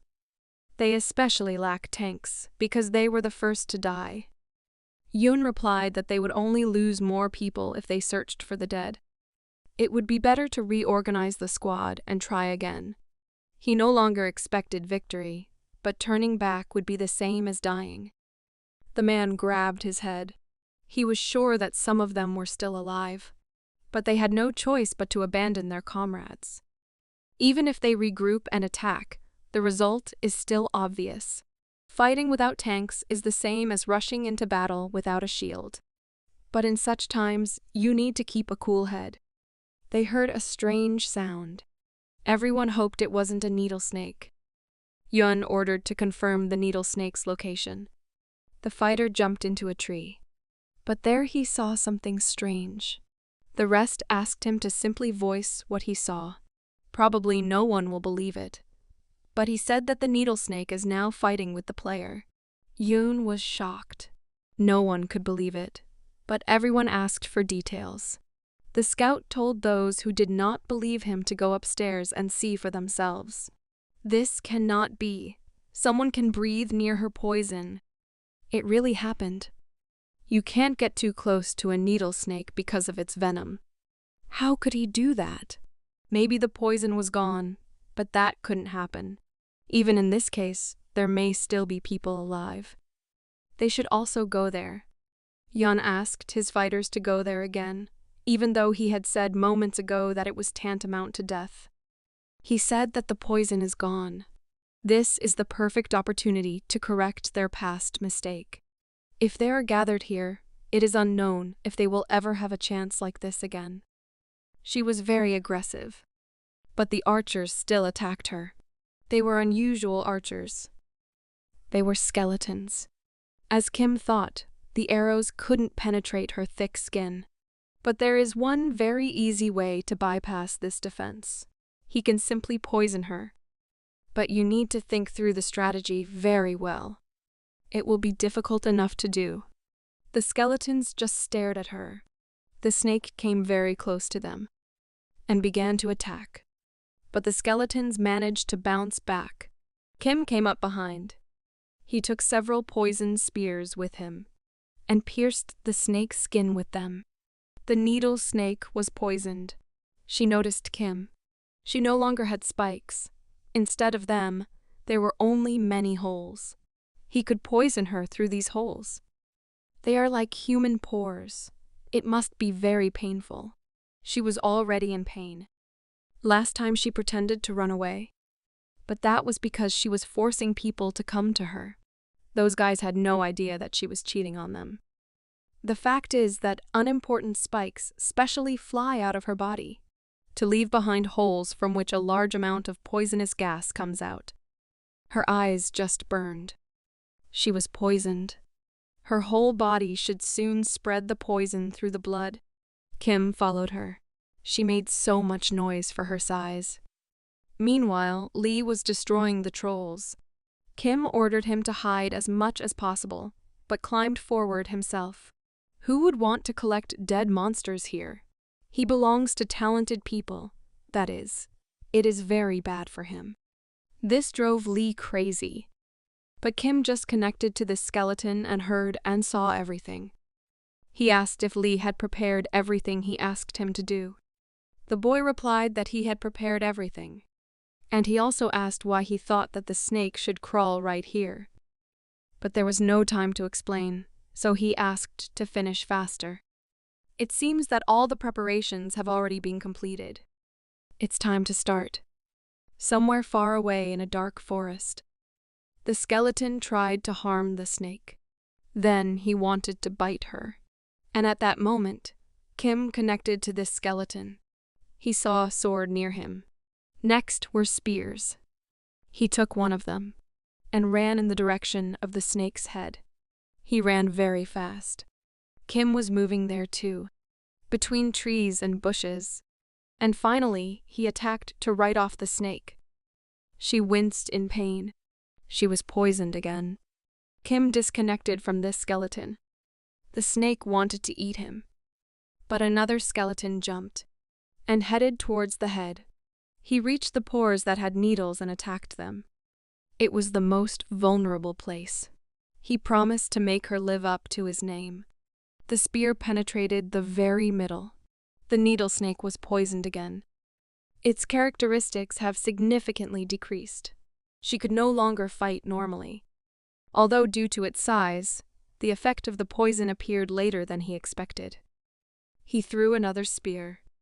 The skeleton climbed on top of the snake, ran along it, jumped out, and grabbed the spear that was thrown to him by another skeleton, which was controlled by Kim.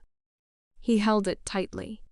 Then he aimed again at the snake's head and delivered another accurate blow. Her performance continued to decline. The skeletons had to hold on because the snake was writhing in pain. Her body was in constant pain. Skeletons began to jump from her to the ground. Now that she can't handle the poison, she runs away. Kim was pleased. She headed straight to where Lee had prepared a place.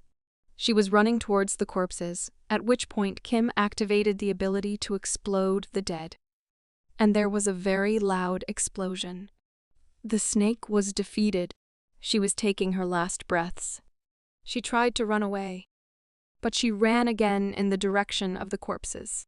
And Kim activated the explosion of the dead again. She understood that this was the end. The explosion blew again. There were fresh news in the newspapers.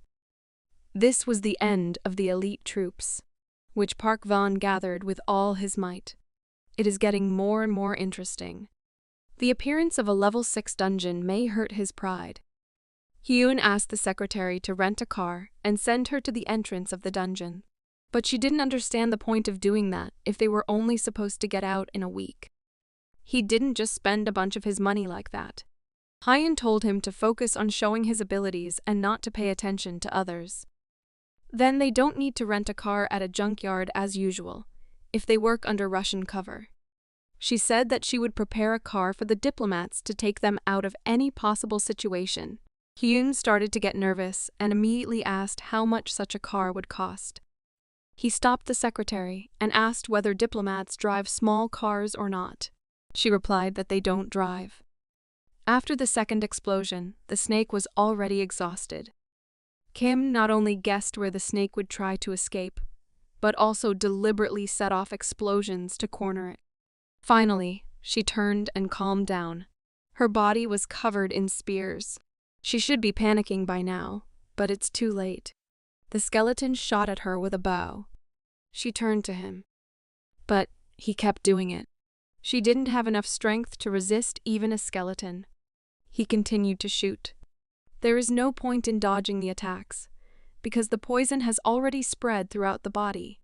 Over time, her health will only deteriorate, and she will only make things worse for herself. Yoon and the remaining people head towards the snake. These screams have been going on for some time now. He was sure that this had attracted the attention of many players who entered the dungeon. But who was this guy? Everyone was notified that the needle snake had been defeated. The surviving fighters began to discuss that now they will be able to return from the dungeon alive. And if they can do everything right, then maybe they will even manage to steal the skin of a needle snake? Yun couldn't believe that he had actually killed that snake. The man called him. They couldn't leave the dungeon empty-handed. He should at least see his face. Kim received the title of the first needle snake hunter. He received a notification with his preferences. His level was increased. He was awarded a mastery stone. The new notification stated that he was to retrieve the yellow dragon gem from the needle snake's body. She was completely dead. Lee was on Yoon's way. He told them not to come. They didn't understand why he blocked their way. Yoon said that they didn't come to cause them trouble. He said that they just want to explore the area. They are not bad people. But there were 3 huge skeletons behind Lee. This was his main argument. Warrior skeletons are not affected by poisonous gas. Therefore, they are effective in the fight against the needle snake. But something does not give him peace. The attack that they had failed simply couldn't be successfully carried out by just these dumb soldiers. Hundreds of players tried to attack the needle snake. Something was definitely wrong. He wanted to see the snake's corpse to make sure. They saw something terrible. Everyone did not look away. Each and all. It was the skeleton of a needle snake. Yoon knew perfectly well that it was her. Is he trying to summon her like skeleton warriors? He wanted to see at least his face. He sped up, but he was met by Lee's heavy hand, who threw him to the ground. His face was as shocked as possible. Yoon rolled back far. He did not understand why he was not allowed. But Lee clearly said that you can't go there. Yoon said that they needed to escape from this dungeon and ordered everyone to remember this man's face. The snake was reborn into a skeleton, and finally he saw what he was looking for. It was very easy. The skill rank is very low, and he was unable to summon a needle snake as a skeleton. She fell to the ground, and fell into small pieces. Kim took the yellow dragon magic sphere. Reporters have been guarding the dungeon for about a week, but so far, no news has been received. From the very beginning, no one at all expected that this campaign would take place. If it turns out to be successful, it will be amazing. They just wanted it to be over as soon as possible, so as not to sit there forever. Maybe he should just quit being a reporter. The dungeon was cleared. The reporters did not understand what was happening. Immediately, a bunch of people rushed. They started asking who is the boss, and where is the support group?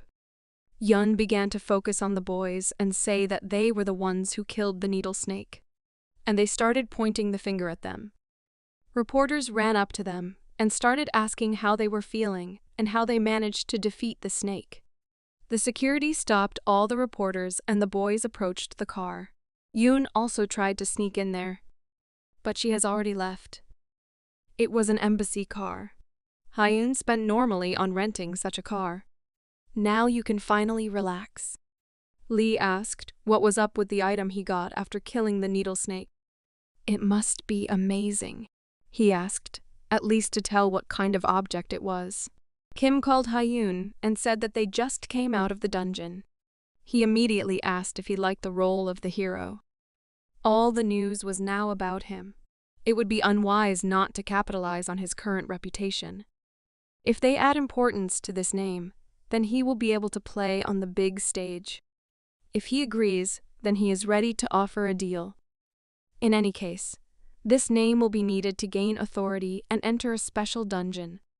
At first, he wanted to voice this idea, but everything turned out to be even simpler. He proposed it himself.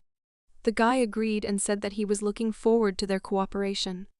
Hyun said that something interesting happened while they were in the dungeon. Jinmi led the team into a level 4 dungeon, but no one survived. It's not unusual for a player to die in a dungeon, so it didn't seem like anything out of the ordinary had happened. But he checked some information, and it seems that there was a spy from the Skull Guild in her team. He got information about the players who were sponsored by the Yamato faction. The Skull Guild had come to the right conclusions.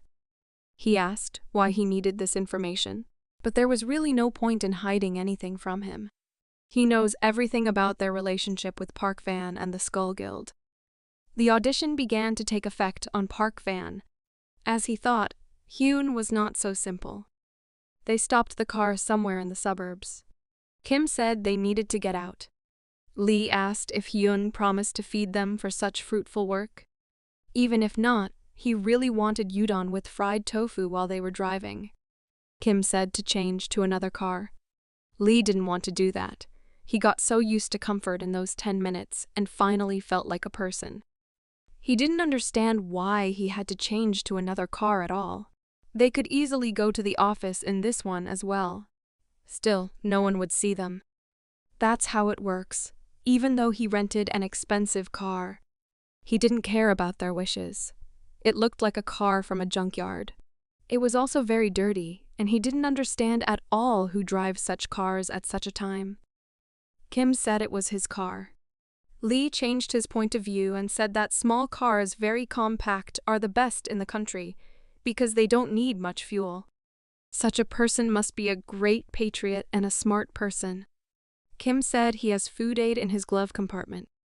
He allowed to take if Lee was very hungry. He was very happy. Finally, he will be able to buy his favorite dishes with this money and fully enjoy their taste and aroma. Now he does not depend on anyone. He can eat as much as he wants and wherever he wants. But there were several coins inside. His face immediately changed. News came out every minute.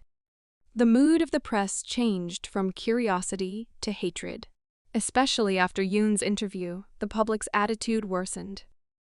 The secretary asked if what her boss ordered should be done now or not. He replied that it was because it was necessary to answer them. Journalists always make loud headlines and do not even think about the consequences. They should be taught not to take facts out of thin air. Hyun impressed Kim. Because it is very difficult to change society's attitude. Now that this statement has been made, the Messiah Guild will not be able to stand aside. They may try to recruit him or win his disposition. Never thought that he would use public opinion to lure the Messiah Guild to him.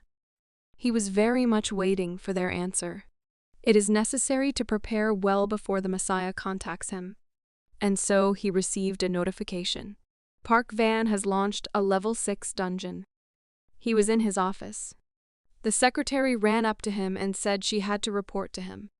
He wanted to put it off until later, unless it was very urgent information. But it was very urgent. Jin Mi's team that had gone to the dungeons had been completely destroyed. He didn't like it very much. He called his guards. They said that the press conference was over and he had to go to an important meeting. A press release will be prepared and published by the Phoenix Guild. He asked her to talk about the details in the car. They got into the car. A few days ago, an anonymous informant sent a bank statement to their office. The secretary does not know the reason for sending this information, but it seems that it is partially true. According to the report, most of the team members were killed by stab wounds, so it's possible that they weren't killed by the monsters. Jin Mi's team was the only one that went to the dungeon, so the other guilds can't be involved. That is, she wanted to say that there is a rat among his guards. The Skull Guild tricked them. They were considering what to do with Park Van in the future. One of the leaders said that she would leave him at the mercy of public opinion. The Swordmaster was currently working in the Skull Guild, so he wanted to deal with all of this. But now was not the time for rash actions. She asked what happened to the last dungeon of the Lizard Warrior. If she was going to do something, she had to do it right. Even Kim, who was on their side, must be dead by now, because he got into this situation too. Is she going to show their skull problem to the whole world? It's not his business to interfere with how they do their job, but he couldn't ignore it. Kim is scum. He doesn't even have skills, but how many times have he been mentioned here already? This upsets him. They can no longer work with the Skull Guild.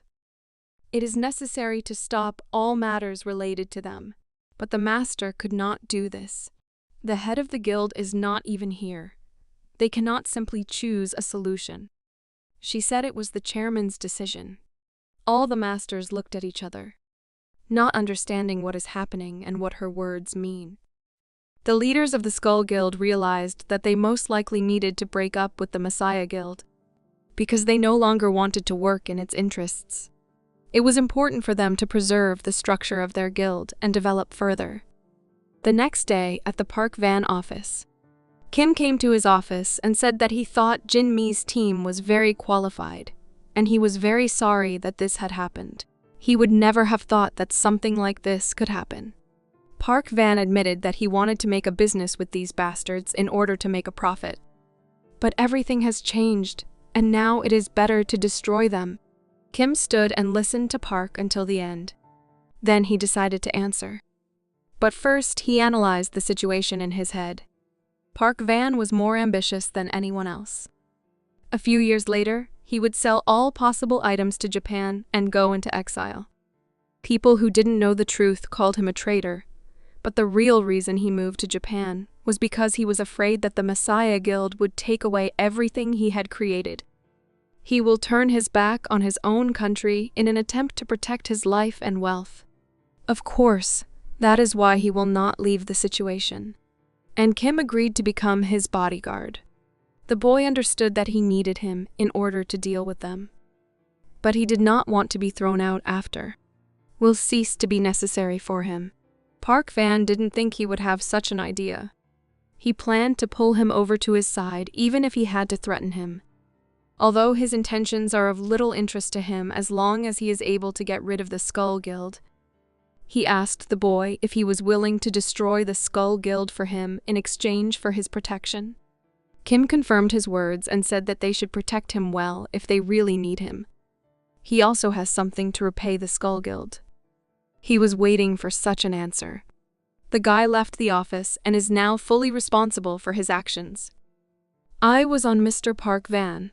He was sincerely grateful. He needed to go to the company and sign the contract. His conditions were changed to the highest level. He was under their supervision. When he was convinced of this, he left the office. No one understood how he managed to become a royal bodyguard. He only joined the guild 6 months ago. The man had built a pretty good reputation working here, but he wasn't sure that this day was enough to become a royal bodyguard. They weren't sure, but it was most likely because they didn't know. Park Van wasn't one to make decisions without a reason. Meanwhile, in the elevator, there was a lot of talk among the workers about the traitor among the guards. They talked about how he could get there.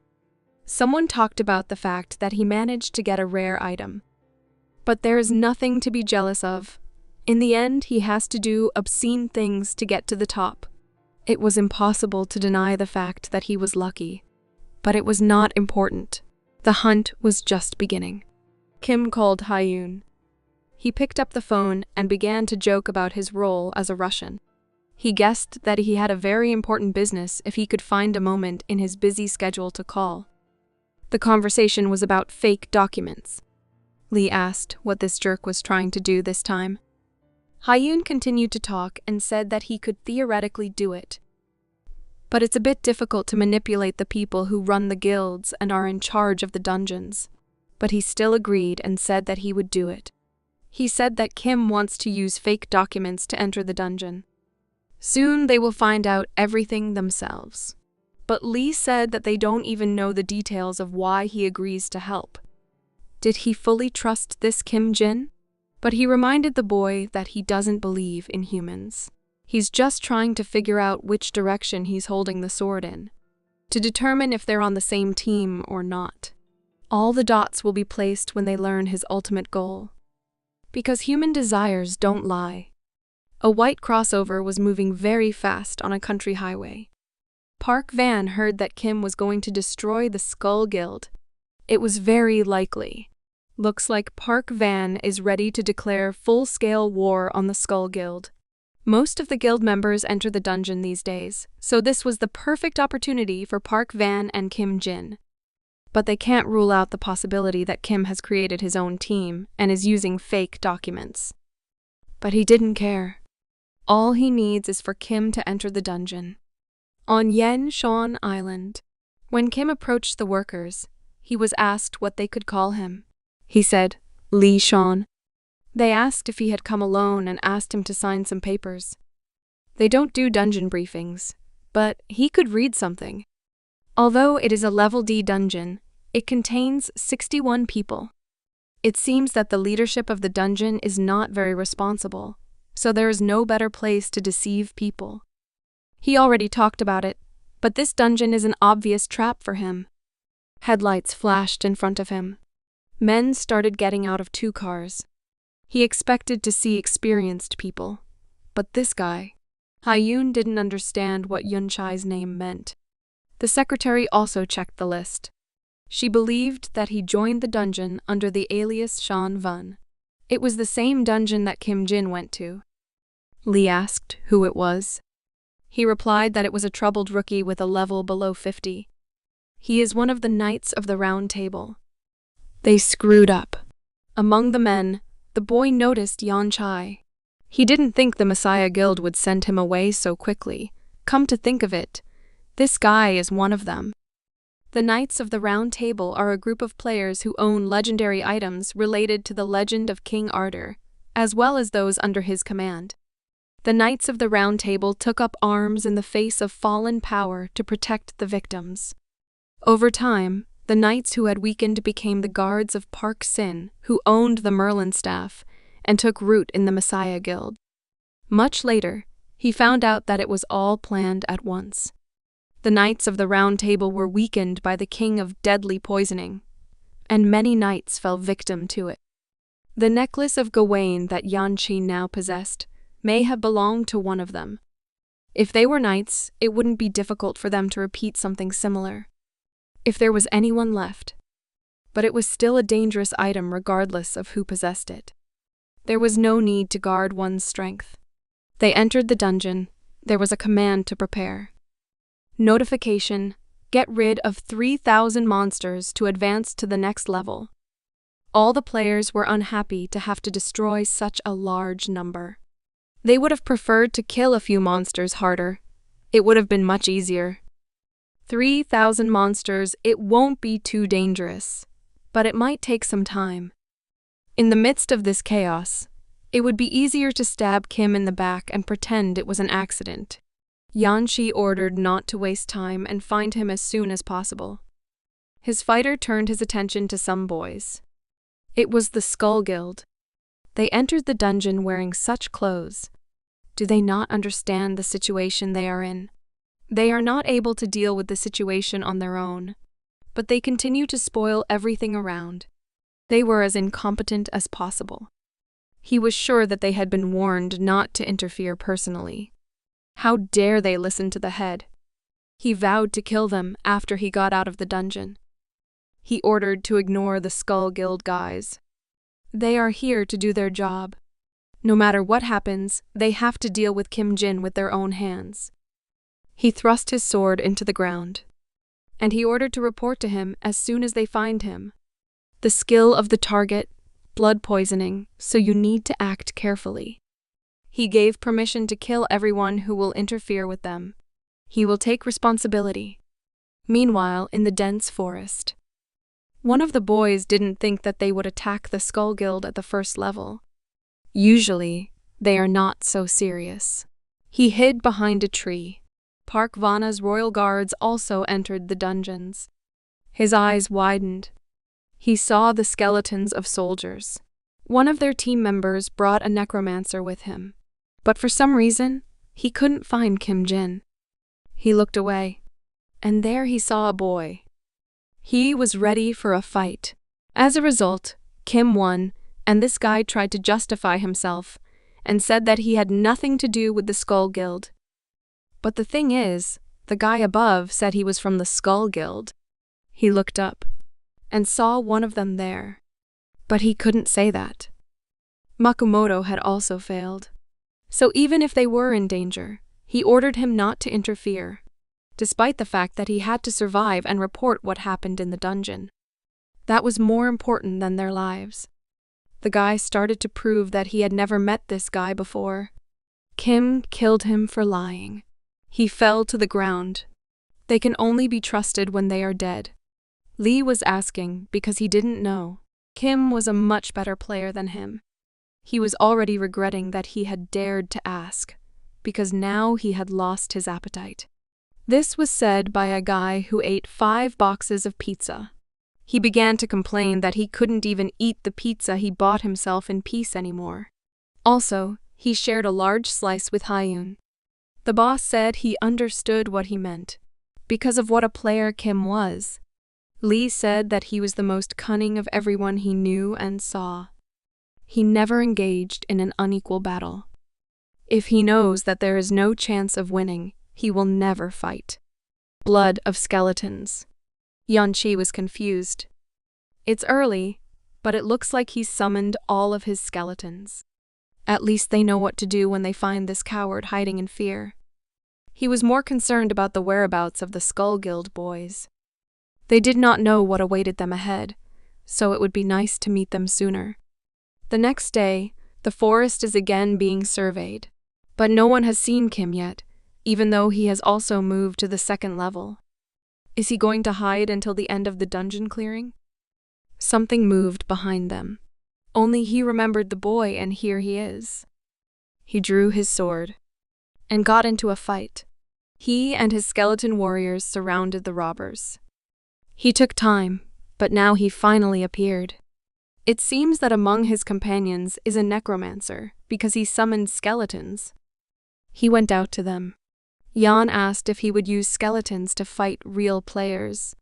He found it funny. Kim and the skeletons stood and listened intently. If they hadn't found him, maybe he would have been able to survive. But it's good that he escaped in time. Now they will test his skills. The skeleton ran forward, and the rest began to join him. Jan adopted a defensive stance, and the fight started. The skeletons moved very skillfully and easily. They dodged all blows and did not give the enemy any chance. He was outraged. They had just dodged his attack. He had never seen skeletons move like that. While he was standing still, Kim approached him. He was even faster than skeletons. He moved very intelligently and sharply, constantly changed direction to avoid encountering an enemy attack. And now he was already there. But their swords met. Yanchi was very strong, but he turned out to be even faster than the boy thought. They fought with swords. There was no pronounced dominant for some time. Jan asked what he was producing. Had he waited so long to see such a weak player? He pushed him away with one blow. The boy knew that this was not a simple enemy. It was not easy to fight with him. Compared to other opponents, he could not fight with him, save his strength and remain cool-headed at the same time. Yan saw that the boy had received a notification. Kim was focused on the fight. Yan only got these notifications when he was fighting worthy opponents. Does that mean he got the patron's attention too? The reward should be nice when he kills the guy. It will be really hard for him if things continue like this. Hyun asked Lee to start eating right, because fast food can cause big problems in the future. But the guy didn't think it was a problem at all. He said his thoughts are becoming like Kim's. Kim, meanwhile, summoned the skeletons. Yan realized that these were his fighters, not his ally. He was saving his strength to fight him. He liked it very much. They met swords again. But now the skeletons have also joined. Yan was sure that he would deal with him without any problems. They moved together enough, like a real team. He turned his head and saw something incomprehensible. He didn't need him, and his other fighters. They called for help because there were too many skeletons, and they could not cope with them. He thought they were incompetent and asked Kim why he was using such cowardly methods. But on the contrary, it was a very well-done job. He called him a puppy if he couldn't even fathom the situation he was in now. But he replied that he did not contact that. He activated Gawain's necklace. His appearance has changed. Finally, the boy waited for him to use it. Skeletons attacked him from behind, and it made Yan uncomfortable. He had to fight them off, and he did it successfully. It was one of the items that belonged to the Knights of the Round Table. The effect was as powerful as he expected. Now that he had used it, the next stage must begin. The boy ordered the skeletons to retreat. They did not understand what was happening. Why are they retreating, if at the moment they had complete dominance? Yan thought that he wanted to hide again because he couldn't win in open combat. But he had to finish him off before the rest of the guilds cleared the dungeon. He ordered the soldiers to deal with the skeletons, and he would pursue the boy. He moved through the forest. Yan Qi has not changed at all. Just like in the past, he did not care about his subordinates. It is probably due to self-confidence. It is clear that the necklace will not help him with this. This item significantly improves all characteristics. But since he doesn't know how to use the item, in his hands it is like a pearl in a pig. He mindlessly pursued the boy. Although it was impossible not to notice the difference in characteristics, he promised to catch him no matter how far he ran. He will not be able to escape from it after he has received the blessing of the sun. While he was talking, an explosion occurred in front of him. A very powerful explosion, most likely prepared by Kim. It was visible even to all the guilds. They did not understand what kind of explosion it was. They tried not to panic, because their commander cannot be defeated by such an explosion. It is necessary to quickly finish off the rest of the skeletons and go to help. But skeleton archers started working here. They worked very clearly. And now, thanks to the poison, their bodies were poisoned. They realized that these pawns cannot be underestimated. They passed the time perfectly. Yan emerged from the dust and told the boy to stop running away like a mean coward. But he didn't care how it looked, because it was logical that he would lose in a direct confrontation. Therefore, if he wanted to catch him, then he needed to run faster. He vowed to tear it apart with his bare hands when he caught it. He ran after him further. Additionally, Yan activated the running skill, and so he got as close as possible to the boy. And it seemed that everything would end right here. He swung his sword, but the ground beneath his feet disappeared. He did not understand what was happening, and sharply moved down. There were trolls in the pit, and the explosion rang out again. After it, a very large hole remained, as if an asteroid had landed there. But Yanqi was alive, and his patience was running out. The guy said he still doesn't understand what the strategy is. He thinks Kim is playing tag with him because he's bored. Developing a strategy based on your enemy's weaknesses, the topography, taking into account all possible options for the development of events, All this was the basis of the battle. And violent and stupid leaders like him, who rely only on their own strength, bring nothing but harm to their comrades. Isn't this the famous assassin from the Messiah Guild, Yan Qi? He was the only survivor again. The people heard that he had to be eaten by the monsters without options. He got angry and ordered everyone to shut up. And if anyone wants to say something, let him go to the middle and say it to his face, so that he knows who to tear apart. Judging by the way he speaks, he does not regret the death of his wards at all. And this is not surprising, because instead of brains, he has muscles, which are not capable of emotions. Obviously, considering that a place was chosen for placing the camp, about the danger of which the man warned several times. He jumped on him and said who he was to teach him. But the man looked into his eyes and dodged the blow. After that, his legs became tangled and he fell to the ground. He was sure that the members of his group died because they were weak. It wasn't his fault. He was just a worthless leader who brought nothing but harm to his comrades. Kim's tactics reminded him a lot of Suzuki's. Maybe that's why it's hard for him to restrain her there. But he promised to kill everyone with his own hands.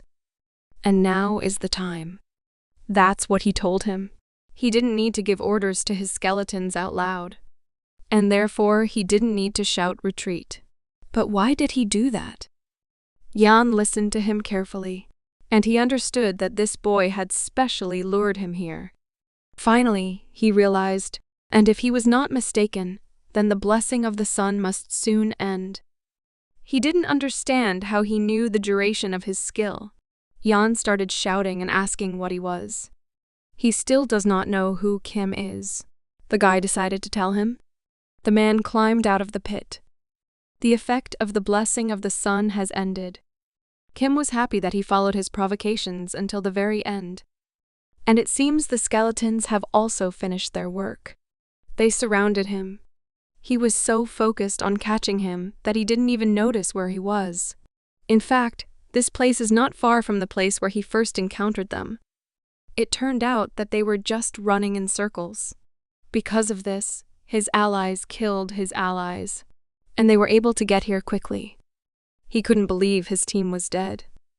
Yan was very angry, but there was nothing he could do about it. He activated the speed ability and jumped out of the pit, but wanted to destroy Kim. But for some reason, he stood still. Because he had assistance. The skeleton absorbed the blow. Kim knew all his actions in advance, and thanks to this, he could control the situation. If he could control his emotions, then maybe it would have brought more problems to the boy. Lee was driving home. He believed that his boss was overloading him with work. Why did he have to check him? He sent Lee to the dungeon of headless dogs. He decided that it would be more peaceful if they visited him. Lee said that they didn't need to check anything. He was sure that Kim would come out alive and well. Did the boss really care if he would survive? In fact, they needed to make sure that if Yan Qi lost, they needed to make sure to come up with their next plan. He believes that Kim thinks the same way. He is not a stupid guy, so he wants to know their goals, like the reason they created a fictional name or the relationship between the Park Van faction and the Skull Guild, or why they continue to help him, knowing that the Messiah Guild is behind it all, that it's just part of a grand plan to destroy the Messiah. Even if Kim kills Yan Qi, it will be difficult to understand his true intentions. But they need at least confirmation of whether he will continue to cooperate with them after that or not. There were not many cars on the highway. It was already night in the dungeon. Many skeletons were destroyed, but they did not die in vain, because Yan Qi was almost powerless and additionally had poisoned blood. They were enough to fight on, and they continued to attack him. He still couldn't believe that these were the skeletons of warriors. The man defended himself with the strength he had left. He turned around, and he saw that he was also attacked from behind. His blood was poisoned again. He clenched his teeth in anger and pain. But he tried to continue his fight. but his body was getting weaker. His legs refused to stand. He held up well against 12 skeletons. Now there are only 2 left. Everything would have been much worse if he hadn't increased the number of skeletons with the Mastery Stone. Now that he's completely under the influence of the poison blood, Kim doesn't need to entertain him anymore. Although he demanded that the boy fight and not transfer all the work to skeletons, he asked him to fight. Yan was lying on the ground and had no strength to get up. But he still wanted to fight Kim, despite the fact that his eyes became completely white. And as a result, he died. The boy approached him, opened his system, and took Gawain's necklace. It was his first item that belonged to the Knights of the Round Table. If the next one is someone like Yan Qi, then he will show himself worthy and die with honor. The man was willing to bet that it wasn't easy for him to get here with his brains. But then he corrected himself and said that he meant his assistants. Then he said that he was going to the master, so this time he would let him go. But the next time he met him, he would definitely break his skull. He replied that he would look forward to it. Yan Qi became a member of the Round Table that day. It was an honor for him to meet the great hero. One of the members scanned it carefully. Finally, he showed his face. The Messiah Guild won't just leave it like that when they find out he's dead. Everyone who supported Sejun's ambitions, not justice.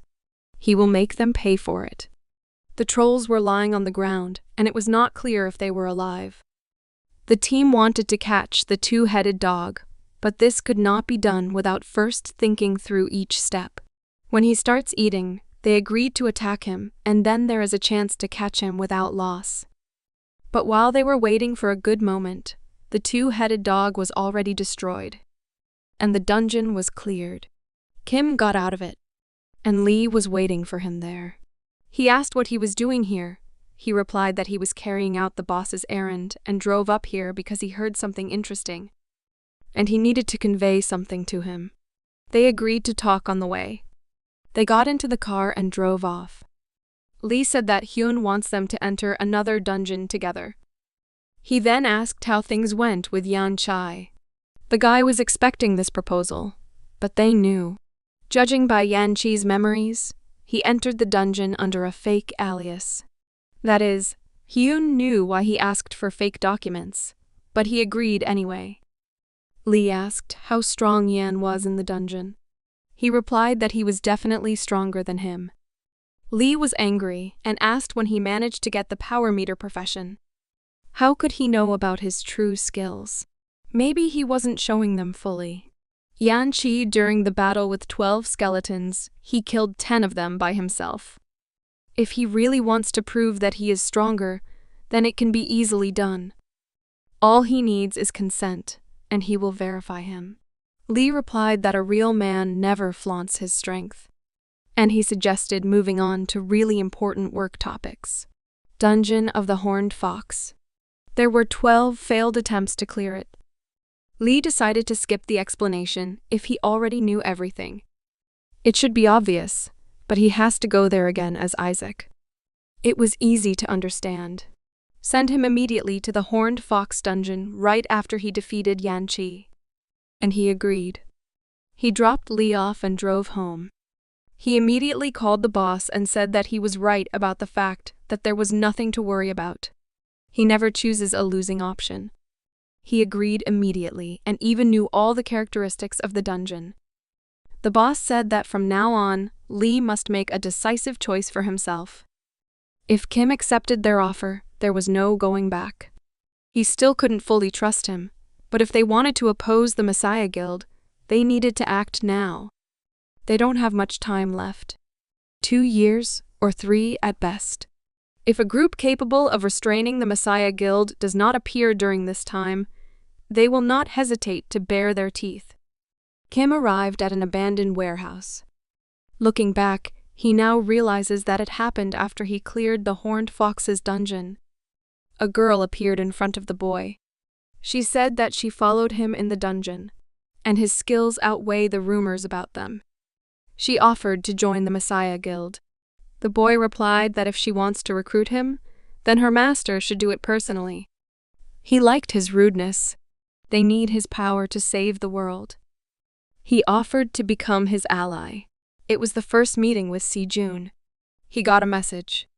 His candidacy was approved for the Horned Fox dungeon raid. Just like before, he was sure that the boys from the Messiah Guild would be there as well. He closed the phone.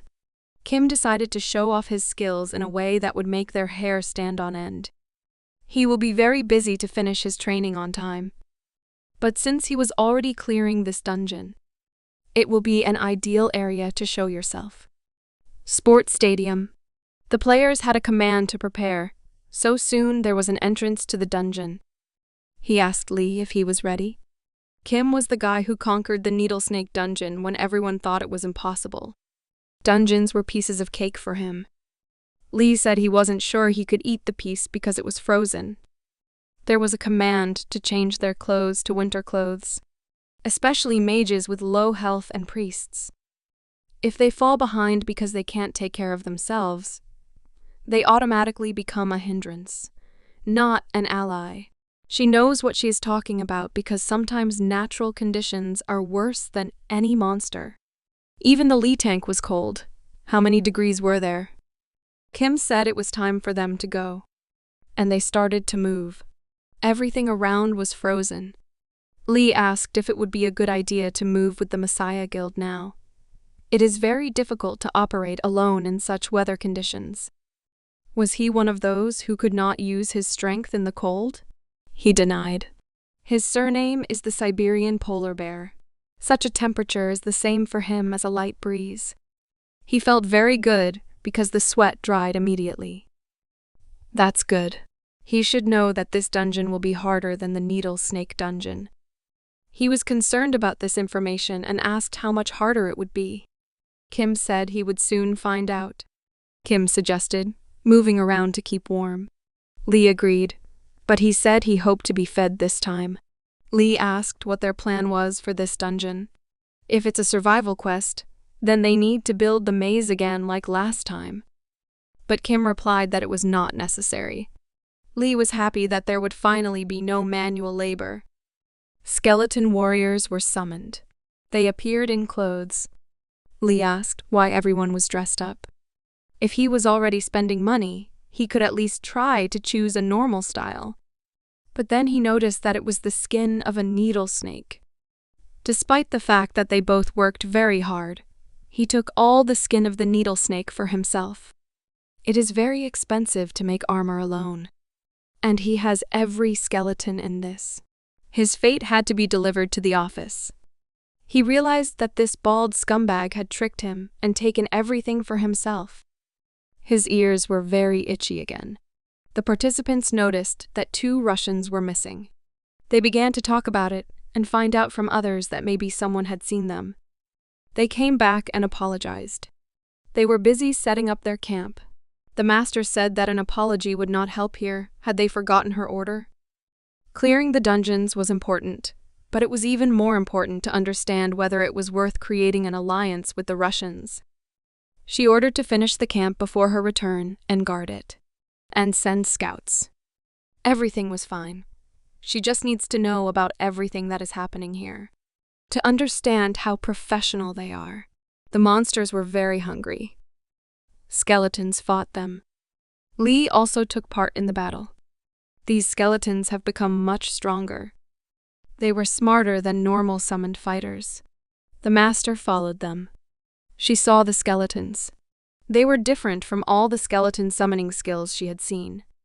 It was a completely different level. Her assistants asked what they should do. It is possible to help. They showed off to show that this was their hunting territory. They will only interfere with them if they interfere. These guys are above her level. As expected from a player who cleared a dungeon of a needle snake. She needs to report this to the guild. They should recruit him and encourage him to join. A single, long beep sounded. This is So's signal. Most likely, something happened in the camp. Kim noticed that they were being followed. The monsters broke through their defense line. There will be a lot of them. The task was to hold out until the arrival of the captain. There were a lot of them. They moved so fast as if something attracted them. And then something jumped on them, and they flew in different directions. It was their captain. She asked what they were doing here. They were only level 1 monsters. She ordered them to stop and take defensive positions. They will protect the camp. You need to go back slowly. If someone was wounded, you need to retreat. The wolves continued to summon new monsters. They could be heard throughout the dungeon. The earth began to tremble. The scout climbed a tree. He couldn't believe his eyes. A huge wave of monsters was coming at them. Their defense line had already been breached. But it wasn't even a wave of monsters. Kim and Lee watched what was happening. They will be destroyed if they do not help them. But Lee hoped that Kim was not planning to do that and go there. He surprised the mister when he asked for the skill page. But luckily it was on sale at a discount. Kim thanked Mr. O. Aura Field. Releases aura from buff or debuff effectors. Finally, he doesn't need to put it on anymore. The participants were surrounded by monsters. She should have guessed that the 12 teams didn't lose so easily. She was very confident because they were still in the first level. While they were thinking about what to do next, there was a very loud explosion. Some people thought that it might be reinforcements, but the fact is that there was no one in this dungeon except them. She turned her head and wondered what it could be. Kim was holding the monster's corpse in his hand, then threw him down the hill. He activated the corpse explosion. Each corpse he threw down destroyed 50 monsters. Skeletons and Lee also came to the rescue. It was moving fast enough for a tank. The skeletons also did their job perfectly. They made a circle and destroyed all the monsters. He then activated the blessing of the sun and joined the skeleton warrior. These were fighters of a completely different level. Fear was palpable in their eyes. With the help of additional abilities, they could be made real killers. Lee was also surprised. The skeleton opened its mouth and began to scream. He had a crazy aura. Lee had never seen a skeleton warrior act like this. They looked like they were on steroids. They were all of the same strength. Such skeletons could destroy a monster with one blow. And so it happened. They behaved like berserkers. This Kim. What kind of amazing magic he used. This is not suppression. Just imagine that you are hunting a large number of monsters. And instead of using the sun's blessing buff on its own, activates an aura field that allows others to use its effect as well. This is much more effective. They just destroy everything in their path. Kim threw another corpse to clear the area that still had monsters left. There was another explosion. They have formed a barrier and are blocking the monsters in the very middle. Is this the true ability of the snake hunter? The wave stopped. This was their chance. The captain called everyone to follow her. Meanwhile, at Hyun.Win's office, he offered to help the Messiah Guild avoid arrest. Because they are shown as heroes, and they will not be able to go against their saviors. Moreover, under public pressure, the Messiah will be forced to reward his saviors. In other words, he wanted to kill 2 birds with 1 stone. The secretary thought it was a good idea, but it had to be implemented very well, and there was no way around it without luck. She advised him to think about the fact that the Messiah Guild has many players in this level range, all with excellent skills. In order for the plan to work, players with vastly superior skills are needed. Is he sure that Kim is that strong? Hyun said he was sure of it based on how fast he had been developing his abilities lately. He was even willing to lend him money. The secretary thought, does he really rate him so highly? That is why he is now in the dungeon with Lee. They must make every effort not to reveal their identities, so that they can profit as long as possible by hiding behind a mask. Participants finished off the last monsters. Finally, it was all over. If it weren't for the Russians, they would have very big problems. Thanks to them, they did not lose a single member of their guild. She thought they probably didn't speak Korean. They left, but the captain tried to catch up with them. Lee asked if they were just going to leave now. What about their plan? Kim said they had killed a bunch of monsters. It wasn't dangerous anymore. Staying with them would only increase the chances of being exposed. And now that they've demonstrated their skills, they won't be able to claim that they did this sweep on their own. This place has just become a good place to level up. Lee's biggest fear was that they would have to do the same thing as last time. Kim smiled. It was getting dark in the dungeon, but it wasn't too noticeable because the snow and the moon provided the light. Lee thought he was crazy to team up with such a jerk. His level has increased. Kim reached level 35. There was no point in thinking about anything else except to destroy the main target. He opened the system. The poison blood ability has increased in level. Poison blood and dark blood will help him achieve his plans faster. Lee asked why he had such a serious face, which was wrong. He said that everything is fine, but before they go to the second level, there is one more thing they must do together. They need a snack. At the second level, they will need more energy. Lee's expression immediately changed. They were roasting chicken on the fire. Lee finally felt that they were a team. Kim wanted to ask for something before they went to hunt the horned fox. Even with an immortal body, you still feel pain. He asked if he would lose consciousness during the battle because of it. Lee replied that he was not such a weakling that he would shut down during a fight. Kim asked, in that case, if the fox pierced him with its horn, how long would he be able to hold out? He was confused and did not expect such information. The second level of the dungeon. They could not fight her. She was very fast. There was very little chance that they would be able to destroy it. One of the participants turned his head. Before he even had time to react, the fox grabbed him and pulled her away. At this rate, everyone will die. They couldn't do anything. They needed a way to slow down the horned fox. A man came out in front of them, who said he could catch a fox and kill her. They could not understand what he was up to. The captain yelled at him that he wouldn't achieve anything if he just threw himself at her. A fox was visible in his eyes. He was walking straight towards her. She was preparing another attack. It was a very easy target for her, almost motionless. She rushed at him. The fox was faster than he thought. It was not yet clear what his plan was. Everything was happening, as Kim said. The damage was small, but she was very fast. Now he could only block her blows. It would be very difficult to attack back. He stopped. It was very slippery. The fox attacked him again. This time, it was a powerful attack. But still, the real danger was her speed. A warrior's skeleton would immediately break, so this option was not suitable. And a trap made of a wooden fence would take a very long time. That is, it was necessary for Lee to stop her movement. And then he wondered why it was so unexpected that Kim offered to have a snack. He expected an answer. Will he not cope with this task? He caught the fox and tried to restrain her.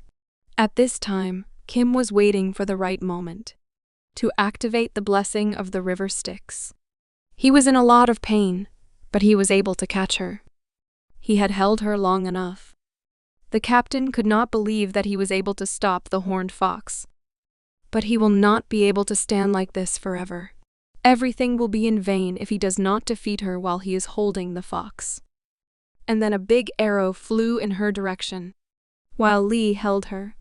She saw this attack, but she couldn't do anything because she was limited in her movements thanks to Lee. She was exposed to dark blood. After that, the skeletons attacked. The captain had no words. She just silently watched everything that was happening. She couldn't believe their levels were below 40. The skeletons pounced on the fox and began to finish it off. Compared to the participants, they were simply monsters. They successfully defeated the horned fox. At the exit from the dungeon, they were met by a bunch of reporters and journalists who were trying to find the one who was able to clear the dungeon and kill the horned fox. They had to ask him questions in order to write a good story. A diplomatic car drove up there. It was Isaac's car. He was holding a fox horn in his hand. He called Hyun and asked him to release his statement. He came back earlier than planned, but why does he need to make a statement?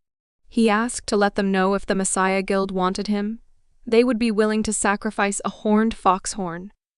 Lee was very angry. They had to go through so much to get this horn, and he wants to give it away so easily. Hyun thought that he had a serious plan, but Lee said if he doesn't need this horn, he should give it to him rather than the Messiah Guild. And he also asked to emphasize the part if the Messiah wants to receive him. The boss promised that he would fulfill his request. After a while, the news was all about Kim. In this case, you can rely on them. They will do everything as he asked quickly enough. The guy got a call from Park Van. Meanwhile, at home in the Park Van, with endless guesses, who is hiding behind the identity of Isaka? Recently, only he is being talked about. Either way, he's doing better than he expected. These scumbags from the Skull Guild seem to have completely turned all their operations over to Korea and returned to Japan. A part of him still wants to destroy them, but he's happy with how things turned out. If he fulfilled his part of the agreement, he should be rewarded accordingly. He asked him not to give up and to continue to develop, because he still has a lot of work for him. He gave him an ability page. Blood Mist. Creates a mist from one's own blood. He could become even better if he joined his squad. Urgent news. The Messiah Guild released an official statement. They are grateful to Isaac, but are willing to take his word for it. Instead, they will send him a gift as a thank you for saving the lives of the guild members. As a result, they simply lose, protecting their pride. If he remained silent, they would try to steal the horn without influencing public opinion. Wolfit only works against those people that the Messiah Guild considers enemies. In addition to saving their members, he stated that we'll present them with an object. After this, even they will not call him an enemy. If they want to save the face of merciful heroes and get a horn from that fox, they will have to pay a big price. Their losses will depend on what they reward him with. Park Van gave him a level 40 ability page, so he wants Kim to focus on leveling. He asked if the president could provide him with some dungeons so that he could raise his level. He replied that there was no problem with that. He asked to buy them from a broker and sent him an invoice. He will take care of the rest. The boy thanked. The Messiah Guild plans to send Isaac a gift as a thank you. This guild generously rewards those who risk their lives to save the world. Lee watched the news and understood now why Kim put on a spectacle with the foxhorn. Because he knew in advance what would happen next. He knows his business. Now he will receive a gift from the Messiah and keep the horn. I wonder what they will send him. The boss replied that they will send the skill of summoning golems. Lee asked how he knew that. They had it all figured out before a public statement was made. It doesn't matter what the gift is. It's always better to give it before the press finds out about it. They suggested the golem summoning skill, and they immediately agreed. Lee was opening another candy. Then he asked what was on his account, because he also works very hard. Why didn't he get anything? Shouldn't he at least get breadcrumbs from the table or something? The boss put the boxes on the table. He knew that Lee loved food. Therefore, he kept them specially for him. They were gifts sent by people who thought they were Russian. He didn't understand why he pretended that he had bought everything himself. But after some time his aggression ended, and he began to destroy all the food that was there. The boss said that he received a request to purchase the dungeon from Park Van. It was as if he was trying to break off their cooperation. Besides, the boss called him a scum who only thinks about how to fill his own pockets with money. Besides, He has already gained power over the Phoenix Guild. Why did he need a broker? He wrote that he wanted to purchase some dungeons for his new elite soldier. I wondered who this warrior was. Was it Kim Jin? Lee guessed that maybe they want to cooperate with him together to blackmail. It's called business, the boss suggested, asking Kim Jin to teach him business. He gave him a tour of the dungeon. It was a quest for survival. Dungeons that immediately show that they are a survival quest are rare enough, so it should be good to make some extra money. Survive 7 days in a rank B dungeon. Looks like the perfect place to level up at the risk of your life. The boss ordered to go and hand it over to the customer. He also needs to raise his level. He began to say that, in his opinion, this was not the best option. The boss noticed that Lee was finally starting to understand the dungeons. They moved to a new dungeon. Another dungeon with this horrible person, Kim suggested, starting with a light walk. The #1 financial company in Korea. They became the most influential company in the world, sponsoring the Messiah Guild. Yan Chi went into the dungeon with word of hunting Kim Jin, but never came back. Why did he need to do something that no one asked him to do? The woman asked where Gawain's necklace was. If it was stolen, it must be returned to its rightful owners immediately. It is not difficult to find a replacement for Yan Chai in the guild, but they do not have an item that can replace the necklace. At first, the frequent failures of the Skull Guild did not seem like anything serious. But that little spark turned into a flame, creating tension between them. The Master Swordsman and the Master Archer. The union that seemed perfect began to break down. The source of their problems is Park Van. If she had known what would come of this, she would have killed him earlier. Now that his powers had increased so much, she needed to take it gradually.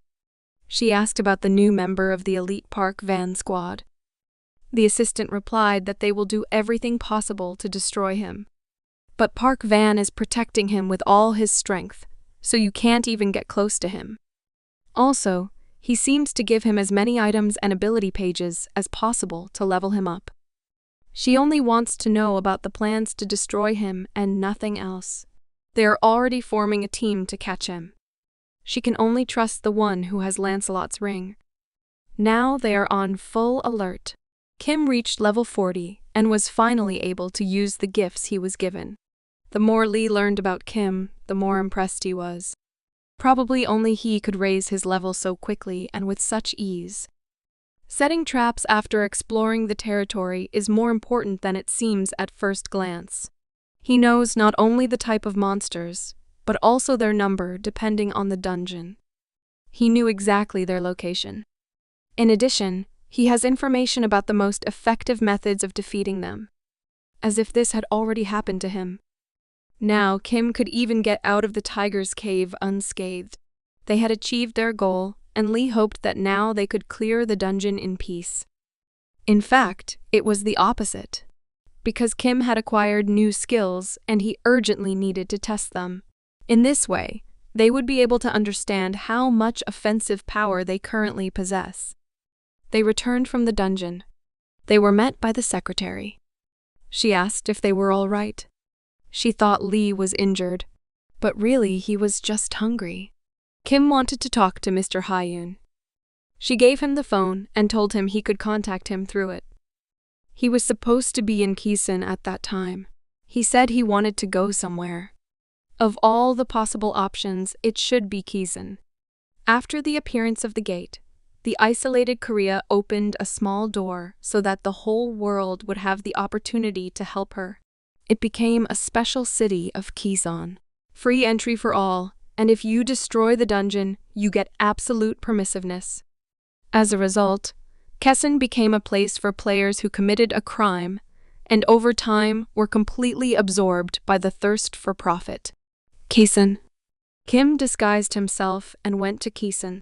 On the bus, a man approached him and said that it was the first time he had seen him here. He also asked if this was the first time he was working as a porter. A domestic donkey, so that they could take as many items from the dungeon as possible. He said that was not true. The man added that it was clear to everyone that he was here for the first time. He looked like someone wanted for a particularly serious crime. He asked him not to worry because they were all in the same boat. Although it is possible that he is not with them, because most of these men are murderers and rapists. They are not touched because they are players. They can come back at any time if they find a way to make money. The man asked how he ended up here. He replied that he was betrayed by someone he trusted. A story about betrayal. He had no idea who the traitor was, but he was sure that if he tried hard, he could get even with him. He left and said if you need help to call him. The fact is that the man spoke for the betrayal of the whole world. He was sure he would make him pay. He got a message about what the situation was like. The bus arrived at its destination. The men started getting out of the bus. Meanwhile, in the broker's office, Lee could not believe that he really went there. The worst scum gathers there. What is he looking for, that it was necessary to go to this accessible world? Really crazy. Lee leaned here in the evening to suck all the juices out of him. He just remembered how Kim said something about the skin of a needle snake. In any case, the boss did not understand why Kim went to Kizan.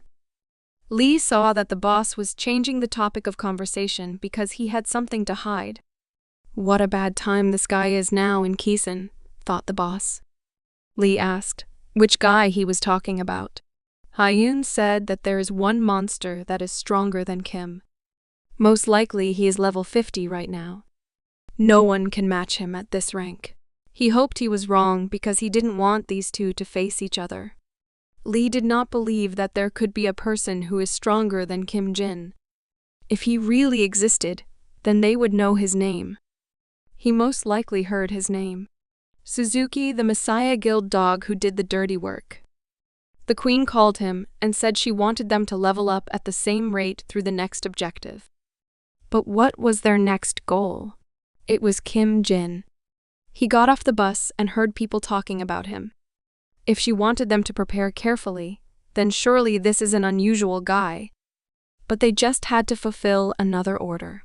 As soon as the new victim is known, they need to quickly clear this dungeon and start an investigation. They received a message from the boy they had left in charge.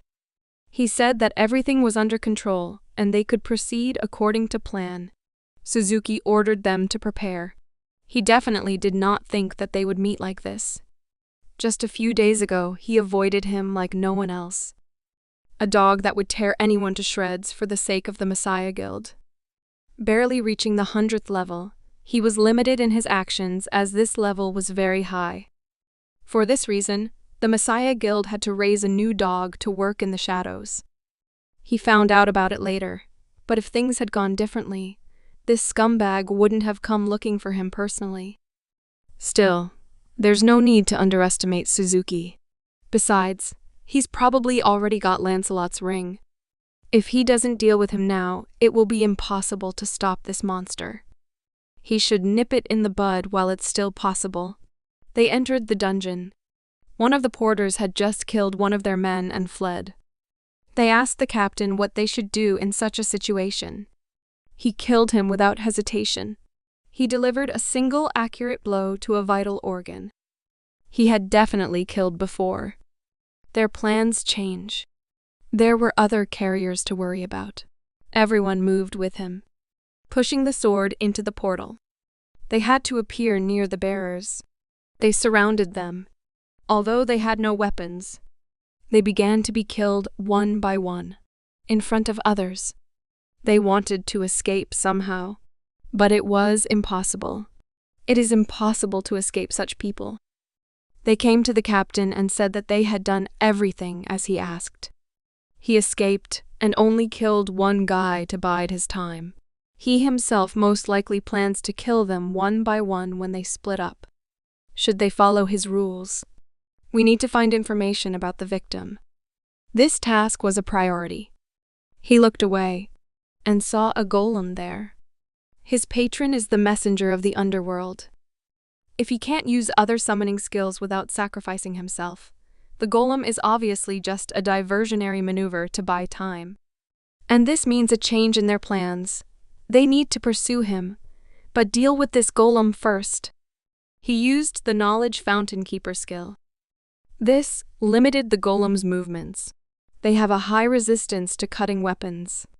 Against it, you need to use shock weapons. They are not so dangerous if you leave them without legs first. They began to attack his lower part.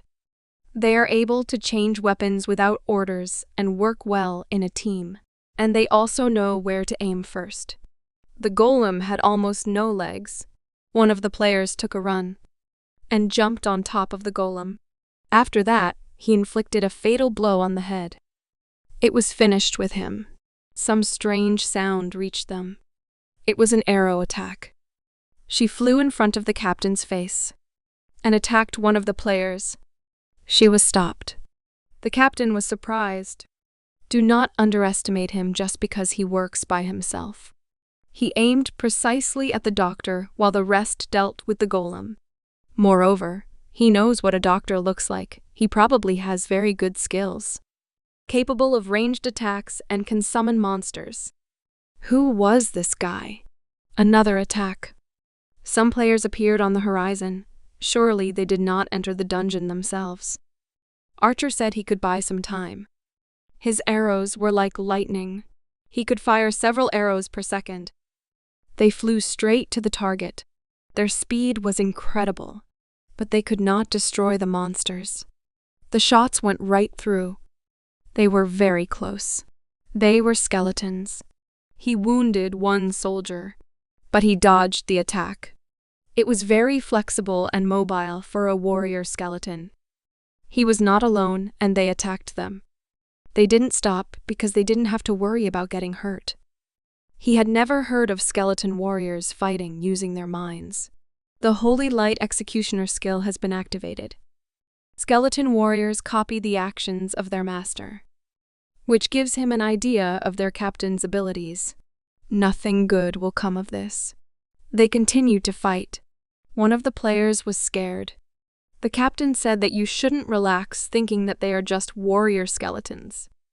They should be treated like veteran players and use their power. You also need to aim at unprotected places. Everyone has heard that it is necessary to focus on gaps in the armor. They were good against skeletons. They were able to destroy them. He felt Kim. He was somewhere nearby. If he deals with the captain. Here he appeared before him. The Suzuki stopped and started running to him. He wanted to strike, and he did it. But it did not cause any damage. Kim was already behind him. He didn't even have time to blink. A boy was standing behind the cut fabric, in a mask in the form of a skull. Could he be the Isaac Needle Snake Hunter? They found an approach and now understood how to kill skeleton warriors. There are only 2 of them left. Was Isaac the Needle Snake Hunter in front of him? Does he not have friendly relations with their guild? It is time to implement the second part of the plan. The warriors' skeletons were destroyed. Kim began to run away. He wanted to wear them down. He is a necromancer. If they give him time, they will lose their advantage. They lost 4 men, but Suzuki ordered them to wait until they learned his intentions. They didn't have time for that. It was clear that he had weakened. If they were acting according to the rules, then when he lost his puppets, they should have run after him. But if he has more than just summoning skills, the captain was calling them back because it was a trap. There was an explosion. Corpse detonation skill. But some strange smoke began to be released into the air. The captain ordered them to be ready because they didn't know what was coming next. A silhouette began to appear in the smoke. It was a wounded fighter, but he was poisoned. His blood was black. The doctor told him to stay put, and he would cure him. But the captain said that the color of his blood had changed, and it was too late. He fell to his knees, and he asked for help. He said that it was only poison and that he was normal. He started running to them and said that he did not want to die here. The captain made a decision and finished it halfway. No one talked about the fact that Isaac uses poison, but he still used it so strong that his subordinate died immediately. Why didn't he use it from the start? Maybe there is a reason. One of the fighters had a wounded cheek. The other has a chest. Due to the explosion, they didn't notice, but for some reason, this dark fog does not disappear. It was poison. The captain ordered everyone to move away from the fog. But what does this mean? No one has smelled any smells. As a result, everyone was poisoned. He wanted the poisoned fog to leave them defenseless. While the captain was talking, a skeleton approached him. He turned his head and wanted to defend himself. But his goal was not him, but his team. It helped him. Attack Suzuki. The executioner of Holy Light is interested in this battle. Notice from the patron. The messenger of the underworld became interested in this battle. As expected, his level is very different from that of Yan Qi. He wanted to distract him and destroy him with one blow. If he is not careful, he can die himself. Meanwhile, at Hyen's office, the secretary managed to track Kim's location as the boss guessed he went to that dungeon. He really went there to kill Suzuki. If so, then he is targeting the Messiah Guild. Kim will be a good ally for him if he comes back alive. The secretary asked what they should do in such a case. He said it was time to get what she had been working on for months. The power of the Pharaoh. His entire team was dead. Suzuki destroyed the last skeleton. Only the two of them remained. Even though he changed all the effects of the sun blessing on himself, the difference was so huge between them. He is much stronger than Kim remembered. He was very confident when he decided to meet with Suzuki. He said that Kim was the first person he had to deal with. He lost a lot of blood, so he didn't have long to live. If it were not for this ring, he would be dead already, as well as his subordinates. If he loses a little more blood, he will also die. He swung at Kim. The boy was ready to accept his death, but remembered something. Because his blood is poisonous, they will not be able to provide the necessary medical care or transfusions if he is terminally ill. So the boss prepared something specially for Kim. Maybe it won't be necessary when he gets stronger, but until then, she has to save his life at least once. The skill page he gave him. His eyes opened, and he continued to fight to the last. He used his last ability. The blood absorption skill was used. Suzuki's body began to self-absorb.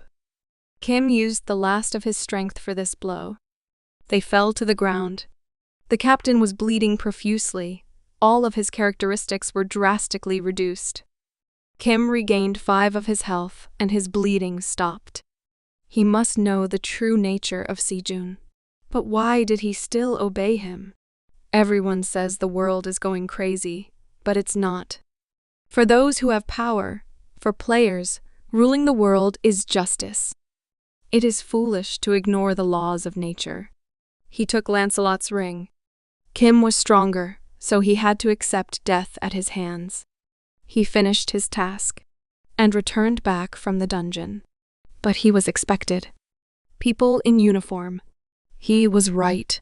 The fact that he killed Suzuki was impossible, and he could not say that he did not know who he killed.